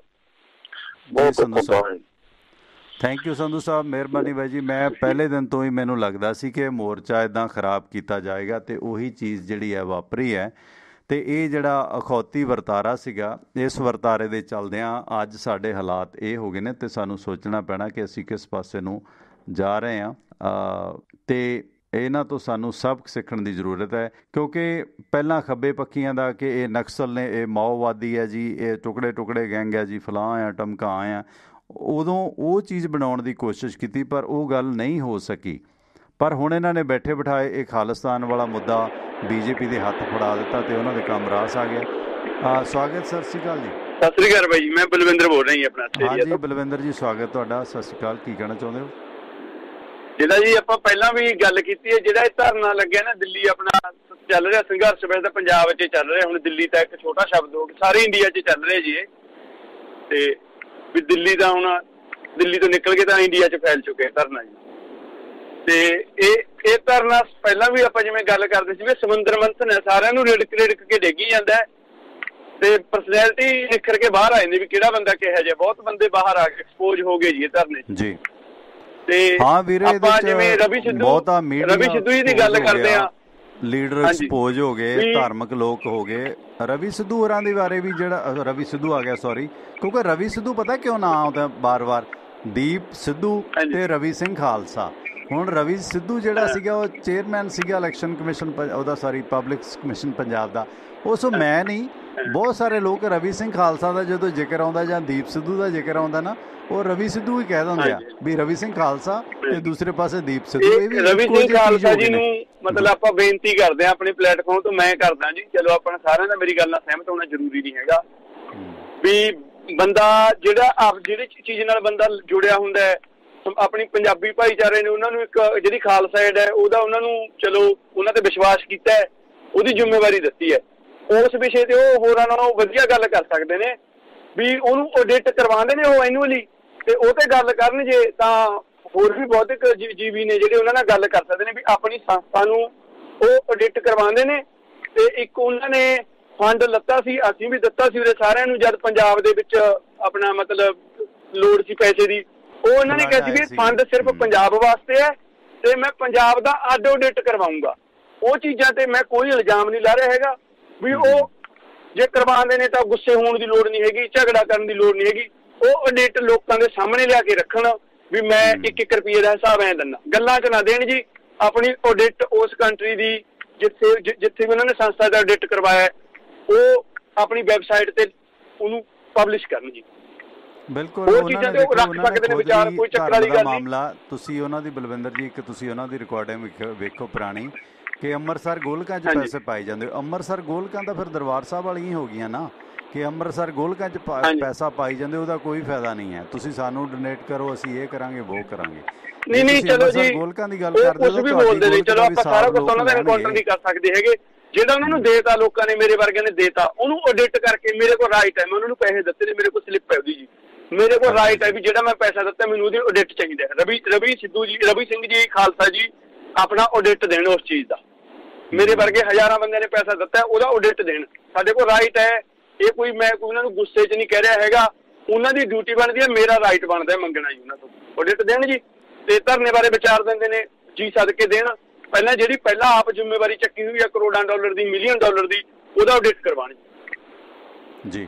ਧੰਨਵਾਦ ਬਾਈ, ਮਿਹਰਬਾਨੀ। ਦੇਖੋ, ਪਾਰਦਰਸ਼ਤਾ ਤਾਂ ਚਾਹੀਦੀ ਹੈ, ਭਾਵੇਂ ਕੋਈ ਵੀ ਅਦਾਰਾ, ਜੇ ਪਾਰਦਰਸ਼ਤਾ ਨਹੀਂ ਆਏਗੀ ਤੇ ਸਵਾਲ ਉੱਠਣਗੇ। ਹਾਲਾਂਕਿ ਰਵੀ ਸਿੰਘ ਹੋਰਾਂ ਬਾਰੇ ਕਈ ਗੱਲਾਂ ਲੋਕੀ ਕਹਿੰਦੇ ਨੇ ਕਿ ਉਹ ਆਪਣੇ ਵੇਜ਼ਸ, ਕਿਉਂਕਿ ਜਿਹੜੀਆਂ NGO ਨੇ ਜਿਹੜੀ ਉਹ ਸੇਵਾ ਕਰਦੇ ਨੇ, ਕੀ ਉਹ ਸੇਵਾ ਫ੍ਰੀ ਕਰਦੇ ਨੇ ਜਾਂ ਆਪਣੀ ਉਹਨਾਂ ਦੀ ਤਨਖਾਹ ਆ, ਜਾਂ ਜਿਹੜੀ ਉਹਨਾਂ ਦੀ ਮੈਨੇਜਮੈਂਟ 'ਚ ਬੰਦੇ ਨੇ ਉਹਨਾਂ ਦੇ ਕੀ ਵੇਜ਼ਸ ਨੇ, ਕਿਉਂਕਿ ਉਹਦੇ 'ਚ ਦੱਸ ਦੇਣ 'ਚ ਕੋਈ ਗੁਨਾਹ ਨਹੀਂ ਹੈ। ਕਿਉਂਕਿ ਜਦੋਂ ਦਰਬਾਰ ਸਾਹਿਬ ਦੇ ਗ੍ਰੰਥੀਆਂ ਦਾ ਇਸ਼ੂ ਉੱਠਿਆ ਸੀਗਾ, ਜਦੋਂ ਸੁਖਵੀਰ ਕਹਿੰਦਾ ਸੀ ਇੱਥੇ ਧਰਨੇ ਲਾਉਣੇ ਗਲਤ ਹੈ, ਇਹ ਤਾਂ ਸ਼ਾਂਤੀ ਦੀ ਜਗ੍ਹਾ ਆ, ਕਿਉਂਕਿ ਜਿਹੜੇ ਗ੍ਰੰਥੀ ਸਿੰਘ ਸੀਗੇ, ਹਜੂਰੀਏ ਰਾਗੀ ਸੀਗੇ ਜਿਹੜੇ, ਉਹ ਕਹਿੰਦੇ ਸੀ ਕਹਿਣ ਨੂੰ ਤਾਂ ਸਾਨੂੰ ਗੁਰੂ ਕਾ ਵਜ਼ੀਰ ਕਹਿੰਦੇ ਨੇ, ਪਰ ਸਾਡੀਆਂ ਤਨਖਾਹਾਂ ਬਹੁਤ ਘੱਟ ਨੇ SGPC ਦੇ ਵਿੱਚ। ਅਤੇ ਇਹ ਜਿਹੜਾ ਵਰਤਾਰਾ ਨਾ, ਕਿ ਦੇਖੋ ਐਡਿਟ ਜਾਂ ਇਹ ਚੀਜ਼ਾਂ ਤਾਂ ਲੋਕ ਭਾਈ ਮੰਗਣਗੇ ਹੀ, ਇਹ ਚੀਜ਼ਾਂ ਤਾਂ ਉੱਠਣਗੀਆਂ। ਜੇ ਤੁਸੀਂ ਦੂਸਰੀਆਂ ਜਥੇਬੰਦੀਆਂ ਦੀ ਗੱਲ ਕਰਦੇ ਹੋ ਕਿ ਨੌਜਵਾਨਾਂ ਨੂੰ ਨਾਲ ਰਹਿਣਾ ਚਾਹੀਦਾ, ਅਤੇ ਤੁਹਾਡੇ ਜਦੋਂ ਤੁਸੀਂ ਉਹਨਾਂ ਦੀ ਐਜੀਟੇਸ਼ਨ 'ਚ, ਹੁਣ ਨੌਜਵਾਨ ਉਹਨਾਂ ਨੇ ਕੋਈ ਮਨਾ ਥੋੜ੍ਹੀ ਕੀਤੇ ਨੇ। ਹੁਣ ਜਿਹੜੀ ਜਥੇਬੰਦੀ ਤੁਸੀਂ ਵੇਖੋ, ਗੁਰਨਾਮ ਸਿੰਘ ਚੜੂਨੀ ਤੋਂ ਵੱਡੇ ਤਾਂ ਨਹੀਂ ਹੋ ਸਕਦੇ ਲੱਖਾ ਸਿਧਾਣਾ ਅਤੇ ਦੀਪ ਸਿੱਧੂ। ਗੁਰਨਾਮ ਸਿੰਘ ਚੜੂਨੀ ਜਦੋਂ ਉਹਨਾਂ ਦੀ ਜਿਹੜੀ ਉਹਨਾਂ ਨੇ ਵਿਚਾਰਧਾਰਾ ਬਣਾਈ ਹੋਈ ਹੈ ਕਿ ਪੋਲੀਟੀਕਲ ਮੰਚ ਨਹੀਂ ਸਾਂਝੇ ਹੋਣੇ ਚਾਹੀਦੇ, ਜੇ ਪੋਲੀਟੀਕਲ ਮੰਚ ਉਹਨਾਂ ਨੇ ਸਾਂਝਾ ਕੀਤਾ, ਉਹਨਾਂ ਨੇ ਗੁਰਨਾਮ ਸਿੰਘ ਚੜੂਨੀ ਨੂੰ ਹਾਸ਼ੀਏ 'ਤੇ ਕੀਤਾ, VM ਸਿੰਘ ਨੂੰ ਕੀਤਾ, ਹਰਪਾਲ ਸਿੰਘਾ ਜਾਂ ਹੋਰਾਂ ਨੇ ਜਿਨ੍ਹਾਂ ਨੇ ਪ੍ਰੋਟੋਕੋਲ ਤੋੜਿਆ ਇੱਕ ਜੋ ਇਹਨਾਂ ਦਾ ਬਣਿਆ ਹੋਇਆ, ਉਹਨਾਂ ਨੇ ਨੋਟਿਸ ਜਾਰੀ ਕੀਤੇ। ਉਹ ਉਸ ਜਥੇਬੰਦੀ ਦਾ ਵਿਧੀ ਵਿਧਾਨ ਹੈ। ਜਿਵੇਂ ਤੁਹਾਡੀ ਜਥੇਬੰਦੀ ਹੈ, ਤੁਸੀਂ ਹੁਣ ਜੇ ਕਹੇ ਕਿ ਮੈਂ ਕਹਾਂ, ਮੈਂ ਭਾਵੇਂ ਲੱਖ ਦੁੱਧ ਧੋਤਾ, ਮੈਂ ਕਹਾਂ ਜੀ ਰਵੀ ਸਿੰਘ ਖਾਲਸਾ ਜੀ ਮੈਨੂੰ ਆਪਣਾ ਤੁਸੀਂ ਮੈਂਬਰ ਬਣਾਓ, ਮੈਨੂੰ ਪੰਜਾਬ ਦਾ ਮੈਨੇਜਰ ਬਣਾਓ, ਤੁਸੀਂ ਬਣਾ ਦੋਗੇ? ਤੁਸੀਂ ਜਿਹੜੀ ਆਪਣੀ ਟੀ-ਸ਼ਰਟ ਵੀ ਦਿੰਦੇ ਹੋ, ਕੀ ਤੁਸੀਂ ਇੱਕਦਮ ਕਿਸੇ ਨੂੰ ਦੇ ਦਿੰਦੇ ਹੋ? ਹਰ ਜਥੇਬੰਦੀ ਦੇ ਕੋਈ ਨਿਯਮ ਹੁੰਦੇ ਨੇ। ਜੇ ਦੀਪ ਸਿੱਧੂ ਜੀ ਦੇ ਲੱਖਾ ਸਿਧਾਣਾ ਤੁਹਾਨੂੰ ਲੱਗਦਾ ਬਹੁਤ ਅੱਛੇ ਨੇ, ਚਲੋ ਲੱਖੇ ਨੂੰ ਛੱਡੋ, ਤੁਸੀਂ ਦੀਪ ਸਿੱਧੂ ਨੂੰ ਆਪਣਾ ਪੰਜਾਬ ਦਾ, ਇੰਡੀਆ ਦਾ ਇੰਚਾਰਜ ਲਾ ਦਿਓ। ਤੁਹਾਡੀ ਸਭ ਤੋਂ ਨੇੜਲੀ ਜਥੇਬੰਦੀ, ਦੀਪ ਹੋਰਾਂ ਦੀ ਸਭ ਤੋਂ ਨੇੜਲੀ ਜਥੇਬੰਦੀ, ਸੁਖਪ੍ਰੀਤ ਸਿੰਘ ਉਦੋਕੇ ਦੀ ਖਾਸਮ ਖਾਸ ਜਥੇਬੰਦੀ ਕਿਸਾਨ ਮਜ਼ਦੂਰ ਸਭਾ, ਸਰਵਣ ਸਿੰਘ ਪੰਧੇਰ ਨੂੰ ਮੈਂ ਪੁੱਛਿਆ ਸੀ ਗਲੋਬਲ ਪੰਜਾਬ 'ਤੇ, ਮੈਂ ਕਿਹਾ ਰਵੀ ਸਿੰਘ ਖਾਲਸਾ ਵੀ ਕਹਿੰਦੇ ਨੇ, ਤੁਸੀਂ ਵੀ ਸਾਰੇ ਲੋਕ ਕਹਿੰਦੇ ਹੋ ਕਿ ਦੀਪ ਸਿੱਧੂ ਜਾਂ ਲੱਖਾ ਸਿਧਾਣਾ ਬਹੁਤ ਵਧੀਆ ਲੀਡਰ ਨੇ, ਤੁਹਾਡੇ ਨਾਲ ਵੀ ਹੋ ਗਏ ਨੇ, ਤੁਸੀਂ ਉਹਨਾਂ ਨੂੰ ਆਪਣੀ ਜਥੇਬੰਦੀ ਸ਼ਾਮਲ ਕਰੋਗੇ? ਕਹਿੰਦੇ ਨਹੀਂ ਜੀ, ਐਦਾਂ ਕਿੱਦਾਂ ਸ਼ਾਮਲ ਕਰ ਲਾਂਗੇ, ਤੁਸੀਂ ਸਾਡੇ ਮੂੰਹ 'ਚ ਕਿਉਂ ਪਾਉਂਦੇ ਹੋ? ਕੋਈ ਜਥੇਬੰਦੀ ਦਾ ਸੰਵਿਧਾਨ ਹੁੰਦਾ ਭਾਈ ਪੰਧੇਰ ਸਾਹਿਬ, ਤੁਹਾਡਾ ਹੀ ਸੰਵਿਧਾਨ ਹੈ, ਬਾਕੀ 43 ਦਾ ਕੋਈ ਸੰਵਿਧਾਨ ਨਹੀਂ। ਰਵੀ ਸਿੰਘ ਜੀ, ਡਬਲ ਗੱਲ ਨਹੀਂ ਹੋਣੀ ਚਾਹੀਦੀ, ਭਾਵੇਂ ਕੋਈ ਵੀ ਹੈ। ਸਵਾਗਤ ਸਰ, ਵੈਲਕਮ, ਤੁਸੀਂ ਆਨਰ ਹੋ। ਬਾਈ ਜੀ ਤੁਸੀਂ ਆਨਰ ਹੋ ਨਿਊਜ਼ੀਲੈਂਡ ਨੰਬਰ। ਸਤਿ ਸ਼੍ਰੀ ਅਕਾਲ ਜੀ। ਸਤਿ ਸ਼੍ਰੀ ਅਕਾਲ ਜੀ, ਕੌਣ ਬੋਲ ਰਹੇ ਹੋ? ਮੈਂ ਗੁਰਦੀਪ ਸਿੰਘ ਬੋਲ ਰਿਹਾ ਜੀ, ਨਿਊ ਜਰਸੀ ਤੋਂ। ਤੇ ਤੁਹਾਨੂੰ ਗੁਜ਼ਾਰਿਸ਼ ਹੈ ਜੀ, ਪਿੱਛੇ ਜੇ ਇੱਕ ਸੀਰੀਅਲ ਚੱਲਦਾ ਹੁੰਦਾ ਸੀਗਾ ਆਪਣੇ ਹਿੰਦੀ ਚੈਨਲ ਦੇ ਉੱਤੇ ਚੰਦਰ ਗੁਪਤ ਮੌਰੀਆ ਦਾ, ਉਹਦੇ ਜਦੋਂ ਘੜ ਕੇ ਨਾ ਰਾਜੇ ਪੋਰਸ ਨੂੰ ਮਾਰਨ ਦਾ ਇਹਨਾਂ ਨੇ ષਡਯੰਤਰ ਰਚਦਾ ਆ, ਉੱਥੋਂ ਉਹਨਾਂ ਨੇ ਬੰਦ ਕਰ ਦਿੱਤਾ, ਉਦੋਂ ਅੱਗੇ ਦਿਖਾਇਆ ਨਹੀਂ ਸੀ। ਜੇ ਤੁਹਾਨੂੰ ਕੋਈ ਉਹਦੀ ਨੌਲੇਜ ਹੋਵੇ ਤਾਂ ਕਿਤੇ ਪਲੀਜ਼ ਉਹਦੇ ਬਾਰੇ ਦੱਸਿਓ। ਮੇਰੇ ਕੋਲ ਹੈਗਾ, ਮੈਂ ਪਹਿਲਾਂ ਅੱਗੇ ਜਾ ਕੇ ਸੀ ਰਾਜੇ ਪੋਰਸ ਤੇ ਮੈਂ ਪੂਰਾ 7-8 ਦਿਨ ਲਗਾਤਾਰ ਪ੍ਰੋਗਰਾਮ ਕੀਤਾ ਸੀਗਾ। ਰਾਜੇ ਪੋਰਸ ਦਾ ਕੀ ਹਸ਼ਰ ਹੁੰਦਾ, ਕਿਵੇਂ ਚਣਕਿਆ ਦਰੋਣਾਚਾਰੀਆ ਜਾਂ ਕਿਵੇਂ ਉਹਦਾ ਰਾਜ ਭਾਗ ਖਤਮ ਕਰਦੇ ਨੇ, ਤੇ ਉਹ ਬਹੁਤ ਮਾੜੀ ਕਹਾਣੀ ਹੈ। ਮੈਨੂੰ ਪਤਾ ਨਹੀਂ ਉਹ ਚੰਨ ਪ੍ਰਦੇਸੀ ਤੇ ਨਾ ਉਹਦੇ ਤੇ ਕੀਤਾ ਸੀ ਮੈਂ ਆਪਣਾ ਰੇਡੀਓ ਪੰਜਾਬ ਤੇ, ਉਹ ਰਿਕਾਰਡਿੰਗ ਸ਼ਾਇਦ ਕਿਤੇ ਹੋਵੇ। ਕੋਈ ਨਹੀਂ, ਰਾਜੇ ਪੋਰਸ ਤੇ ਆਪਾਂ ਲੜੀ ਜਲਦ ਸ਼ੁਰੂ ਕਰਾਂਗੇ ਵੀਰ, ਸੁਣਦੇ ਜਾਇਓ। ਉਹ ਤੁਹਾਨੂੰ ਮੇਰਾ ਨੰਬਰ ਤੁਸੀਂ ਪਰਸਨਲੀ ਲੈ ਲਓ, ਮੈਨੂੰ ਵਟਸਐਪ ਕਰ ਦਿਓ ਇਹਦੇ ਤੇ ਜ਼ਰੂਰ ਤੁਹਾਨੂੰ ਅਪਡੇਟ ਮੈਂ ਦੇਵਾਂਗਾ। ਹਾਂਜੀ, ਦੂਜਾ ਇਹ ਹੈ ਵੀ ਜਿਹੜਾ ਤੁਸੀਂ ਹੁਣ ਗੱਲ ਵੀ ਕਰ ਰਹੇ ਸੀ ਆਪਣੇ ਰਵੀ ਖਾਲਸਾ ਦੀ ਜਾਂ ਲੱਖਾ ਸਿਧਾਣਾ ਦਾ, ਇਹ ਜਿੰਨੀਆਂ ਵੀ ਹੋਰ ਜਥੇਬੰਦੀਆਂ ਸਿੱਖ ਜਥੇਬੰਦੀਆਂ ਬਨਾਮ ਕਾਮਰੇਡ, ਇਹ ਕੀ ਆਪਣੇ ਆਪ ਨੂੰ ਇੱਦਾਂ ਜਿੱਦਾਂ ਕੋਈ ਬੰਦਾ ਲੁੱਟ ਵੀ ਹੋ ਗਿਆ ਹੁੰਦਾ, ਇਸ ਤਰ੍ਹਾਂ ਨਹੀਂ ਸਮਝਦੇ ਰਹੇ ਕਿ ਅਸੀਂ ਤੇ ਇਹਨਾਂ ਦੇ ਜਿਹੜੀਆਂ ਕਿਸਾਨ ਜਥੇਬੰਦੀਆਂ ਜਾਂ ਜਿਹਨਾਂ ਨੂੰ ਕਾਮਰੇਡ ਕਹਿੰਦੇ ਉਹਨਾਂ ਦੇ ਵਲੰਟੀਅਰ ਬਣ ਕੇ ਨਹੀਂ ਲੜਦੇ ਰਹੇ ਤੇ ਸਾਨੂੰ ਤਾਂ ਨਾ ਉਹਨਾਂ ਨੇ ਲੀਡਰਸ਼ਿਪ ਵਿੱਚ ਕੋਈ ਹਿੱਸਾ ਦਿੱਤਾ ਤੇ ਨਾ ਸਾਡੇ ਥੱਲੇ ਕੁਛ ਪਿਆ। ਇਹਨਾਂ ਨੂੰ ਇਸ ਤਰ੍ਹਾਂ ਜੋ ਮੈਨੂੰ ਇਹਦੇ ਤੋਂ ਜੱਜਮੈਂਟ ਹੋ ਰਹੀ ਹੈ ਕਿ ਜਿੱਦਾਂ 1947 ਤੋਂ ਪਹਿਲਾਂ ਸਿੱਖ ਵਲੰਟੀਅਰ ਬਣ ਕੇ ਲੜਦੇ ਰਹੇ ਤੇ ਰਾਜ ਕਿਸੇ ਹੋਰ ਦੇ ਹੱਥ 'ਚ ਚਲੇ ਗਿਆ, ਇਹ ਵੀ ਹੁਣ ਆਪਣੇ ਆਪ ਨੂੰ ਇੱਕ ਲੁੱਟੇ ਨਹੀਂ ਸਮਝਦੇ ਜੀ। ਕਿਹੜੀਆਂ ਜਥੇਬੰਦੀਆਂ ਆਪਣੇ ਆਪ ਨੂੰ ਲੁੱਟੇ ਸਮਝਦੀਆਂ ਜੀ? ਆਪਣਾ ਸਿੱਖ ਨੌਜਵਾਨ ਜਿੱਦਾਂ ਰਵੀ ਖਾਲਸਾ ਜਾਂ ਲੱਖਾ ਸਿਧਾਣਾ ਜਾਂ ਰਵੀ ਸਿੱਧੂ ਵਾਲਾ ਗਰੁੱਪ ਆ, ਦੀਪ ਸਿੱਧੂ ਵਾਲਾ ਜਿਹੜਾ ਗਰੁੱਪ ਆ, ਇਹ ਸਾਰੇ ਜਿੰਨੇ ਕਾਮਰੇਡ ਬਨਾਮ ਸਿੱਖ ਜਿਹੜਾ ਤੁਸੀਂ ਕਹਿੰਦੇ ਚੱਲਦਾ, ਜਿਹੜੇ ਸਿੱਖ ਆ ਉਹ ਆਪਣੇ ਆਪ ਨੂੰ ਇਸ ਤਰ੍ਹਾਂ ਨਹੀਂ ਜਥੇਬੰਦੀਆਂ ਸਮਝ ਰਹੀਆਂ ਕਿ ਅਸੀਂ ਕਾਮਰੇਡਾਂ ਤੋਂ ਵਲੰਟੀਅਰ ਬਣ ਕੇ ਲੁੱਟ ਹੋ ਗਏ। ਨਹੀਂ, ਏਦਾਂ ਦੀ ਕੋਈ ਗੱਲ ਨਹੀਂ, ਮੈਂ ਐਕਸਪਲੇਨ ਕਰਦਾ। Thank you. ਅਸਲ ਦੇ ਵਿੱਚ ਮਿਹਰਬਾਨੀ, ਹਾਂ ਥੈਂਕ ਯੂ ਬਾਈ ਜੀ। ਅਸਲ ਦੇ ਵਿੱਚ ਜਿਹੜੀ ਸਿੱਖ ਲੀਡਰਸ਼ਿਪ ਹੈ ਨਾ, ਉਹ ਆਪਣਾ ਕੇਡਰ ਵਿਸ਼ਵਾਸ ਹੀ ਨਹੀਂ ਕਰ ਸਕੀ। ਆਪਾਂ ਸੁਰਿੰਦਰ ਸਿੰਘ ਹੋਰਾਂ ਨੂੰ ਵੀ ਨਾਲ ਜੋੜਦੇ ਹਾਂ ਇਸ ਮਾਮਲੇ 'ਚ, ਕਿਉਂਕਿ ਸਿੱਖ ਸੰਘਰਸ਼ 'ਚ ਬੜਾ ਲੰਮਾ ਸਮਾਂ ਇਹ ਵੀ ਜੁੜੇ ਰਹੇ ਨੇ। ਇਸੇ ਸਵਾਲ ਤੋਂ ਸ਼ੁਰੂਆਤ ਆਪਾਂ ਕਰਦੇ ਹਾਂ, ਬਹੁਤ ਵਧੀਆ ਸਵਾਲ ਹੈ। ਸੁਰਿੰਦਰ ਬਾਈ ਜੀ ਸਤਿ ਸ਼੍ਰੀ ਅਕਾਲ, ਤੁਸੀਂ ਆਨਰ ਹੋ। ਸਤਿ ਸ਼੍ਰੀ ਅਕਾਲ ਟਵਾਣਾ ਸਾਹਿਬ, ਮਿਹਰਬਾਨੀ। ਸੁਰਿੰਦਰ ਬਾਈ ਜੀ, ਇੱਕ ਸਵਾਲ ਆਇਆ ਸੀ ਬਾਈ ਜੀ ਦਾ ਬਹੁਤ ਸੋਹਣਾ, ਇਸ ਤੋਂ ਬਾਅਦ ਆਪਾਂ ਰਾਜਨੀਤਿਕ ਚਰਚਾ ਕਿਉਂਕਿ ਇਹਦੇ ਨਾਲ ਹੀ ਜੁੜਦੀ ਹੈ। ਇਹ ਸਵਾਲ ਸੀ ਬਾਈ ਜੀ ਦਾ ਨਿਊਯਾਰਕ ਤੋਂ, ਕਹਿੰਦੇ ਵੀ ਕੁਝ ਸਿੱਖ ਜਥੇਬੰਦੀਆਂ ਜਾਂ ਸਿੱਖ ਲੋਕ ਜਿਹੜੇ ਕਾਮਰੇਡਾਂ ਨਾਲ ਬਾਹਲਾ ਰਾਬਤਾ ਨਹੀਂ ਰੱਖਦੇ, ਆਪਣੇ ਆਪ ਨੂੰ ਸਿੱਖ ਕਹਾਉਣ 'ਚ ਫਖਰ ਮਹਿਸੂਸ ਕਰਦੇ ਨੇ, ਉਹ ਲੱਖਾ ਸਿਧਾਣਾ ਹੋਵੇ ਭਾਵੇਂ, ਜਾਂ ਦੀਪ ਸਿੱਧੂ ਹੋਵੇ, ਜਾਂ ਰਵੀ ਸਿੰਘ ਖਾਲਸਾ ਹੋਵੇ, ਜਾਂ ਵਿਦੇਸ਼ ਬੈਠੇ ਕੋਈ ਸਿੱਖ ਜਿਹੜੇ ਇਸ ਕਿਸਾਨ ਸੰਘਰਸ਼ ਦੇ ਵਿੱਚ ਬਹੁਤ ਮਦਦ ਕਰਦੇ ਰਹੇ ਨੇ ਜਿੰਨਾ ਉਹਨਾਂ ਦਾ ਵਿੱਤ ਸੀਗਾ। ਕਹਿੰਦੇ ਉਹ ਹੁਣ ਆਪਣੇ ਆਪ ਨੂੰ ਲੁੱਟੇ ਨਹੀਂ ਮਹਿਸੂਸ ਕਰਦੇ ਕਿ ਉਹਨਾਂ ਦੀ ਜਿਹੜੀ ਸਾਰੀ ਅਗਵਾਈ ਆ ਉਹ ਕਾਮਰੇਡ ਧਿਰਾਂ ਕਰ ਰਹੀਆਂ ਨੇ। ਹੁਣ ਤੁਸੀਂ ਥੋੜ੍ਹਾ ਜਿਹਾ ਐਕਸਪਲੇਨ ਕਰੋ ਕਿ ਇਹ ਜਿਹੜੀਆਂ 43 ਜਥੇਬੰਦੀਆਂ ਨੇ, ਇਹਨਾਂ 'ਚ ਕਿੰਨੇ ਕੁ ਕਾਮਰੇਡ ਨੇ ਅਤੇ ਕਿੰਨੇ ਕੁ ਸਿੱਖ ਨੇ, ਅਤੇ ਕਾਮਰੇਡ ਹੋਣਾ ਵੀ ਕੋਈ ਗੁਨਾਹ ਨਹੀਂ ਹੈ। ਜੇ ਤਾਂ ਉਹ ਤੁਹਾਡੇ ਹਿੱਤ ਵੇਚਦੇ ਨੇ ਤਾਂ ਮੈਂ ਕਹਿੰਦਾ ਮਾਰੋ 4 ਛਿੱਤਰ, ਉਹਨਾਂ ਨੂੰ ਲਾਂਭੇ ਕਰੋ। ਜੇ ਉਹ ਸਮਝੌਤਾ ਕਰਕੇ ਭੱਜਦੇ ਨੇ, ਕਿਉਂਕਿ ਸਥਿਤੀ ਇਹ ਬਣ ਗਈ ਹੈ ਕਿ ਜਿਹੜਾ ਵੀ ਲੀਡਰ ਸਮਝੌਤਾ ਕਰੇਗਾ ਕੁਛ ਹੇਰ ਫੇਰ ਦੇ ਨਾਲ, ਅਤੇ ਉਹ ਪੰਜਾਬ ਬਣਨ ਜੋਗਾ ਨਹੀਂ ਰਹੇਗਾ। ਇਹ ਗੱਲ ਸੱਚ ਹੈ। ਲੀਡਰ ਵੀ ਹੁਣ ਫਸੇ ਹੋਏ ਨੇ, ਹੁਣ ਵਿਕਣ ਵਿਕਾਉਣ ਵਾਲੀ ਗੱਲ ਹੈ ਨਹੀਂ ਹੈ। ਅਤੇ ਕੀ ਇਹ ਸਾਰੇ ਦੀਆਂ ਸਾਰੀਆਂ 43 ਜਥੇਬੰਦੀਆਂ ਕੀ ਇਹ ਕਾਮਰੇਡ ਨੇ? ਕੀ ਕਾਮਰੇਡ ਹੋਣਾ ਕੋਈ ਚੋਰ ਚੱਕੇ ਵਾਲੀ ਗੱਲ ਹੈ? ਇਹ ਸਿੱਖ ਜਥੇਬੰਦੀਆਂ ਕਿਉਂ ਇਹ ਮਹਿਸੂਸ ਕਰ ਰਹੀਆਂ ਨੇ ਕਿ ਅਸੀਂ ਲੁੱਟੇ ਮਹਿਸੂਸ ਕਰ ਰਹੇ ਹਾਂ? ਪਰ ਹੈਰਾਨੀ ਦੀ ਗੱਲ ਇਹ ਵੀ ਹੈ ਕਿ ਬਲੂ ਸਟਾਰ ਆਪਰੇਸ਼ਨ 'ਤੇ ਸੰਤ ਜਰਨੈਲ ਸਿੰਘ ਭਿੰਡਰਾਂ ਵਾਲਿਆਂ ਨਾਲ ਆਖਰੀ ਮੁਲਾਕਾਤ ਕਰਨ ਵਾਲੇ ਪੱਤਰਕਾਰ ਬਾਈ ਜੀ ਕੀ ਨਾਂ ਜਿਹਨਾਂ ਨੇ ਹੁਣ ਅੱਜ ਕੱਲ੍ਹ ਦਾੜੀ ਪ੍ਰਕਾਸ਼ ਕੀਤੀ ਹੋਈ ਹੈ, UNI ਦੇ ਸੀਗੇ, ਜਸਪਾਲ ਸਿੰਘ ਸਿੱਧੂ, ਉਹ ਵੀ ਕਹਿੰਦੇ ਸੀ, ਕਹਿੰਦੇ ਇਹ ਸਿੱਖ ਅਫਸੋਸ ਤਾਂ ਕਰਦੇ ਨੇ ਸਿੱਖ ਲੀਡਰ, ਪਰ ਇਹ ਰੰਜਿਸ਼ 'ਚ ਨੇ ਕਿਉਂਕਿ ਇਹ ਕੇਡਰ ਨਹੀਂ ਆਪਣਾ ਕਾਇਮ ਕਰ ਸਕੇ। ਹੁਣ ਜੇ ਉਗਰਾਹਾਂ ਦੇ ਨਾਲ ਉਹ ਮੰਨਦਾ ਕਿ ਠੀਕ ਹੈ ਮੇਰੀ ਵਿਚਾਰਧਾਰਾ ਕਾਮਰੇਡ ਆ, ਮੈਂ ਸਿੱਖੀ ਦਾ ਬਹੁਤ ਸਤਿਕਾਰ ਕਰਦਾ, ਮੇਰੀਆਂ 2 ਧਿਆਣੀਆਂ, ਮੇਰੀ ਵਾਈਫ ਗੁਰਸਿੱਖ ਨੇ, ਵਾਈਫ ਤਾਂ ਹੈ ਨਹੀਂ ਚਲੋ ਉਹਨਾਂ ਦੇ, ਹਰ ਉਹਨਾਂ ਦਾ ਕਾਰਜ ਗੁਰੂ ਗ੍ਰੰਥ ਸਾਹਿਬ ਦੇ ਹਿਸਾਬ ਦੇ ਨਾਲ ਹੁੰਦਾ ਹੈ। ਕਾਮਰੇਡ ਵਿਚਾਰਧਾਰਾ ਰੱਖਣੀ ਕੋਈ ਗੁਨਾਹ ਨਹੀਂ ਹੈ। ਕਾਮਰੇਡ ਵੀ ਇੱਕ ਤਰਕ ਹੈ, ਜੋ ਤਰਕ ਗੁਰੂ ਨਾਨਕ ਸਾਹਿਬ ਨੇ ਦਿੱਤਾ ਸੀਗਾ। ਉਹ ਭਾਵੇਂ ਹਰਿਦੁਆਰ ਗਏ, ਉੱਥੇ ਪਾਣੀ ਆਪਣੇ ਖੇਤਾਂ ਨੂੰ ਲਾਇਆ ਸੂਰਜ ਨੂੰ ਦੇਣ ਦੀ ਬਜਾਏ। ਗੁਰਬਾਣੀ ਇੱਕ ਧਰਮ ਦਾ ਤਰਕ ਦਾ ਫਲਸਫਾ ਹੈ। ਕਰਾਮਾਤ ਦਾ ਨਹੀਂ ਹੈ ਜੋ ਕੁਝ ਤੁਹਾਡੀਆਂ ਸੰਸਥਾਵਾਂ ਨੇ ਬਣਾ ਦਿੱਤਾ। ਇਹ ਜਿਹੜੇ ਸਿੱਖ ਲੋਕ ਨੇ, ਕਿਉਂਕਿ ਅਸਲ ਦੇ ਵਿੱਚ ਜਿਵੇਂ ਨਵਾਂ ਜਮਾਨਾ ਅਖਬਾਰ ਸੀਗਾ, ਮੂਵਮੈਂਟ ਦੇ ਟਾਈਮ ਜਿਹੜੀਆਂ ਕਾਮਰੇਡ ਕਹਾਉਂਦੀਆਂ ਜਥੇਬੰਦੀਆਂ ਨੇ, ਉਹਨਾਂ ਦੇ ਵਿੱਚ ਭਾਵੇਂ ਜਿਹੜੇ ਮੌਜੂਦਾ ਕੀ ਨਾਂ ਸਰਦਾਰ ਅਜਮੇਰ ਸਿੰਘ ਵੀ ਨੇ, ਉਹ ਵੀ ਉਦੋਂ ਕਾਮਰੇਡ, ਕੱਟੜ ਕਾਮਰੇਡ ਸੀਗੇ, ਹੋਰ ਬਹੁਤ ਕੱਟੜ ਕਾਮਰੇਡ ਸੀਗੇ। ਇਹ ਜਿਹੜਾ ਕਾਮਰੇਡ ਬਨਾਮ ਸਿੱਖ ਦੀ ਨਫ਼ਰਤ ਹੈ, ਇਹਦੇ 'ਚ ਕੁਛ ਸਿੱਖ ਲੁੱਟੇ ਮਹਿਸੂਸ ਕਰਦੇ ਨੇ।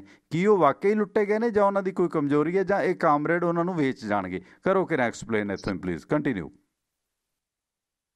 ਟਵਾਣਾ ਸਾਹਿਬ, ਗੱਲ ਸਭ ਤੋਂ ਵੱਡੀ ਇਹ ਗੱਲ ਵੇਚਣ ਦੀ ਨਹੀਂ ਹੈ। ਇੱਕ ਗੱਲ ਇਸ ਵਾਰ ਜਦੋਂ ਆਪਾਂ ਇਸ ਪੂਰੇ ਸੰਘਰਸ਼ ਨੂੰ ਕਵਰ ਕਰਨਾ ਸ਼ੁਰੂ ਕੀਤਾ ਸੀ ਤਾਂ ਉਸ ਵੇਲੇ ਇੱਕ ਗੱਲ ਬੜੀ ਸਪਸ਼ਟ ਹੋ ਚੁੱਕੀ ਸੀਗੀ ਕਿ ਇਹ ਸੰਘਰਸ਼ ਇਸ ਵਾਰ ਵਿਕੇਗਾ ਨਹੀਂ। ਆਪਾਂ 5 ਜੂਨ ਤੋਂ ਲੱਗੇ ਸੀ, ਲੇਕਿਨ ਟਵਾਣਾ ਸਾਹਿਬ ਜੁਲਾਈ 'ਚ ਇਹ ਗੱਲ ਸਪਸ਼ਟ ਹੋ ਚੁੱਕੀ ਸੀ। ਜਿਸ ਵੇਲੇ ਟੋਟਲ ਕਿਸਾਨ ਜਥੇਬੰਦੀਆਂ 3 ਧੜਿਆਂ 'ਚ ਇਕੱਠੀਆਂ ਹੋ ਗਈਆਂ ਸੀ, ਇੱਕ 'ਚ 13 ਹੋਈਆਂ ਸੀ, ਇੱਕ 'ਚ 10 ਸੀ, ਇੱਕ 'ਚ 7 ਸੀ। ਫਿਰ ਉਹ ਸਾਰੀਆਂ ਇੱਕ ਪਲੇਟਫਾਰਮ ਤੇ ਆਈਆਂ, ਕਿਉਂਕਿ ਅਲੱਗ-ਅਲੱਗ ਵਿਚਾਰਧਾਰਾ ਸੀ। ਕੋਈ ਕਾਂਗਰਸ ਨਾਲ ਸੀ, ਕੋਈ ਅਕਾਲੀ ਦਲ ਨਾਲ ਸੀ, ਕੋਈ ਆਮ ਆਦਮੀ ਪਾਰਟੀ ਨਾਲ ਸੀ, ਕੋਈ ਕਾਮਰੇਡਾਂ ਨਾਲ ਸੱਜੇ ਪੱਖੀ ਖੱਬੇ ਪੱਖੀ, ਕੋਈ ਇਹਦੇ 'ਚ ਜਿਹੜੇ ਸੀ ਉਹ ਨਕਸਲੀ ਗਰੁੱਪ ਨਾਲ ਸੀ, ਕੁਛ ਜਿਹੜੇ ਸੀ ਉਹ ਮਾਓਵਾਦੀ ਸੀ, ਤੇ ਕੁਛ ਨਾਗਾ ਰੈਡੀ ਗਰੁੱਪ ਸੀ। ਅਲੱਗ-ਅਲੱਗ ਵਿਚਾਰਧਾਰਾ ਦੇ ਲੋਕ ਸੀਗੇ, ਲੇਕਿਨ ਕਿਉਂਕਿ ਪੰਜਾਬ 'ਚ ਰਹਿੰਦੇ ਸੀ ਇਸ ਕਰਕੇ ਸਾਰੇ ਪੰਜਾਬੀ ਸੀ। ਪਹਿਲੀ ਗੱਲ ਤਾਂ ਇਹ ਸੀਗੀ। ਟਵਾਣਾ ਸਾਹਿਬ, ਇਹ ਜੁਲਾਈ 'ਚ ਸਪਸ਼ਟ ਹੋ ਚੁੱਕਿਆ ਸੀ ਕਿ ਇਸ ਵਾਰ ਸੰਘਰਸ਼ ਨਹੀਂ ਵਿਕੇਗਾ। ਉਹਦਾ ਆਪਾਂ ਨੂੰ ਵੀ ਅਹਿਸਾਸ ਹੋ ਗਿਆ ਸੀ। ਪਹਿਲਾਂ ਹਮੇਸ਼ਾ ਆਪਾਂ ਕਿਸਾਨ ਜਥੇਬੰਦੀਆਂ ਦੇ ਵਿੱਚ ਜਿਹੜੇ ਕਿਸਾਨ ਆਗੂ ਸੀ ਉਹਦੀ ਵਿਰੋਧਤਾ ਕਰਦੇ ਰਹੇ ਹਰ ਪਲੇਟਫਾਰਮ ਤੇ ਕਿ ਇਹ ਆਗੂ ਜਿੱਥੇ ਕਿਸਾਨਾਂ ਦੇ ਹਿੱਤ ਹੁੰਦੇ ਉਹ ਵੇਚ ਕੇ ਆਪਣੀਆਂ ਰੋਟੀਆਂ ਸੇਕ ਕੇ ਨਿਕਲ ਜਾਂਦੇ ਨੇ, ਨਹੀਂ ਤੇ 4-4 ਸਾਲ ਦਾ ਗੰਨੇ ਦਾ ਬਕਾਇਆ ਕਿਉਂ ਪਿਆ ਰਵੇ? ਠੀਕ ਹੈ, ਕਿਉਂ ਲੋਕਾਂ ਦੇ ਜਿਹੜੇ ਆ ਇੰਨੇ ਲੰਬੇ ਜਿਹੜੇ ਆ ਕਰਜ਼ੇ ਆ ਉਹ ਲੋਕਾਂ ਦੇ ਸਿਰ ਚੜੇ ਰਹਿਣ? ਆੜਤੀਆਂ ਦੇ ਕਰਜ਼ਾਈ ਲੋਕ ਕਿਉਂ ਹੋਣ? ਸੈਲਰ ਮਾਲਕਾਂ ਥੋੜਾ ਜਿਹਾ ਦੱਸੋ ਕਿ ਜਿਹੜੀਆਂ ਇਹ ਜਥੇਬੰਦੀਆਂ ਨੇ ਨਾ, ਠੀਕ ਆ ਬਲਵੀਰ ਸਿੰਘ ਰਾਜੇਵਾਲ ਥੋੜਾ ਜਿਹਾ ਰਾਜਨੀਤਿਕ ਰਿਹਾ, ਲੱਖੋਵਾਲ ਪੂਰਾ ਰਾਜਨੀਤਿਕ ਹੈ, ਹੋਰ ਵੀ ਕੁਝ ਜਥੇਬੰਦੀਆਂ ਰਾਜਨੀਤਿਕ ਹੋ ਸਕਦੀਆਂ ਨੇ। ਇਹਨਾਂ 'ਚੋਂ ਵਿਕੇ ਹੋਏ ਲੀਡਰ, ਦਾਗੀ ਲੀਡਰ ਕਿੰਨੇ ਕੁ ਨੇ ਜਿਹੜੇ ਅੱਤ ਦਾਗੀ ਨੇ ਤੇ ਰਾਜ ਸੰਭਾਲ ਕੇ ਮੂਹਰੇ ਜਥੇਬੰਦੀਆਂ 'ਚ ਬੈਠੇ ਨੇ? ਕੋਈ ਹੈਗੇ ਨੇ ਬਹੁਤੇ? ਜੀ ਨਹੀਂ ਟਵਾਣਾ ਸਾਹਿਬ, ਇਸ ਵੇਲੇ ਅਜਿਹਾ ਕੋਈ ਲੀਡਰ ਨਹੀਂ ਹੈ। ਦੇਖੋ, ਜਦੋਂ ਆਲ ਇੰਡੀਆ ਲੈਵਲ ਤੇ ਗਵਾਹੀ ਦਿੱਤੀ ਹੋਈ ਆ, 574 ਜਥੇਬੰਦੀਆਂ ਨੇ ਇੱਕ ਸੰਯੁਕਤ ਕਿਸਾਨ ਮੋਰਚਾ ਬਣਾਇਆ, ਉਹਦੀ ਸਾਰੇ ਦੀ ਅਗਵਾਈ ਜੀ ਆ ਉਹ ਬਲਵੀਰ ਸਿੰਘ ਰਾਜੇਵਾਲ ਕੋਲ ਆ। ਈਵਨ ਕਿ VM ਸਿੰਘ ਨੂੰ ਨਹੀਂ ਦਿੱਤੀ, VM ਸਿੰਘ ਨੂੰ ਉਹਨਾਂ ਪਾਸੇ ਕਰ ਦਿੱਤਾ ਸੀ 20 ਜਨਵਰੀ ਨੂੰ ਹੀ, ਜਦੋਂ ਉਹਨੇ ਦਿੱਲੀ ਦੇ ਵਿੱਚ ਪਹੁੰਚਣ ਤੋਂ ਜਿਹੜਾ ਸੀ ਉਹ ਕਿਨਾਰਾ ਕਰ ਲਿਆ ਸੀ, ਕਹਿੰਦਾ ਸੀ ਕਰੋਨਾ ਆ ਗਿਆ, ਸਾਨੂੰ ਨਹੀਂ ਜਾਣਾ ਚਾਹੀਦਾ। ਟਵਾਣਾ ਸਾਹਿਬ, ਦੂਸਰੀ ਗੱਲ, ਜਿੱਥੋਂ ਤੱਕ ਪੰਜਾਬ ਦੀ ਵਾਗਡੋਰ ਆ ਉਹਦੇ ਵਿੱਚ ਦੇਖੋ, ਜਿੱਥੋਂ ਤੱਕ ਨਕਸਲੀਆਂ ਦਾ, ਕਾਮਰੇਡਾਂ ਦਾ ਮੈਂ ਐਕਸਪਲੇਨ ਕਰ ਦਿੰਦਾ। ਇਹਦੇ 'ਚ 15 ਜਥੇਬੰਦੀਆਂ ਨੇ ਜਿਹੜੀਆਂ ਕਿ ਕਾਮਰੇਡ ਪੱਖੀ, ਨਕਸਲੀ, ਮਾਓਵਾਦੀ ਤੇ ਨਾਗਾ ਰੈਡੀ ਗਰੁੱਪ ਨਾਲ ਸੰਬੰਧਿਤ ਨੇ। ਬਾਕੀ ਜਥੇਬੰਦੀਆਂ ਜਿਹੜੀਆਂ ਉਹ ਅਕਾਲੀ ਦਲ ਨਾਲ ਰਹੀਆਂ ਨੇ, ਪੰਥਕ ਸੋਚ ਵਾਲੀਆਂ ਵੀ ਨੇ, ਕਾਂਗਰਸ ਨਾਲ ਵੀ ਰਹੀਆਂ ਨੇ ਤੇ ਆਮ ਆਦਮੀ ਪਾਰਟੀ ਨਾਲ ਵੀ ਰਹੀਆਂ ਨੇ, ਬਾਕੀ ਸਾਰੀਆਂ ਉਹ ਨੇ। ਹੁਣ ਦੇਖੋ, ਐਵੇਂ ਬੈਠ ਕੇ ਆਪਾਂ ਇਲਜ਼ਾਮਬਾਜ਼ੀ ਕਰ ਦਈਏ, ਉਹ ਨਹੀਂ ਹੈ। ਹੁਣ ਦੇਖੋ, ਕ੍ਰਾਂਤੀਕਾਰੀ ਕਿਸਾਨ ਯੂਨੀਅਨ ਡਾਕਟਰ ਦਰਸ਼ਨਪਾਲ ਵਾਲੀ ਹੈ, ਨਕਸਲੀ ਵਿਚਾਰਧਾਰਾ ਦੀ ਆ, ਕਿਸੇ ਨੂੰ ਇਹਦੇ ਕੋਈ ਇਤਰਾਜ਼ ਨਹੀਂ, ਪਰ ਉਹਦੇ ਨਾਲ ਜਗਜੀਤ ਸਿੰਘ ਡੱਲੇਵਾਲ ਭਾਰਤੀ ਕਿਸਾਨ ਯੂਨੀਅਨ ਸਿੱਧੂਪੁਰ ਵਾ, ਬਲਵੀਰ ਸਿੰਘ ਰਾਜੇਵਾਲ ਭਾਰਤੀ ਕਿਸਾਨ ਯੂਨੀਅਨ ਰਾਜੇਵਾਲ ਆ। ਕੀ ਇਹ ਦੋਨੋਂ ਜਣੇ ਨਕਸਲੀ ਨੇ? ਕਿਉਂਕਿ ਇਹ ਕਾਂਗਰਸ ਨਾਲ ਵੀ ਇਹਨਾਂ ਦਾ ਸਹਿਚਾਰ ਰਿਹਾ, ਇਹਨਾਂ ਦਾ ਅਕਾਲੀਆਂ ਨਾਲ ਵੀ ਰਿਹਾ, ਆਮ ਆਦਮੀ ਪਾਰਟੀ ਦੀ ਵੀ ਸਪੋਰਟ ਤੇ ਰਹੇ ਨੇ। ਇਹਨਾਂ ਨੂੰ ਤੁਸੀਂ ਨਕਸਲੀ ਕਾਮਰੇਡ ਕਿੱਦਾਂ ਬਣਾ ਦੋਗੇ? ਹੁਣ ਟਵਾਣਾ ਸਾਹਿਬ, ਅਗਲੀ ਆ ਗਈ ਕੁਲਵੰਤ ਸਿੰਘ ਸੰਧੂ ਵਾਲੀ ਆ, ਜਮਹੂਰੀ ਕਿਸਾਨ ਸਭਾ ਪੰਜਾਬ ਆ, ਰੈਵੋਲੂਸ਼ਨਰੀ ਗਰੁੱਪ ਆ ਇਹ, ਠੀਕ ਆ, ਇਹ ਲੈਫਟ ਨਾਲ ਰਹੇ ਨੇ, ਇਹਨਾਂ ਨੂੰ ਤੁਸੀਂ ਕੀ ਕਹੋਗੇ? ਠੀਕ ਆ, ਇਹ ਅੱਗੇ ਆ ਗਿਆ ਬੂਟਾ ਸਿੰਘ ਬੁਰਜਗਲ ਭਾਰਤੀ ਕਿਸਾਨ ਯੂਨੀਅਨ ਡਕੌਂਦਾ ਦਾ ਪ੍ਰਧਾਨ ਆ, ਇਹ ਨਕਸਲੀ ਵਿਚਾਰਧਾਰਾ ਦੇ ਨੇ। ਹੁਣ ਬਲਦੇਵ ਸਿੰਘ ਨਿਹਾਲਗੜ੍ਹ ਆ, ਕੁੱਲ ਹਿੰਦ ਕਿਸਾਨ ਸਭਾ ਵਾ, ਇਹਨਾਂ ਦਾ ਜਿਹੜਾ ਇਹ ਜਨਰਲ ਸਕੱਤਰ ਨੇ, ਠੀਕ ਹੈ, ਇਹਨਾਂ ਦਾ ਇਹ CPI ਨਾਲ ਸੰਬੰਧਿਤ ਨੇ, ਮਤਲਬ ਜਿਨ੍ਹਾਂ ਨੂੰ ਅਸੀਂ ਸੱਜੇ ਪੱਖੀ ਕਹਿੰਦੇ ਆ। ਉਹ ਤੋਂ ਅੱਗੇ ਆ ਗਿਆ ਨਿਰਭੈ ਸਿੰਘ ਢੁੱਡੀਕੇ, ਕਿਰਤੀ ਕਿਸਾਨ ਯੂਨੀਅਨ, ਜਿਹਦੇ ਚ ਰਜਿੰਦਰਦੀਪ ਸਿੰਘ ਵਾਲਾ ਆਉਂਦਾ, ਜੀ ਤੇ ਸਭ ਤੋਂ ਵੱਧ ਇਲਜ਼ਾਮ ਲੱਗਦੇ ਨੇ। ਇਹ ਨਕਸਲੀ ਵਿਚਾਰਧਾਰਾ ਦੇ ਨੇ, ਪਰ ਇਹ ਚੋਣਾਂ ਵੀ ਲੜਦੇ ਆ, ਠੀਕ ਹੈ। ਉਹ ਤੇ ਆ ਗਿਆ ਰੋਲਦੂ ਸਿੰਘ ਮਾਨਸਾ। ਟਵਾਣਾ ਸਾਹਿਬ, ਇਹ ਪੰਜਾਬ ਕਿਸਾਨ ਯੂਨੀਅਨ ਦੇ ਆ, ਜਿਹਨੂੰ ਸਾਰੇ ਹੀ ਕੱਟੜ ਵਿਚਾਰਧਾਰਾ ਵਾਲੇ ਜਿਹੜੇ ਨੇ ਉਹ ਖੁੰਡੇ ਵਾਲਾ ਬਾਬਾ ਕਹਿੰਦੇ ਆ ਕਿ ਬਹੁਤ ਵਧੀਆ ਬੰਦਾ, ਪਰ ਟਵਾਣਾ ਸਾਹਿਬ ਉਹ ਨਕਸਲੀ ਵਿਚਾਰਧਾਰਾ ਦਾ ਪੰਜਾਬ ਕਿਸਾਨ ਯੂਨੀਅਨ ਉਹਨੇ ਬਣਾਈ ਹੋਈ ਆ। CPI ML ਲਿਬਰੇਸ਼ਨ ਨਾਲ ਉਹ ਜੁੜੇ ਹੋਏ ਆ, ਠੀਕ ਹੈ। ਅਗਲਾ ਆ ਗਿਆ ਮੇਜਰ ਸਿੰਘ ਪੁੰਨਾਵਾਲਾ, ਇਹ ਲੈਫਟ ਵਿਚਾਰਧਾਰਾ ਨਾਲ ਜੁੜੇ ਹੋਇਆ। ਕੁੱਲ ਹਿੰਦ ਕਿਸਾਨ ਸਭਾ ਇਹਨਾਂ ਨੇ ਬਣਾਈ ਹੋਈ ਆ ਟਵਾਣਾ ਸਾਹਿਬ। ਏਦਾਂ ਕਰਕੇ ਇਹਨਾਂ ਦੇ ਵਿੱਚ ਜੋਗਿੰਦਰ ਸਿੰਘ ਉਗਰਾਹਾਂ ਵਾ, ਉਹ ਨਕਸਲੀ ਵਿਚਾਰਧਾਰਾ ਨਾਲ ਜੁੜੇ ਹੋਏ ਆ, ਕਿਉਂਕਿ ਉਹਨਾਂ ਦੀ ਭਾਰਤੀ ਕਿਸਾਨ ਯੂਨੀਅਨ ਉਗਰਾਹਾਂ ਵਾ ਇਹ ਸਭ ਤੋਂ ਵੱਡਾ ਗਰੁੱਪ ਆ ਪੰਜਾਬ ਦੇ ਵਿੱਚ ਇਹਨਾਂ ਦਾ। ਉਹਦੇ ਬਾਅਦ ਸਰਜੀਤ ਸਿੰਘ ਫੂਲਵਾਲੀ ਆ, ਜਿਨ੍ਹਾਂ ਨੂੰ ਉਹਨਾਂ ਨੇ ਹਾਲੇ ਤੱਕ ਸੰਯੁਕਤ ਕਿਸਾਨ ਮੋਰਚੇ ਤੋਂ ਬਾਹਰ ਕੀਤਾ ਹੋਇਆ। ਇਹ ਮਾਓਵਾਦੀ ਵਿਚਾਰਧਾਰਾ ਦੇ ਨੇ, ਠੀਕ ਹੈ। ਮਤਲਬ ਇਹ ਤੁਸੀਂ ਦੇਖ ਲਓ ਕਿ ਇਹਨਾਂ ਦੀ ਭਾਰਤੀ ਕਿਸਾਨ ਯੂਨੀਅਨ ਕ੍ਰਾਂਤੀਕਾਰੀ ਬਣਾਈ ਹੋਈ ਆ। ਉਹਨਾਂ ਨੇ ਜੇ ਕਿਸੇ ਨੇ ਤਿੜਕਣ ਦੀ ਕੋਸ਼ਿਸ਼ ਕੀਤੀ ਤੇ ਉਹਨਾਂ ਨੇ ਮਾਓਵਾਦੀ ਵਿਚਾਰਧਾਰਾ ਵਾਲੇ ਨੂੰ ਵੀ ਬਾਹਰ ਦਾ ਰਸਤਾ ਜਿਹੜਾ ਉਹ ਟਵਾਣਾ ਸਾਹਿਬ ਦਿਖਾਇਆ ਵਾ। ਇਹਦੇ ਹਰਪਾਲ ਸਿੰਘ ਸੰਘਾ ਉਹ ਵੀ ਨਕਸਲੀ ਵਿਚਾਰਧਾਰਾ ਦੇ ਨੇ। ਆਜ਼ਾਦ ਕਿਸਾਨ ਕਮੇਟੀ ਦੁਆਬਾ ਬਣਾਈ ਹੋਈ ਆ, ਉਹਨੂੰ ਵੀ ਉਹਨਾਂ ਨੇ ਬਾਹਰ ਦਾ ਰਸਤਾ ਦਿਖਾਇਆ ਸੀ। ਉਹ ਵੱਖਰੀ ਗੱਲ ਬਾਅਦ ਦੇ ਵਿੱਚ ਲੈ ਲਿਆ। ਮਾਓਵਾਦੀ ਦਾ ਕਾਮਰੇਡਾਂ ਤੋਂ ਵੀ ਅੱਗੇ ਦੀ ਵਿਚਾਰਧਾਰਾ ਹੈ, 2 ਕਦਮ ਗਾਹਾਂ। ਇਹਨਾਂ ਮਾਓਵਾਦੀਆਂ ਨੂੰ ਇੱਧਰਲੇ ਹੁਣ ਬੜੀ ਮੁਹੱਬਤ ਕਰਦੇ ਆ ਖਾਲਸੇ। ਨਹੀਂ ਮੈਂ ਟਵਾਣਾ ਸਾਹਿਬ ਬੜਾ ਜਦੋਂ ਸੰਘੇ ਨੂੰ ਕੱਢਿਆ, ਦੇਖੋ ਰਵੀ ਸਿੰਘ ਖਾਲਸਾ ਨੇ ਠਾਹ ਪੋਸਟ ਪਾਈ, ਨਹੀਂ ਹੋਣਾ ਚਾਹੀਦਾ। ਭਾਈ ਨਵਰੀਤ ਸਿੰਘ ਡਿਵਡਵਾ ਦਾ ਕਤਲ ਹੋਇਆ, ਪੁਲਿਸ ਨੇ ਗੋਲੀ ਮਾਰੀ ਹੈ, ਉਹਦੇ ਬਾਰੇ ਤੁਹਾਡੇ ਤੋਂ ਇੱਕ ਪੋਸਟ ਨਹੀਂ ਸਰੀ।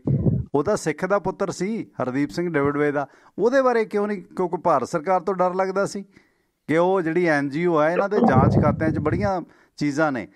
FCR ਨੰਬਰ ਅਜੇ ਤੱਕ ਨਹੀਂ ਆ ਤੁਹਾਡੇ ਕੋਲ। ਹੁਣ ਉਹਨਾਂ ਨੇ ਵੀ ਗੱਲ ਛੋਈ ਸੀਗੀ ਆਸਟ੍ਰੇਲੀਆ ਤੋਂ ਬਲਵਿੰਦਰ ਸਿੰਘ ਨੇ ਕਿ ਰਵੀ ਸਿੰਘ ਖਾਲਸਾ ਨੇ ਕਿਹਾ ਸੀਗਾ, ਤੁਸੀਂ ਕਲੀਅਰ ਕਰ ਦਿਓ। ਪਹਿਲਾਂ ਵੀ ਇੱਕ ਸਰੋਤੇ ਨੇ ਆਖਿਆ ਕਿ ਰਵੀ ਸਿੰਘ ਖਾਲਸਾ ਨੇ ਕਿਤੇ ਸਪਸ਼ਟ ਕੀਤਾ ਸੀਗਾ ਕਿ ਵੀ ਮੈਂ ਪੰਜਾਬ ਦੇ ਵਾਸਤੇ ਜਿਹੜੇ ਪੰਜਾਬ ਦੇ ਹੜ੍ਹਾਂ ਲਈ ਫੰਡ ਕੀਤਾ ਇਹਦਾ ਐਡਿਟ ਕਰਾਵਾਂਗਾ, ਪਰ ਉਹ ਚੀਜ਼ਾਂ ਆਪ ਨਹੀਂ ਕਰਦੇ। ਪਰ ਜਦੋਂ ਕਾਮਰੇਡਾਂ 'ਚ ਕੋਈ ਲੜਾਈ ਪੈਂਦੀ ਹੈ ਉਦੋਂ ਉਹ ਚੱਕ ਕੇ ਠਾਹ ਪੋਸਟ ਪਾ ਦਿੰਦੇ ਨੇ। ਪਰ ਜਿਹੜੀ ਸਿੱਖੀ ਲਈ ਪੋਸਟ ਨਵਰੀਤ ਸਿੰਘ ਖਾਲਸਾ ਦੀ ਕਿਉਂ ਨਹੀਂ ਪਾਈ, ਮੈਨੂੰ ਅਜੇ ਤੱਕ ਦੱਸ ਦਿਓ। ਨਹੀਂ ਪਾਉਂਦੇ। ਖਹਿਰੇ ਨੇ ਜਦੋਂ ਕੰਮ ਚੱਕਿਆ, ਖਹਿਰੇ ਨਾਲ ਮੈਂ ਇੰਟਰਵਿਊ ਵੀ ਕੀਤਾ, ਰਵੀ ਸਿੰਘ ਖਾਲਸਾ ਕਹਿੰਦਾ ਸ਼ਾਇਦ ਉਹਨਾਂ ਨੇ ਪਾਈ ਹੈ, ਨਹੀਂ ਸੀ ਪਾਈ। ਪਰ ਉਦੋਂ ਹੁਣ ਖਹਿਰਾ ਸਾਹਿਬ ਦੀ ਪਿੱਠ ਥਾਪੜੀ ਜਾਂਦੇ ਨੇ ਕਿ ਖਹਿਰਾ ਚੰਗਾ ਕੰਮ ਕਰ ਰਿਹਾ। ਭਾਈ ਚੰਗਾ ਕੰਮ ਖਾਲਸਾ ਜੀ ਤੁਸੀਂ ਵੀ ਕਰੋ, ਤੁਸੀਂ ਕਿਉਂ ਨਹੀਂ ਕਰਦੇ? ਕਾਲ ਲੈ ਲਾਂ ਪਲੀਜ਼। ਮੈਂ ਆਪ ਦਾ ਸਵਾਗਤ ਹੈ ਸਰ, ਵੈਲਕਮ। ਤੁਸੀਂ ਔਨ 에ਅਰ ਹੋ ਬਾਈ ਜੀ, ਗੱਲ ਕਰੋ 28 ਨੰਬਰ। ਬਾਈ ਜੀ ਤੁਸੀਂ ਔਨ 에ਅਰ ਹੋ, ਅਗਲੇ ਕਾਲਰ ਲੈਣੇ ਆਪਾਂ। ਤੁਸੀਂ ਔਨ 에ਅਰ ਹੋ ਸਰ, ਵੈਲਕਮ। 40 ਸਤਿ ਸ਼੍ਰੀ ਅਕਾਲ ਜੀ। ਕੌਣ ਭਾਜੀ? ਉਹ ਕਲੀਅਰ ਕਰੋ ਵੀ ਆਪਾਂ ਮਾਓਵਾਦੀ ਕਾਮਰੇਡ ਇਹ ਕੀ ਹੁੰਦੀ ਹੈ, ਇਹਦੇ ਵਿੱਚ ਕਲੀਅਰ ਕਰ ਸਕਦੇ ਆਪਾਂ? ਓਕੇ ਕੋਈ ਨਹੀਂ, ਕਰਦੇ ਆ ਬਾਈ ਜੀ। ਥੈਂਕ ਯੂ ਕਰਦੇ ਆ। ਸੁਰਿੰਦਰ ਜੀ, ਬਾਈ ਜੀ ਉਹਨਾਂ ਦਾ ਸਵਾਲ ਆਇਆ। ਵੈਸੇ ਤਾਂ ਇਹ ਲੰਮਾ ਸਬਜੈਕਟ ਹੈ, ਆਪਾਂ ਸ਼ਾਮ ਦੇ ਪ੍ਰੋਗਰਾਮ 'ਚ ਰੱਖ ਲਈਏ। ਅਗਲੇ ਕਾਲਰ ਸਰ, ਵੈਲਕਮ ਜੀ। ਤੁਸੀਂ ਔਨ 에ਅਰ ਹੋ 10:32। ਬਾਈ ਜੀ ਸਤਿ ਸ਼੍ਰੀ ਅਕਾਲ ਭਾਜੀ, ਮੈਂ ਹਰਵਿੰਦਰ ਜੋਹਲ ਬੋਲ ਰਿਹਾ। ਹੈ ਜੀ? ਅੱਛਾ ਭੈਣ ਰਾਣੀ ਹਰਵਿੰਦਰ ਜੋਹਲ। ਹਾਂਜੀ ਸਤਿ ਸ਼੍ਰੀ ਅਕਾਲ ਭਾਜੀ, ਮੈਂ ਹਰਵਿੰਦਰ ਜੋਹਲ ਬੋਲ ਰਹੀ ਹਾਂ। ਹਾਂ ਭੈਣ ਸਤਿ ਸ਼੍ਰੀ ਅਕਾਲ। ਕੀ ਕਹਿਣਾ ਚਾਹੁੰਦੇ ਹੋ? ਹਾਂਜੀ ਸਤਿ ਸ਼੍ਰੀ ਅਕਾਲ। ਹਾਂਜੀ ਸੁਰਿੰਦਰ ਭਾਜੀ ਨੂੰ ਵੀ ਸਤਿ ਸ਼੍ਰੀ ਅਕਾਲ। ਮੈਂ ਦੱਸਿਆ ਸੀ ਜਿਹੜੀ ਹਾਂਜੀ ਸਿਆਟਲ ਵਾਲੇ ਭਾਜੀ ਗੱਲ ਕਰਦੇ ਸੀ ਨਾ ਰਵੀ ਸਿੰਘ ਖਾਲਸਾ ਦੀ ਵੀਡੀਓ, 1 ਹਫ਼ਤਾ ਪਹਿਲਾਂ ਲਾਈਵ ਹੋਏ ਨੇ ਆਪਣੇ ਪੇਜ ਤੇ, ਤੁਸੀਂ ਦੇਖਿਓ। ਅੱਛਾ ਉਹਦੇ ਚ ਉਹਨਾਂ ਨੇ ਕੀ ਕਿਹਾ ਸੀ ਭੈਣ? ਉਹਦੇ ਚ ਹਾਂਜੀ ਉਹਦੇ ਚ ਉਹ ਬਾਰ-ਬਾਰ ਕਹਿੰਦੇ ਨੇ ਕਿ ਇਹ ਕਿਸਾਨ ਜਿਹੜੇ ਆਗੂ ਨੇ ਮਾਫੀ ਮੰਗੀ ਜਾਂਦੇ ਆ। ਉਹ ਵੀਡੀਓ ਤੇ ਉਹ ਗੱਲ ਕਰ ਰਹੇ ਸੀ, ਉਹ ਤੁਸੀਂ ਦੇਖਿਓ। ਠੀਕ ਹੈ ਦੇਖੀ। ਹਾਂਜੀ ਮੇਰੀ ਆਵਾਜ਼ ਆ ਰਹੀ ਹੈ ਜੀ? ਹਾਂ ਆ ਰਹੀ ਭੈਣ ਜੀ, ਆ ਰਹੀ ਹੈ ਜੀ। ਹਾਂਜੀ ਮੈਂ ਸੁਰਿੰਦਰ ਭਾਜੀ ਨੂੰ 2-3 ਦਿਨਾਂ ਤੋਂ ਕਾਲ ਵੀ ਲੱਗੀ, ਮੈਂ ਕੁਐਸਚਨ ਕਰਨਾ ਸੀਗਾ। ਇੱਥੇ ਸੰਡੇ ਨੂੰ ਨਹੀਂ ਹਾਂਜੀ ਇੱਥੇ ਸੈਟਰਡੇ ਸ਼ਾਮ ਨੂੰ ਖੇਸੀ ਮਹਾਪੰਚਾਇਤ ਹੋਈ ਸੀਗੀ ਤੇ ਇੱਥੇ ਜਿਵੇਂ ਸਾਨੂੰ 20 ਕਿਲੋਮੀਟਰ ਜਾਏਗਾ ਪਰ ਅਸੀਂ ਗਏ ਨਹੀਂ। ਉਹ ਸੀਗੀ ਜਿਹੜੀ ਇੱਥੇ ਡਾਕਟਰ ਪ੍ਰਿਤਪਾਲ ਹੈਗੇ ਕੋਈ, ਉਹਨਾਂ ਨੇ ਔਰਗਨਾਈਜ਼ ਕੀਤੀ ਹੋਈ ਸੀਗੀ ਤੇ ਉੱਥੇ ਬਹੁਤ ਲੋਕੀ ਗਏ ਵੀ ਨਹੀਂ ਹੈਗੇ ਕਿਉਂਕਿ ਉਹ ਪਤਾ ਲੱਗ ਗਿਆ ਵੀ ਇਹ ਇੱਕ ਧਾਰਮਿਕ ਜਾਂ ਦੂਜੇ ਪਾਸੇ ਵਾਲਿਆਂ ਨੇ, ਜਥੇਬੰਦੀ ਵਾਲਿਆਂ ਨੇ, ਉਹਨਾਂ ਨੇ ਇਹ ਔਰਗਨਾਈਜ਼ ਕੀਤੀ ਆ। ਤੇ ਉਹਨਾਂ ਨੇ ਫਿਰ ਰੇਡੀਓ ਦੇ ਉੱਤੇ ਆਪਣਾ ਟਕੈਤ ਸਾਹਿਬ ਨੂੰ ਵੀ ਕਿਹਾ ਸੀ ਕਿ ਉਹ ਇੰਟਰਵਿਊ ਦੇਣ ਲਾਈਵ ਹੋਣ। ਤਾਂ ਉਹਨਾਂ ਨੂੰ ਜਦੋਂ ਪਤਾ ਲੱਗਿਆ ਕਿ ਇਹ ਧਾਰਮਿਕ ਨੇ ਜਾਂ ਇਹ ਜਥੇਬੰਦੀ ਇਸ ਤਰ੍ਹਾਂ ਕਰਦੀ ਹੈ ਕੰਮ, ਤਾਂ ਉਹਨਾਂ ਨੇ ਉਹ ਇੰਟਰਵਿਊ ਤੋਂ ਵੀ ਨਾ ਕਰਤੀ ਸੀਗੀ ਜੀ। ਤੇ ਹੈਲੋ ਹਾਂਜੀ ਕਿਹੜੇ ਸ਼ਹਿਰ ਚ ਹੋਈ ਸੀ ਭੈਣ ਜੀ? USA ਚ ਹੋਈ ਸੀ? ਹਾਂਜੀ ਟ੍ਰੇਸੀ ਚ। ਅੱਛਾ ਟ੍ਰੇਸੀ ਦੇ ਵਿੱਚ। ਓਕੇ ਕੋਈ ਡਾਕਟਰ ਪ੍ਰਿਤਪਾਲ ਨੇ, ਉਹਨਾਂ ਨੇ ਕੀਤੀ ਸੀ ਇਹ। ਅੱਛਾ ਜੀ। ਤੇ ਹਾਂ ਫਿਰ ਸੰਡੇ ਨੂੰ ਹੋਈ ਸੀਗੀ ਆਪਣਾ ਬੇਕਰਸਫੀਲਡ। ਤੇ ਬੇਕਰਸਫੀਲਡ ਵੀ ਉਹਨਾਂ ਨੇ ਇੱਕ ਕੋਈ ਪੰਜਾਬ ਸਿੰਘ ਨੇ ਜਿਨ੍ਹਾਂ ਨੇ ਇੱਥੇ ਰੇਡੀਓ ਆ ਮੋਡੈਸਟੋ ਪੰਜਾਬੀ USA ਰੇਡੀਓ, ਉਹਨਾਂ ਤੇ ਲਾਈਵ ਚੱਲਦੀ ਸੀਗੀ। ਉਹਨਾਂ ਨੇ ਵੀ ਇਹ ਪਹਿਲਾਂ ਕਿਹਾ ਕਿ ਹਾਂ ਅਸੀਂ ਇਹ ਜਿਹੜੀ ਰੈਲੀ ਆ ਜਿਹੜੇ ਵੀ ਦੀਪ ਸਿੱਧੂ ਤੇ ਕਿਸਾਨਾਂ ਦੇ ਅੰਦੋਲਨ ਲਈ ਕਰ ਰਹੇ ਆ। ਤੇ ਇੱਥੇ ਜਿਵੇਂ ਉਗਰਾਹਾਂ ਗਰੁੱਪ ਦੇ ਕਹਿੰਦੇ ਹਰੀਆਂ ਟੀ-ਸ਼ਰਟਾਂ ਪਾ ਕੇ ਆਏ ਸੀਗੇ। ਫਿਰ ਜਦ ਉਹਨਾਂ ਨੂੰ ਪਤਾ ਲੱਗਿਆ ਵੀ ਅਸੀਂ ਇੱਥੇ ਖੜੇ ਹਾਂ ਤਾਂ 2-4 ਆਏ ਸੀ, ਫਿਰ ਉਹ ਭੱਜ ਗਏ। ਮਤਲਬ ਕਿ ਇਹ ਸਾਰੀਆਂ ਹੀ ਰੈਲੀਆਂ ਜਿਹੜੀਆਂ ਇਹ ਜਿਵੇਂ ਧਾਰਮਿਕ ਜਥੇਬੰਦੀਆਂ ਨੇ ਜਿਹੜੀਆਂ ਇੱਧਰ ਤੁਸੀਂ ਜਿੰਨੇ ਵੀ ਕਹੋ ਗਰਮ ਖਿਆਲੀ ਕਹੋ, ਉਹ ਕਰ ਰਹੀਆਂ ਨੇ ਇਹ। ਜੀ ਜੀ, ਥੈਂਕ ਯੂ ਭੈਣ, ਮਿਹਰਬਾਨੀ। ਗੱਲ ਕਰਦੇ ਹਾਂ ਕਿਉਂਕਿ ਦੇਖੋ ਇਹ ਨਾ ਧਰਮ ਬਨਾਮ ਸਿੱਖ ਬਨਾਮ ਕਾਮਰੇਡਾਂ ਦੀ ਲੜਾਈ ਬਣਾ ਕੇ ਇਹ ਭਾਰਤ ਸਰਕਾਰ ਦਾ ਹੱਥ ਠੋਕਾ ਬਣ ਕੇ ਕੰਮ ਕਰ ਰਹੀਆਂ ਨੇ। ਜੇ ਕਾਮਰੇਡ ਧਿਰਾਂ ਵੀ ਇਸ ਅੰਦੋਲਨ ਦੇ ਵਿੱਚ ਆਪਣੀ ਕਾਮਰੇਡੀ ਮੰਗਾਂ ਨੂੰ ਮਨਵਾਉਣ ਦਾ ਜ਼ੋਰ ਪਾਉਂਦੀਆਂ ਨੇ, ਉਹ ਵੀ ਗਲਤ ਹੈ। ਦੇਖੋ ਹਿਊਮਨ ਰਾਈਟਸ ਡੇ ਦੇ ਮੌਕੇ ਉਗਰਾਹਾਂ ਗਰੁੱਪ ਨੇ ਉਸ ਦਿਨ ਜ਼ਰੂਰ ਇਹ ਗੱਲ ਕਹੀ ਸੀ ਕਿ ਜਿਹੜੇ ਕੁਛ ਜਿਵੇਂ ਵਰਵਰਾ ਰਾਓ ਆ ਜਾਂ ਹੋਰ ਹੈ 95 ਸਾਲ ਦੇ ਲੇਖਕ ਜੋ ਗ੍ਰਿਫਤਾਰ ਕੀਤੇ ਹੋਏ ਨੇ ਛੱਡੇ ਜਾਣੇ ਚਾਹੀਦੇ ਨੇ, ਜਿਨ੍ਹਾਂ 'ਤੇ UAPA ਜਾਂ ਹੋਰ ਮੁਕੱਦਮੇ ਹੋਏ ਨੇ, ਕਿਉਂਕਿ ਉਹ ਕੋਈ ਵੱਖਰਾ ਦੇਸ਼ ਨਹੀਂ ਮੰਗਦੇ ਲੋਕਾਂ ਦੇ ਲਈ। ਉਹ ਜਿਵੇਂ ਨਰਿੰਦਰ ਦਵੋਲਕਰ ਹੈ ਅਤੇ ਜਾਂ ਗੌਰੀ ਲੰਕੇਸ਼ ਹੈ, ਕਿੰਨੇ ਲੋਕ ਨੇ ਜਿਹੜੇ ਇਸ ਰਾਈਟ ਵਿੰਗ ਸੱਜੇ ਪੱਖੀਆਂ ਵੱਲੋਂ ਮਾਰੇ ਗਏ ਨੇ, ਖੱਬੇ ਪੱਖੀ ਵਿਚਾਰਧਾਰਾ ਦੇ ਲੋਕ। ਉਹ ਹਿਊਮਨ ਰਾਈਟਸ ਦੀ ਗੱਲ ਉਹਨਾਂ ਨੇ ਕੀਤੀ ਸੀ, ਉਹ ਹਿਊਮਨ ਰਾਈਟ ਡੇ ਸੀਗਾ। ਉਸ ਤੋਂ ਅੱਗੇ ਪਿੱਛੇ ਉਹਨਾਂ ਨੇ ਕੋਈ ਮੰਗ ਨਹੀਂ ਕੀਤੀ। ਸੰਯੁਕਤ ਮੋਰਚਾ ਨੇ ਉਹਨਾਂ ਦੇ ਨਾਲੋਂ ਵੀ ਆਪਣੇ ਆਪ ਨੂੰ ਵੱਖ ਕਰ ਲਿਆ ਸੀ ਉਗਰਾਹਾਂ ਗਰੁੱਪ ਦੀ ਉਸ ਮੰਗ ਦੇ ਨਾਲੋਂ। ਸੁਰਿੰਦਰ ਜੀ, ਭੈਣ ਹਰਵਿੰਦਰ ਜੌਹਲ ਹੋਰਾਂ ਦਾ ਵੀ ਸਵਾਲ ਆਇਆ ਕਿ ਵਿਦੇਸ਼ਾਂ ਦੇ ਵਿੱਚ ਵੀ ਰਕੇਸ਼ ਟਕੈਤ ਨੇ ਇੱਕ ਰੇਡੀਓ 'ਤੇ ਆਉਣਾ ਸੀ, ਟਰੇਸੀ 'ਚ ਕੋਈ ਰੈਲੀ ਸੀ। ਇਹ ਜਿਹੜੀਆਂ ਰੈਲੀਆਂ ਬਾਹਰ ਵੀ ਹੋਣ ਲੱਗੀਆਂ ਨੇ, ਸਿੱਖ ਸੰਸਥਾਵਾਂ ਬਨਾਮ ਕਾਮਰੇਡ ਦਾ ਜਿਹੜਾ ਪਾੜਾ ਉਹ ਵਧਾ ਰਹੀਆਂ ਨੇ। ਕੀ ਇਸ ਵਕਤ ਭਾਰਤ ਦੀਆਂ ਏਜੰਸੀਆਂ ਇਸ ਪਾਸੇ ਰੋਲ ਨਿਭਾ ਰਹੀਆਂ ਨੇ? ਕਿਉਂਕਿ ਇਹ ਗੱਲ ਜੇ ਵਧੇਗੀ, ਕਿਉਂਕਿ ਰਵੀ ਦਿਸ਼ਾ ਦੇ ਹੱਕ ਦੇ ਵਿੱਚ ਵੀ ਗੁਰਪਤਵੰਤ ਸਿੰਘ ਪੰਨੂ 2020 ਵਾਲੇ ਨੇ ਪੋਸਟ ਪਾਈ ਸੀ ਕਿ ਦੀਪ ਸਿੱਧੂ ਅਤੇ ਰਵੀ ਦਿਸ਼ਾ ਜਿਹੜੀ ਹੈ ਉਹ ਉਹਨਾਂ ਦਾ ਸਮਰਥਨ ਕਰਦੇ ਨੇ। ਹਾਲਾਂਕਿ ਖਾਲਿਸਤਾਨ ਦੇ ਮੁੱਦੇ ਨੂੰ ਮਾਣਯੋਗ ਜਸਟਿਸ ਨੇ ਰੱਦ ਕਰ ਦਿੱਤਾ ਸੀ। ਧਰਮਿੰਦਰ ਰਾਣਾ ਜਸਟਿਸ ਨੇ ਖੂਬ ਜਿਹੜੀ ਆ ਵਾਟ ਲਗਾਈ ਸੀਗੀ ਮੋਦੀ ਸਰਕਾਰ ਦੀ ਕਿ ਆਪਣਾ ਗਰੂਰ, ਆਪਣਾ ਹੰਕਾਰ ਜ਼ਖਮੀ ਹੋਇਆ ਜਿਹੜਾ ਉੱਤੇ ਮੱਲਮ ਲਾਉਣ ਬਾਰੇ ਤੁਸੀਂ ਦੇਸ਼ ਧਰੋਹ ਦੇ ਪਰਚੇ ਦਰਜ ਨਹੀਂ ਕਰ ਸਕਦੇ। ਕੀ ਇਹ ਭਾਰਤੀ ਏਜੰਸੀਆਂ ਦਾ, ਕਿਉਂਕਿ ਆਪਣਾ ਅਜੀਤ ਡੋਵਾਲ ਸਾਹਿਬ ਜਿਹੜੇ ਨੈਸ਼ਨਲ ਸਿਕਿਉਰਿਟੀ ਐਡਵਾਈਜ਼ਰ ਨੇ, ਉਹਨਾਂ ਦੀ ਦੇਖ ਰੇਖ ਦੇ ਵਿੱਚ ਪੰਜਾਬ ਦੇ ਵਿੱਚ ਖਾੜਕੂਬਾਦ ਖਤਮ ਹੋਇਆ ਸੀ। ਬਹੁਤ ਸਾਰੇ ਜਿਹੜੇ ਕਹਿੰਦੇ ਕਹਾਉਂਦੇ ਫੰਨੇ ਖਾਂ ਲੋਕ ਨੇ, ਇਹਨਾਂ ਦੇ ਹੁਣ ਮੈਂ ਕੀ ਕਹਾਂ, ਅਜੀਤ ਡੋਵਾਲ ਤੋਂ ਬਹੁਤ ਚੱਲਦੇ ਨੇ ਉਹ ਲੋਕ, ਜਾਂ ਡਰਦੇ ਨੇ ਜਾਂ ਚੱਲਦੇ ਨੇ ਜਾਂ ਉਹਨਾਂ ਦੇ ਨਾਲ ਸਹਿਮਤ ਨੇ। ਇਹ ਜਿਹੜਾ ਵਰਤਾਰਾ ਚੱਲ ਰਿਹਾ, ਕਿ ਇਸ ਅੰਦੋਲਨ ਨੂੰ ਅੱਗੇ ਜਾ ਕੇ ਵੀ ਕੋਈ ਵੱਡਾ ਡੈਂਟ ਪੈ ਸਕਦਾ? ਕਿਉਂਕਿ ਪਹਿਲਾਂ ਵੀ ਜਿਹੜਾ ਡੈਂਟ ਪਿਆ ਸੀ, ਮੈਂ ਪਹਿਲਾਂ ਆਖਿਆ ਸੀ ਕਿ ਦੀਪ ਸਿੱਧੂ ਨੇ ਜਿਹੜਾ ਸ਼ੰਭੂ ਮੋਰਚਾ ਲਾਇਆ, ਇਹ ਮੋਰਚਾ ਕਿਸਾਨ ਅੰਦੋਲਨ ਨੂੰ ਅੱਗੇ ਜਾ ਕੇ ਖਰਾਬ ਕਰੇਗਾ। ਹਾਲਾਂਕਿ ਮੇਰੀ ਉਸ ਵੀਡੀਓ ਨੂੰ ਡਿਲੀਟ ਕੀਤਾ ਗਿਆ, ਗਲੋਬਲ ਪੰਜਾਬ ਵੱਲੋਂ ਪ੍ਰੈਸ਼ਰ ਬਣਾਇਆ ਗਿਆ, ਪਰ ਮੈਂ ਫਿਰ ਆਪਣੀ ਰਫਤਾਰ ਨਾਲ ਕੰਮ ਕਰਦਾ ਗਿਆ ਅਤੇ ਅਖੀਰ ਮੈਨੂੰ ਉਸ ਚੈਨਲ ਨਾਲੋਂ ਲਾਂਭੇ ਹੋਣਾ ਪਿਆ। ਇਸ ਸਾਰੇ ਦੇ ਵਰਤਾਰੇ ਦੇ ਚੱਲਦਿਆਂ ਨਿਸ਼ਾਨ ਸਾਹਿਬ ਝੁਲਾ ਕੇ ਅਸੀਂ ਕੀ ਖੱਟ ਲਿਆ। ਚੰਗਾ ਹੁੰਦਾ ਕਿ ਇਹ ਅੰਦੋਲਨ ਕਿਸਾਨ ਅੰਦੋਲਨ ਰਹਿੰਦਾ ਅਤੇ ਹੁਣ ਨੂੰ ਤਣ ਪੱਤਣ ਗੱਲ ਲੱਗਣੀ ਸੀ। ਬਾਈ ਜੀ ਸਵਾਗਤ ਹੈ ਤੁਹਾਡਾ 7912 ਨੰਬਰ। ਹਾਂਜੀ ਟਵਾਣਾ ਸਾਹਿਬ, ਮੈਂ ਫਿਰ ਹਾਜ਼ਰ ਹੋਇਆ। ਗੁਰਦੀਪ ਸਿੰਘ ਜੀ, ਹੁਣੇ ਤਾਂ ਮੇਰਾ ਹੀ ਸਵਾਲ ਚੱਲਿਆ ਸੀ ਪਹਿਲਾਂ, ਤੇ ਉਹਦੇ ਵਿੱਚ ਜਿਹੜੀ ਮੈਂ ਗੱਲ ਮਹਿਸੂਸ ਕੀਤੀ ਹੈ ਕਿ ਬਾਹਰ ਆਮ ਹੀ ਹਲਕਿਆਂ ਦੇ ਵਿੱਚ ਨਾ ਇਹ ਗੱਲ ਚੱਲਦੀ ਆ ਸਾਡੇ ਗਰੁੱਪਾਂ 'ਚ ਜੀ ਕਿ ਕਾਂਗਰੇਡ ਜਿੰਨੇ ਵੀ ਹੈ ਉਹਨਾਂ ਦੇ ਉੱਤੇ ਪੰਜਾਬ ਪੱਖੀ ਇਹਨੇ ਵਫਾਦਾਰ ਨਹੀਂ ਹੈਗੇ ਜੀ। ਤੇ ਦੂਜਾ ਮੇਰਾ ਹੁਣ ਆਪਣੇ ਸਵਾਲ ਹੈ ਸੁਰਿੰਦਰ ਸਿੰਘ ਜੀ ਨੂੰ ਕਿ ਜਿੱਦਾਂ ਇੱਕ ਸ਼ਿਕਾਰ ਹੋਵੇ ਤੇ ਸ਼ਿਕਾਰੀ ਜ਼ਿਆਦਾ ਹੋਣ, ਇਹ ਜਿਹੜਾ ਮੋਰਚਾ ਇਸੇ ਤਰ੍ਹਾਂ ਹੀ ਹੋ ਚੁੱਕਾ। BJP ਦੀਆਂ ਅੱਖਾਂ ਅਗਲੀ ਇਲੈਕਸ਼ਨ ਤੇ ਆ, ਜਿਹੜੀ ਆਪਣੀ ਅਮਰਿੰਦਰ ਸਿੰਘ ਆ ਉਹ ਵੀ ਅਗਲੀ ਇਲੈਕਸ਼ਨ ਲੜਨੀ ਚਾਹੁੰਦਾ। ਅਕਾਲੀਆਂ ਦਾ ਜਿਹੜਾ ਅਕਾਲੀ ਦਲ ਹੈ ਉਹਦਾ ਵਜੂਦ ਬਿਲਕੁਲ ਖਤਮ ਹੋ ਚੁੱਕਾ, ਉਹ ਵੀ ਇਹਦੇ ਵਿੱਚੋਂ ਕੁਛ ਨਾ ਕੁਛ ਹਾਸਲ ਕਰਨਾ ਚਾਹੁੰਦਾ। ਤੇ ਜਿਹੜੇ ਨਵੀਂ ਗਰੁੱਪ ਲੱਖਾ ਸਧਾਣਾ ਹੋਇਆ ਜਾਂ ਦੀਪ ਸਿੱਧੂ ਹੋਇਆ ਜਾਂ ਕੋਈ ਹੋਰ ਹੋਏ, ਉਹ ਵੀ ਇਹਦੇ ਵਿੱਚੋਂ ਆਪਣੇ ਪੈਰ ਜਮਾਉਣੇ ਚਾਹੁੰਦੇ ਆ। ਉਹ ਤਾਂ ਸ਼ੰਭੂ ਮੋਰਚੇ ਦਾ ਐਲਾਨ ਹੀ ਕਰ ਦਿੱਤਾ ਸੀ ਦੀਪ ਸਿੱਧੂ ਨੇ ਕਿ ਰਾਜਨੀਤਿਕ ਪਾਰਟੀ ਕੱਢਾਂਗੇ ਪਰ ਮੈਂ ਨਹੀਂ ਲੜਾਂਗਾ, ਕਹਿੰਦਾ। ਮੰਤਵ ਤਾਂ ਸਾਫ਼ ਹੈ। ਚਲੋ ਹਾਂਜੀ ਪਤਾ ਨਹੀਂ, ਮੈਂ ਤੇ ਜਿਹੜਾ ਮੇਰਾ ਸਵਾਲ ਇਹ ਆ ਵੀ ਸ਼ਿਕਾਰ ਇੱਥੇ ਆ ਤੇ ਸ਼ਿਕਾਰੀ ਬਾਹਲੇ ਆ। ਗੱਲ ਸਹੀ ਹੈ ਤੁਹਾਡੀ। ਹਰੇਕ ਬੰਦਾ ਹੁਣ ਇਸੇ ਸ਼ਿਕਾਰ ਇੱਥੇ ਹੁਣ ਦੇਖੋ ਸ਼ਿਕਾਰੀਆਂ ਜਿਵੇਂ 10 ਸ਼ਿਕਾਰੀ ਹੋਣ ਤੇ ਇੱਕ ਸ਼ਿਕਾਰ ਹੋਵੇ। ਗੱਲ ਇਹ ਹੈ ਨਾ ਕਿ ਪਹਿਲਾਂ ਸ਼ਿਕਾਰ ਤਾਂ ਮਾਰ ਲਈਏ ਨਾ, ਸ਼ਿਕਾਰ ਮਾਰਨ ਤੋਂ ਪਹਿਲਾਂ ਅਜੇ ਸ਼ਿਕਾਰ ਮਰਿਆ ਨਹੀਂ, ਸ਼ਿਕਾਰ ਮਾਰਨ ਤੋਂ ਪਹਿਲਾਂ ਹੀ ਅਸੀਂ ਕਿਉਂ ਤੱਕੜੀ ਵੱਟੇ ਲੈ ਕੇ ਪੈ ਗਏ ਹਾਂ ਕਿ ਇਹ ਮਾਰੂਗਾ, ਇਹ ਜ਼ਿਆਦਾ ਮਾਸ ਲੈ ਜੂ, ਮੈਂ ਘੱਟ ਲੈ ਜੂ। ਪਹਿਲਾਂ ਮਾਰ ਤਾਂ ਲਈਏ ਇਕੱਠੇ ਹੋ ਕੇ। ਇਹ ਤਾਂ ਪਹਿਲਾਂ ਹੀ ਰੌਲਾ ਪਾਉਣ ਲੱਗ ਗਏ, ਇਹਨਾਂ ਨੇ ਤਾਂ ਰੌਲਾ ਪਾ ਕੇ ਸ਼ਿਕਾਰ ਕੱਢ ਦੇਣਾ।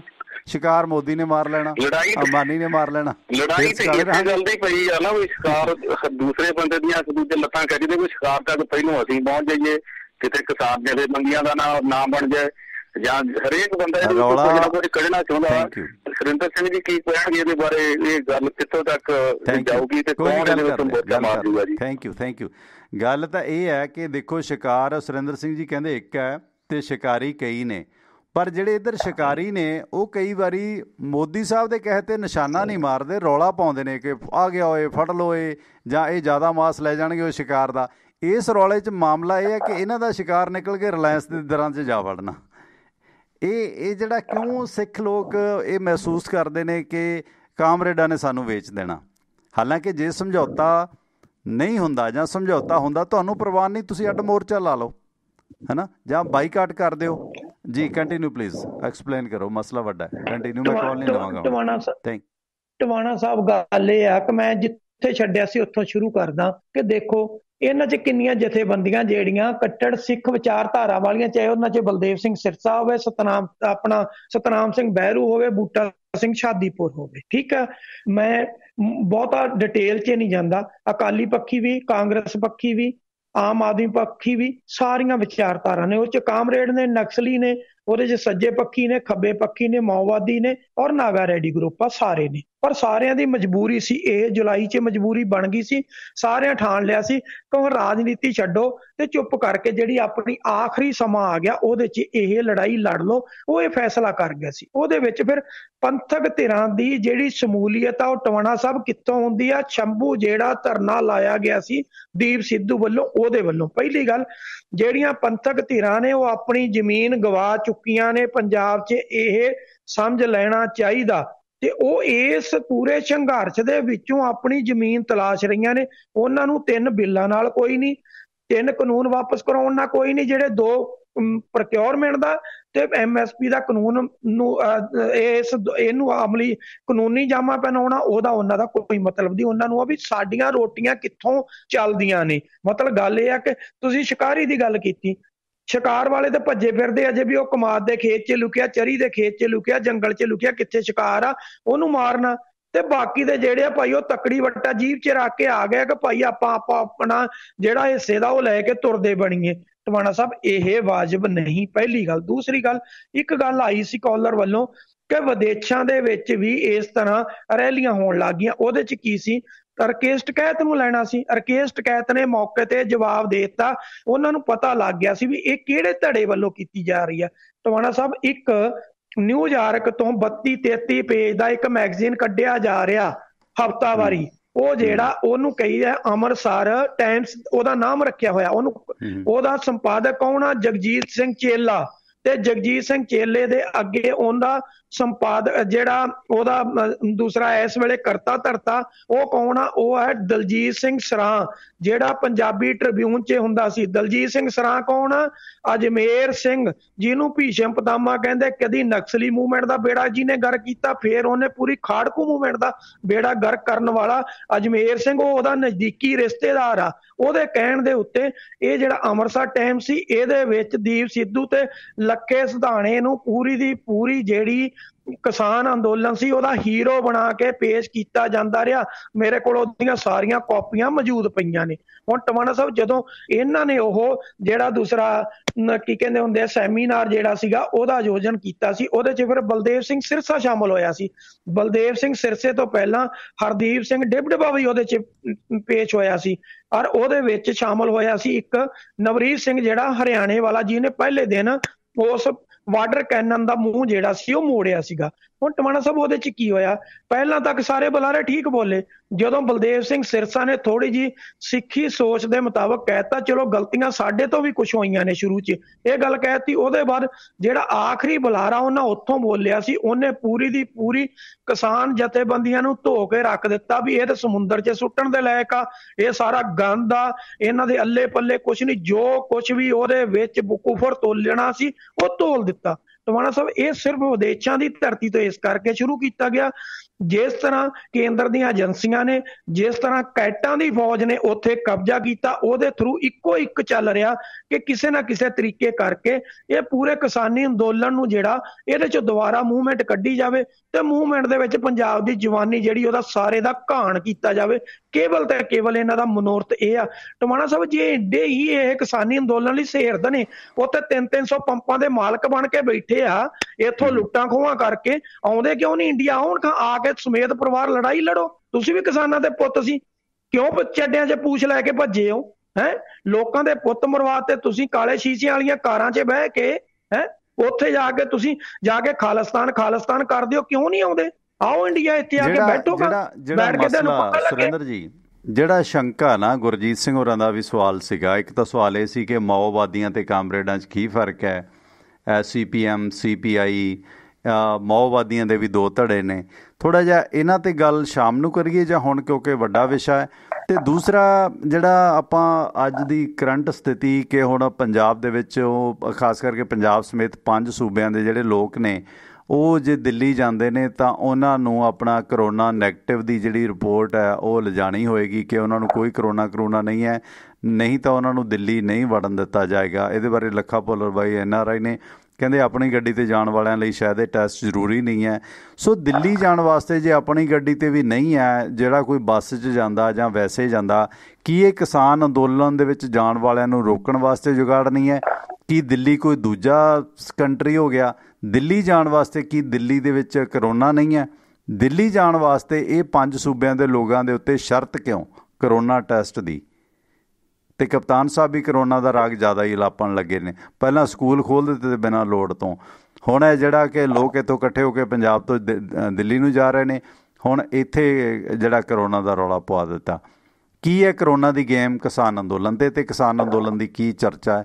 ਜੇ ਉਹ ਮਾਓਵਾਦੀ ਕਾਮਰੇਡਾਂ ਵਾਲਾ ਸ਼ਾਮ ਨੂੰ ਕਰਨਾ ਤਾਂ ਮੇਰੇ ਖਿਆਲ ਆਪਾਂ ਸ਼ਾਮ ਨੂੰ ਕਰ ਲਾਂਗੇ, ਦੇਖ ਲਿਓ ਪਲੀਜ਼। ਵੈਲਕਮ। ਟਵਾਣਾ ਸਾਹਿਬ ਲੰਬਾ ਐਪੀਸੋਡ ਆ ਤੇ ਇਹਦੇ 'ਚ ਜਿੰਨਾ ਕੋ ਆਪਣੇ ਕੋਲ ਸਮਾਂ ਬਚਿਆ ਉਹਦੇ 'ਚ ਸਾਰਾ ਟਵਾਣਾ ਸਾਹਿਬ ਕਵਰ ਨਹੀਂ ਹੋ ਸਕਣਾ। ਹੁਣ ਗੱਲ ਇਹ ਕਰੋਨਾ ਵਾਲੇ ਦੀ ਆਈ ਆ।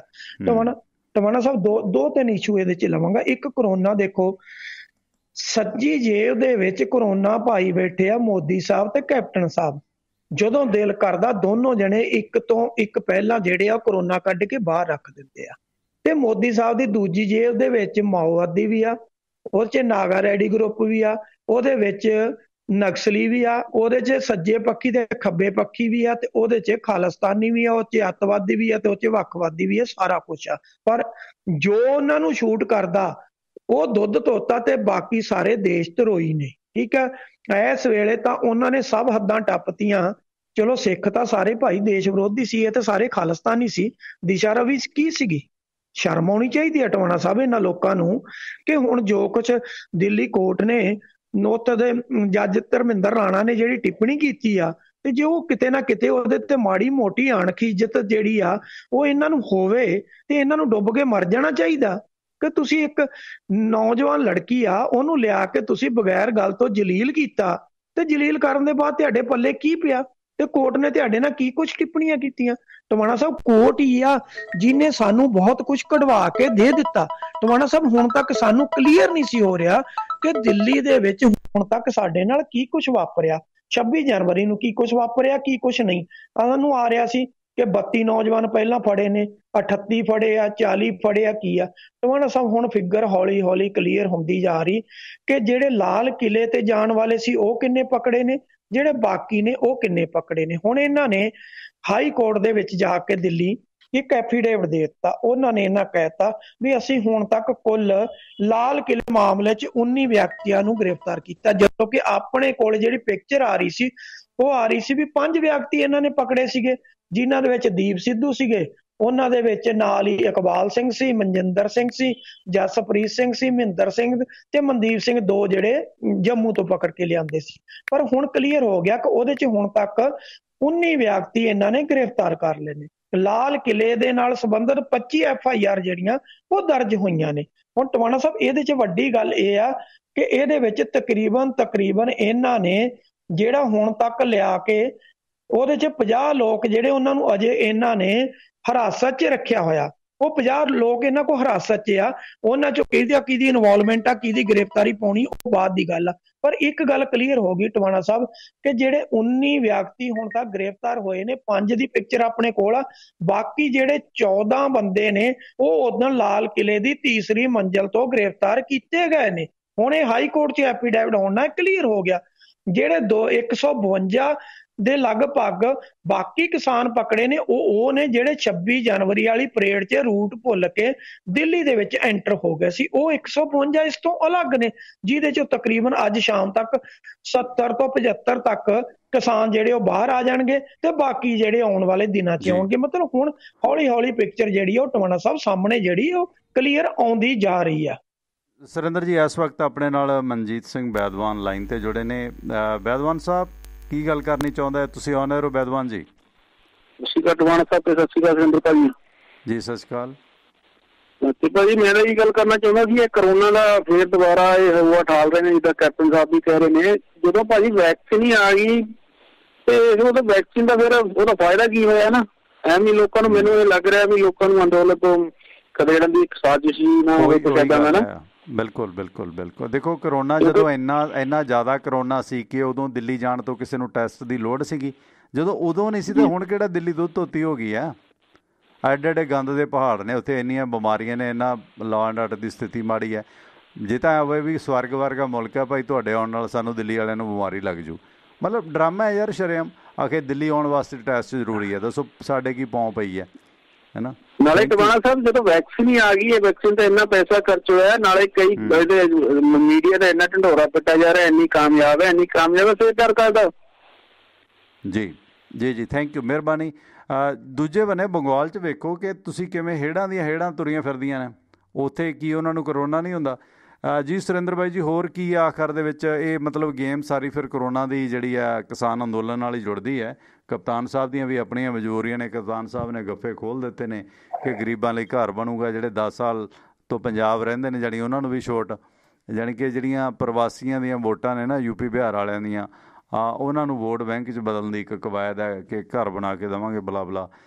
ਅਤੇ ਹਾਲਾਂਕਿ ਬੱਸਾਂ ਦੇ ਕਹਿੰਦੇ ਸੀਗੇ ਟਰਾਂਸਪੋਰਟ ਮਾਫੀਆ, ਇਹ ਕਰ ਦਾਂਗੇ ਵੋ ਕਰ ਦਾਂਗੇ। ਟਰਾਂਸਪੋਰਟ ਮਾਫੀਆ ਤਾਂ ਦੂਰ ਹੈ, ਜੇ ਟਰਾਂਸਪੋਰਟ ਦੇ ਟਾਈਮ ਟੇਬਲ ਹੀ ਨਹੀਂ ਬਣਾਏ। ਸ਼ੰਭੂ ਬਾਰਡਰ 'ਤੇ ਰੋਜ਼ ਪੰਜਾਬ ਸਰਕਾਰ ਦੇ ਟੈਕਸ ਕਲੈਕਸ਼ਨ ਸੈਂਟਰ ਦੇ ਬਰਾਬਰ ਦਫ਼ਤਰ ਬਣਾ ਕੇ 35 ਲੱਖ 40 ਲੱਖ ਦੀ ਟੈਕਸ ਦੀ ਠੱਗੀ ਲੋਕਾਂ ਤੋਂ ਸ਼ਰੇਆਮ ਕੀਤੀ ਜਾਂਦੀ ਸੀ। ਉਹ ਤਾਂ ਫੜ ਨਹੀਂ ਹੋਈ ਜੀ। ਸੁਰਿੰਦਰ ਜੀ, ਹੋਰ ਬਾਈ ਜੀ ਕੀ ਅਪਡੇਟ ਆ ਅੱਜ? ਕਿਉਂਕਿ ਅੱਜ ਵੀ ਕੁਛ ਕਿਸਾਨਾਂ ਦੇ ਸਮਾਗਮ ਨੇ। ਕੀ ਹੈ ਓਵਰਆਲ ਕਿਸਾਨੀ ਦੇ ਘਰ? ਆਪਾਂ ਸਮੇਟੀਏ ਗਿਰਾਂ ਫਿਰ ਪ੍ਰੋਗਰਾਮ। ਮੇਰੀ ਵੀ ਸਿਹਤ ਥੋੜੀ ਨਿਸਾਜ ਚੱਲ ਰਹੀ ਹੈ ਜੀ। ਟਵਾਣਾ ਸਾਹਿਬ ਦੇਖੋ, ਖਾਸ ਕਰ ਉੱਤਰ ਪ੍ਰਦੇਸ਼ ਪੁਲਿਸ ਜਿਹੜੀ ਆ ਉਹ ਤੇ ਉੱਥੋਂ ਦੀ ਸਰਕਾਰ ਜਿਹੜੀ ਉਹ ਆਪਣੀਆਂ ਕੁਝ ਹਰਕਤਾਂ ਤੇ ਉੱਤਰ ਆਈ ਕਿ ਅਸੀਂ ਅਗਲੇ ਹੁਕਮਾਂ ਤੱਕ ਉੱਤਰ ਪ੍ਰਦੇਸ਼ 'ਚ ਰੈਲੀਆਂ ਕਰਨ ਤੇ ਪਾਬੰਦੀ ਲਾ ਰਹੇ ਹਾਂ। ਪਰ ਕਿਸਾਨ ਕਹਿੰਦੇ ਅਸੀਂ ਫੇਰ ਵੀ ਕਰਨੀ, ਆ ਜਾਓ ਮੈਦਾਨ 'ਚ।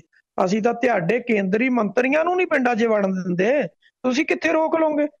ਹਰਿਆਣੇ 'ਚ ਵੀ ਇਹੀ ਹਸ਼ਰਾ। ਹਰਿਆਣੇ ਵਾਲਾ ਤਾਂ ਵਿਚਾਰਾ ਮੁੱਖ ਮੰਤਰੀ ਜਿੱਦਣ ਦਾ ਕਰਨਾਲ ਤੋਂ ਉਹਦਾ ਹੈਲੀਕਾਪਟਰ ਉੱਤੋਂ ਉੱਪਰ ਹੀ ਉੱਡਦਾ ਰਿਹਾ, ਧਰਤੀ ਤੇ ਉਤਰ ਨਹੀਂ ਦਿੱਤਾ, ਉਦਣ ਦਾ ਦੁਬਾਰਾ ਬਾਹਰ ਨਹੀਂ ਨਿਕਲਿਆ ਉਹ ਤਾਂ। ਠੀਕ ਹੈ, ਰਾਜਸਥਾਨ ਚਲੋ ਉੱਥੇ ਕਾਂਗਰਸ ਦੀ ਸਰਕਾਰ ਆ, ਉਹ ਏਡਾ ਵਾਵੇਲਾ ਨਹੀਂ ਕਰਦੀ। ਉਹਨਾਂ ਨੂੰ ਪਤਾ ਕਿਸਾਨੀ ਅੰਦੋਲਨ ਆ, ਇਹਦਾ ਸਾਨੂੰ ਬੈਨੀਫਿਟ ਵੀ ਰਹੇਗਾ, ਇਸ ਕਰਕੇ ਉੱਥੇ ਕੋਈ ਸਮੱਸਿਆ ਨਹੀਂ ਆ ਰਹੀ।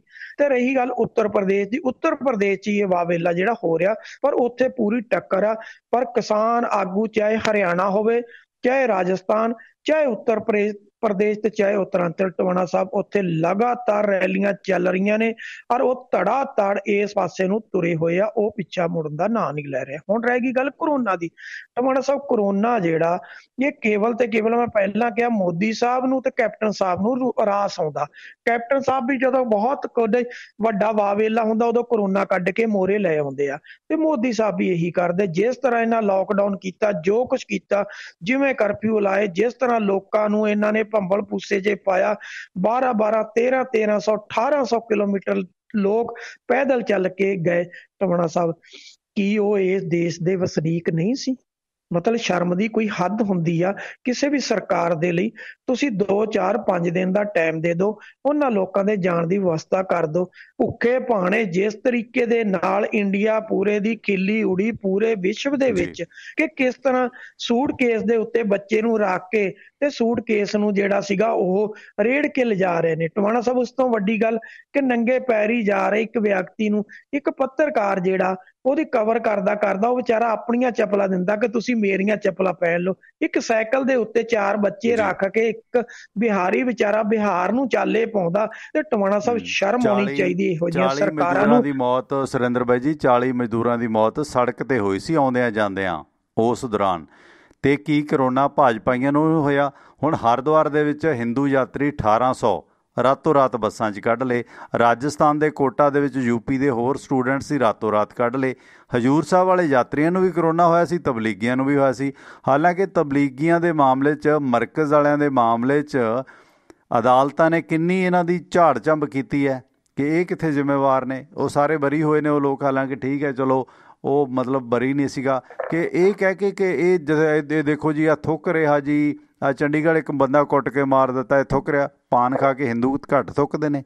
ਹੁਣ ਜਿਹੜਾ ਪਾਨ ਖਾਂਦਾ ਜਾਂ ਵੈਸੇ ਵੀ ਸਾਨੂੰ ਖੰਘਾਰ ਸੁੱਟਣ ਦੀ ਆਦਤ ਹੈ, ਮਤਲਬ ਉਦੋਂ ਵੀ ਘੱਟ ਗਿਣਤੀ ਮੁਸਲਮਾਨਾਂ ਨੂੰ ਟਾਰਗੇਟ ਕੀਤਾ ਗਿਆ। ਸਿੱਖਾਂ ਦੇ ਹਜ਼ੂਰ ਸਾਹਿਬ ਆਉਣ ਤੋਂ ਇਹਨਾਂ ਨੂੰ ਕਰੋਨਾ ਹੁੰਦਾ ਸੀਗਾ। ਪਰ ਇਹ ਜਿਹੜਾ ਪੱਖਪਾਤ ਹੈ ਨਾ, ਇਹ ਮੁਲਕ ਨੂੰ ਵੰਡੇਗਾ। ਮਜ਼ਹਬ ਦੇ ਆਧਾਰ 'ਤੇ ਮੁਲਕ ਬਣੇ ਫੇਲ ਹੁੰਦੇ ਨੇ। ਔਰੰਗਜ਼ੇਬ ਤੋਂ ਕੱਟੜ ਪ੍ਰਸਤ ਮੁਸਲਮਾਨ ਕੋਈ ਨਹੀਂ ਸੀ, ਉਹ ਬੰਦੇ ਫੇਲ ਹੋਏ ਨੇ। ਸੋ ਇਸ ਕਰਕੇ ਧਰਮ ਦੀ ਕੱਟੜਤਾ ਭਾਵੇਂ ਹਿੰਦੂਆਂ ਦੀ ਹੈ, ਭਾਵੇਂ ਸਿੱਖਾਂ ਦੀ, ਭਾਵੇਂ ਮੁਸਲਮਾਨਾਂ ਦੀ, ਇਹ ਅੱਤ ਮਾੜੀ ਹੈ। ਸਾਨੂੰ ਸਮਝ ਲੈਣੀ ਚਾਹੀਦੀ ਹੈ। ਸਾਨੂੰ ਆਪਸ 'ਚ ਲੜਾ ਕੇ ਇਹ ਜਿਹੜੇ ਅਲੀਟ ਧਾਰਮਿਕ ਲੋਕ ਨੇ, ਭਾਵੇਂ ਹਿੰਦੂ ਆ, ਭਾਵੇਂ ਸਿੱਖ ਹੈ, ਭਾਵੇਂ ਮੁਸਲਮਾਨ ਹੈ, ਉਹ ਰਾਜ ਕਰਦੇ ਆਏ ਨੇ। ਅਲੀਟ ਸਿੱਖ ਵੀ ਕਰ ਰਹੇ ਨੇ, ਬਾਦਲ ਸਾਹਿਬ ਵੀ ਕਰ ਰਹੇ ਨੇ, ਸਿਮਰਜੀਤ ਮਾਨ ਵੀ ਕਰ ਰਹੇ ਨੇ, ਅਤੇ ਕੈਪਟਨ ਸਾਹਿਬ ਵੀ ਕਰ ਰਹੇ ਨੇ। ਅਲੀਟ ਹਿੰਦੂ ਵੀ ਕਰ ਰਹੇ ਨੇ, ਅਤੇ ਅਲੀਟ ਅਵੈਸੀ ਹੋਰੀ ਵੀ ਕਰ ਰਹੇ ਨੇ। ਅਤੇ ਮਰਦੇ ਆ ਗਰੀਬ ਹਿੰਦੂ, ਗਰੀਬ ਮੁਸਲਮਾਨ, ਗਰੀਬ ਸਿੱਖ, ਭਾਈ ਲਾਲੋ ਦਾ ਲਾਣਾ, ਅਮੀਰ ਮਲਕ, ਭਾਗੋ ਸਿੱਖਾਂ ਨੂੰ ਕੁਛ ਨਹੀਂ ਹੁੰਦਾ। ਪਰ ਅਸੀਂ ਸਮਝਦੇ ਨਹੀਂ ਇਹਨਾਂ ਦੀਆਂ ਚਾਲਾਂ ਨੂੰ ਜੀ। ਬਹੁਤ ਬਹੁਤ ਧੰਨਵਾਦ ਸੁਰਿੰਦਰ ਬਾਈ ਜੀ। ਆਪਾਂ ਫਿਰ ਸ਼ਾਮ ਨੂੰ ਮਾਓਵਾਦੀਆਂ ਦੀ ਜਾਂ ਉਹਨਾਂ ਦੀ ਕਿਤਾਬ ਖੋਲ੍ਹਦੇ ਹਾਂ ਅਤੇ ਫ਼ਰਕ ਕੀ ਹੈ, ਕਿਉਂ ਇਹ ਚੀਜ਼ਾਂ ਵਧਾਈਆਂ ਜਾ ਰਹੀਆਂ ਨੇ, ਇਹਨਾਂ ਵਧਾਉਣ ਦਾ ਕਾਰਨ ਕੀ ਹੈ। ਕਿਉਂਕਿ ਕੁਛ ਜਾਅਲੀ ਕਾਮਰੇਡ ਸੀ ਜਲੰਧਰੀ ਅਖਬਾਰਾਂ ਵਾਲੇ, ਉਹਨਾਂ ਨੇ ਵੀ ਬੇੜਾ ਗਰਕ ਕੀਤਾ ਸੀ। ਉਦੋਂ ਦੀਆਂ ਨਫ਼ਰਤਾਂ ਸੀ ਜਿਹੜੀਆਂ। ਹੁਣ ਜਿਹੜੇ ਦਾੜੀਆਂ ਰੱਖ ਲਈਆਂ ਜਿਹੜੇ ਕਾਮਰੇਡਾਂ ਨੇ, ਉਹ ਭੀਸ਼ਮ ਪਿਤਾਮਾ ਹੋ ਗਏ, ਹੈ ਨਾ ਜੀ। ਬਿਲਕੁਲ ਟਵਾਣਾ ਸਾਹਿਬ, ਇਹੀ ਕੁਛ ਹੋਇਆ। ਸ਼ਾਮ ਨੂੰ ਇਹਨਾਂ ਦੀ ਪੂਰਾ ਕਿਤਾਬਚਾ ਮੇਰੇ ਕੋਲ ਪਿਆ, ਕੋਈ ਗੱਲ ਨਹੀਂ ਗੀ, ਖੋਲ ਦਿਆਂਗੇ ਔਰ ਖੁੱਲੇ ਦਿਲ ਨਾਲ ਖੋਲਾਂਗੇ। ਅਸੀਂ ਕਿਸੇ ਦੇ ਸਕੇ ਨਹੀਂ। ਜੋ ਕੁਛ ਜੇਕਰ ਅੱਜ ਤੱਕ ਜੋ ਕਾਮਰੇਡਾਂ ਨੇ ਕੀਤਾ, ਜੋ ਨਕਸਲੀਆਂ ਨੇ ਕੀਤਾ, ਜੋ ਮਾਓਵਾਦੀਆਂ ਨੇ, ਜੋ ਨਾਗਾ ਰੈਡੀ ਗਰੁੱਪ ਨੇ ਜੋ ਕੁਛ ਕੀਤਾ, ਤੇ ਜਿਹੜਾ ਕੁਛ ਕੈਟਾਂ ਨੇ ਵੀ ਕੀਤਾ, ਸਾਡੇ ਕੋਲ ਸਾਰਿਆਂ ਦਾ ਕਿਤਾਬਚਾ ਪਿਆ ਵਾ। ਕਿਉਂਕਿ ਅਸੀਂ ਵੀ ਕੈਟਾਂ ਨੂੰ ਬਹੁਤ ਕੁਛ ਝੱਲਿਆ ਵਾ। ਇਸ ਕਰਕੇ ਸਾਡੇ ਕੋਲ ਨਹੀਂ, ਸਾਡੇ ਤੋਂ ਨਾ ਆਸ ਰੱਖਣ ਕਿ ਅਸੀਂ ਕਿਸੇ ਦੇ ਸਕੇ ਹੋਵਾਂਗੇ। ਨਾ ਸਾਨੂੰ ਪੈਸੇ ਦੀ ਜ਼ਰੂਰਤ ਆ, ਨਾ ਸਾਨੂੰ ਨੌਕਰੀ ਦੀ ਜ਼ਰੂਰਤ ਆ। ਭਾਵੇਂ ਜਿੰਨੇ ਮਰਜ਼ੀ ਚੈਨਲ ਭੱਜਣ, ਜੋ ਕੁਛ ਮਰਜ਼ੀ ਹੋ ਜਾਏ, ਪਰ ਸਾਡੇ ਕੋਲ ਜਿਹੜਾ ਕੁਛ ਆ ਉਹ ਅਸੀਂ ਬੇਬਾਕੀ ਨਾਲ ਸਾਹਮਣੇ ਰੱਖਾਂਗੇ। ਨਾ ਅਸੀਂ ਵਿਕੇ ਆ ਤਾਂ ਨਾ ਅਸੀਂ ਵਿਕਣਾ ਵਾ ਜੀ। ਬਹੁਤ ਬਹੁਤ ਧੰਨਵਾਦ ਜੀ। ਮਿਲਦੇ ਹਾਂ ਭਾਰਤੀ ਸਮਾਂ 7 ਵਜੇ ਤੋਂ ਲੈ ਕੇ 9 ਵਜੇ ਤੱਕ। ਸੋ ਬਹੁਤ ਬਹੁਤ ਧੰਨਵਾਦ ਸੁਰਿੰਦਰ ਸਿੰਘ ਜੀ। ਸਤਿ ਸ਼੍ਰੀ ਅਕਾਲ। ਸਤਿ ਸ਼੍ਰੀ ਅਕਾਲ ਟਵਾਣਾ ਸਾਹਿਬ, ਮਿਹਰਬਾਨੀ। ਸਤਿ ਸ਼੍ਰੀ ਅਕਾਲ। ਮਿਹਰਬਾਨੀ ਜੀ। ਸੋ ਦੋਸਤੋ, ਇਹ ਸਨ ਰਾਜਨੀਤਿਕ ਮਾਮਲਿਆਂ ਦੇ ਮਾਹਰ ਤੇ ਵਕਾਲਤ ਨਾਲ ਵਾਬਸਤਾ ਸੋ ਸੁਰਿੰਦਰ ਸਿੰਘ, ਜਿਨ੍ਹਾਂ ਨੇ ਬੜਾ ਲੰਮਾ ਸਮਾਂ ਸਿੱਖ ਸੰਘਰਸ਼ ਦੇ ਵਿੱਚ ਵੀ ਹੰਢਾਇਆ, ਬਹੁਤ ਕੁਛ ਚੱਲਿਆ। ਖੈਰ, ਆੜ੍ਹਤੀਆਂ ਨੇ ਐਲਾਨ ਕਰ ਦਿੱਤਾ ਕਿ ਜਿਸ ਤਰ੍ਹਾਂ ਕੇਂਦਰ ਸਰਕਾਰ ਨੇ ਪੰਜਾਬ ਦੀ ਕਣਕ ਦਾ 24,000 ਕਰੋੜ ਰੁਪਏ, 24,400 ਕਰੋੜ ਹੈ ਕਣਕ ਦਾ ਬਣ ਜਾਂਦਾ, ਇਹ ਸਿੱਧਾ ਕਿਸਾਨਾਂ ਨੂੰ ਦੇਣ ਦੀ ਗੱਲ ਕੀਤੀ ਹੈ ਅਦਾਇਗੀ ਆੜ੍ਹਤੀਆਂ ਰਾਹੀਂ ਰੋਕ ਕੇ। ਅਸੀਂ ਇਹਦਾ ਵਿਰੋਧ ਕਰਦੇ ਹੋਏ ਕਿਸਾਨਾਂ ਨੂੰ ਡਾਇਰੈਕਟ ਪੇਮੈਂਟ ਦਿੱਤੇ ਜਾਣ ਨੂੰ ਲੈ ਕੇ ਅਸੀਂ ਵੀ 1 ਅਪ੍ਰੈਲ ਤੋਂ ਕਿਸਾਨਾਂ ਦੇ ਖਿਲਾਫ ਅੰਦੋਲਨ ਵਿੱਢਾਂਗੇ। ਅਗਰ ਮਾਰਚ ਦੇ ਅੰਤ ਤੱਕ ਫੈਸਲਾ ਵਾਪਸ ਨਾ ਲਿਆ ਤਾਂ 1 ਅਪ੍ਰੈਲ ਤੋਂ ਅਸੀਂ ਵੀ ਅੰਦੋਲਨ ਕਰਾਂਗੇ। ਕਿਉਂਕਿ ਆੜ੍ਹਤੀਆਂ ਨੂੰ ਭਜਾਉਣਾ ਚਾਹੁੰਦੀ ਹੈ ਅਤੇ ਉਸ ਤੋਂ ਬਾਅਦ ਫਿਰ ਰਿਲਾਇੰਸ ਦੇ ਆੜ੍ਹਤੀ ਆਉਣਗੇ। ਸੋ ਆੜ੍ਹਤੀਆਂ ਨੂੰ ਤਾਂ ਭਜਾ ਕੇ ਇਹ ਜਿਹੜਾ ਹੈਗਾ ਆਪਣੀ ਗੇਮ ਲਗਾਉਣ ਦੇ ਮੂਡ ਦੇ ਵਿੱਚ ਨੇ। ਸੋ ਇਸ ਦੇ ਨਾਲ ਹੀ ਵਕਤ ਤੁਹਾਡੇ ਤੋਂ ਵਿਦਾਇਗੀ ਦਾ ਹੋ ਗਿਆ। ਕੋਈ ਵੀ ਸਾਂਝ ਸੁਨੇਹਾ ਹੋਵੇ ਤਾਂ ਤੁਸੀਂ 9876309655 'ਤੇ ਸੰਪਰਕ ਕਰ ਸਕਦੇ ਹੋ। ਅਤੇ ਇਸ ਦੇ ਨਾਲ ਨਾਲ ਸਾਡੀ ਵੈਬਸਾਈਟ 'ਤੇ ਜਾ ਕੇ ਤੁਸੀਂ ਸਾਡੇ ਇਹਨਾਂ ਪ੍ਰੋਗਰਾਮਾਂ ਨੂੰ ਸਪੋਂਸਰ ਵੀ ਕਰ ਸਕਦੇ ਹੋ, ਸਬਸਕ੍ਰਿਪਸ਼ਨ ਵੀ ਲੈ ਸਕਦੇ ਹੋ।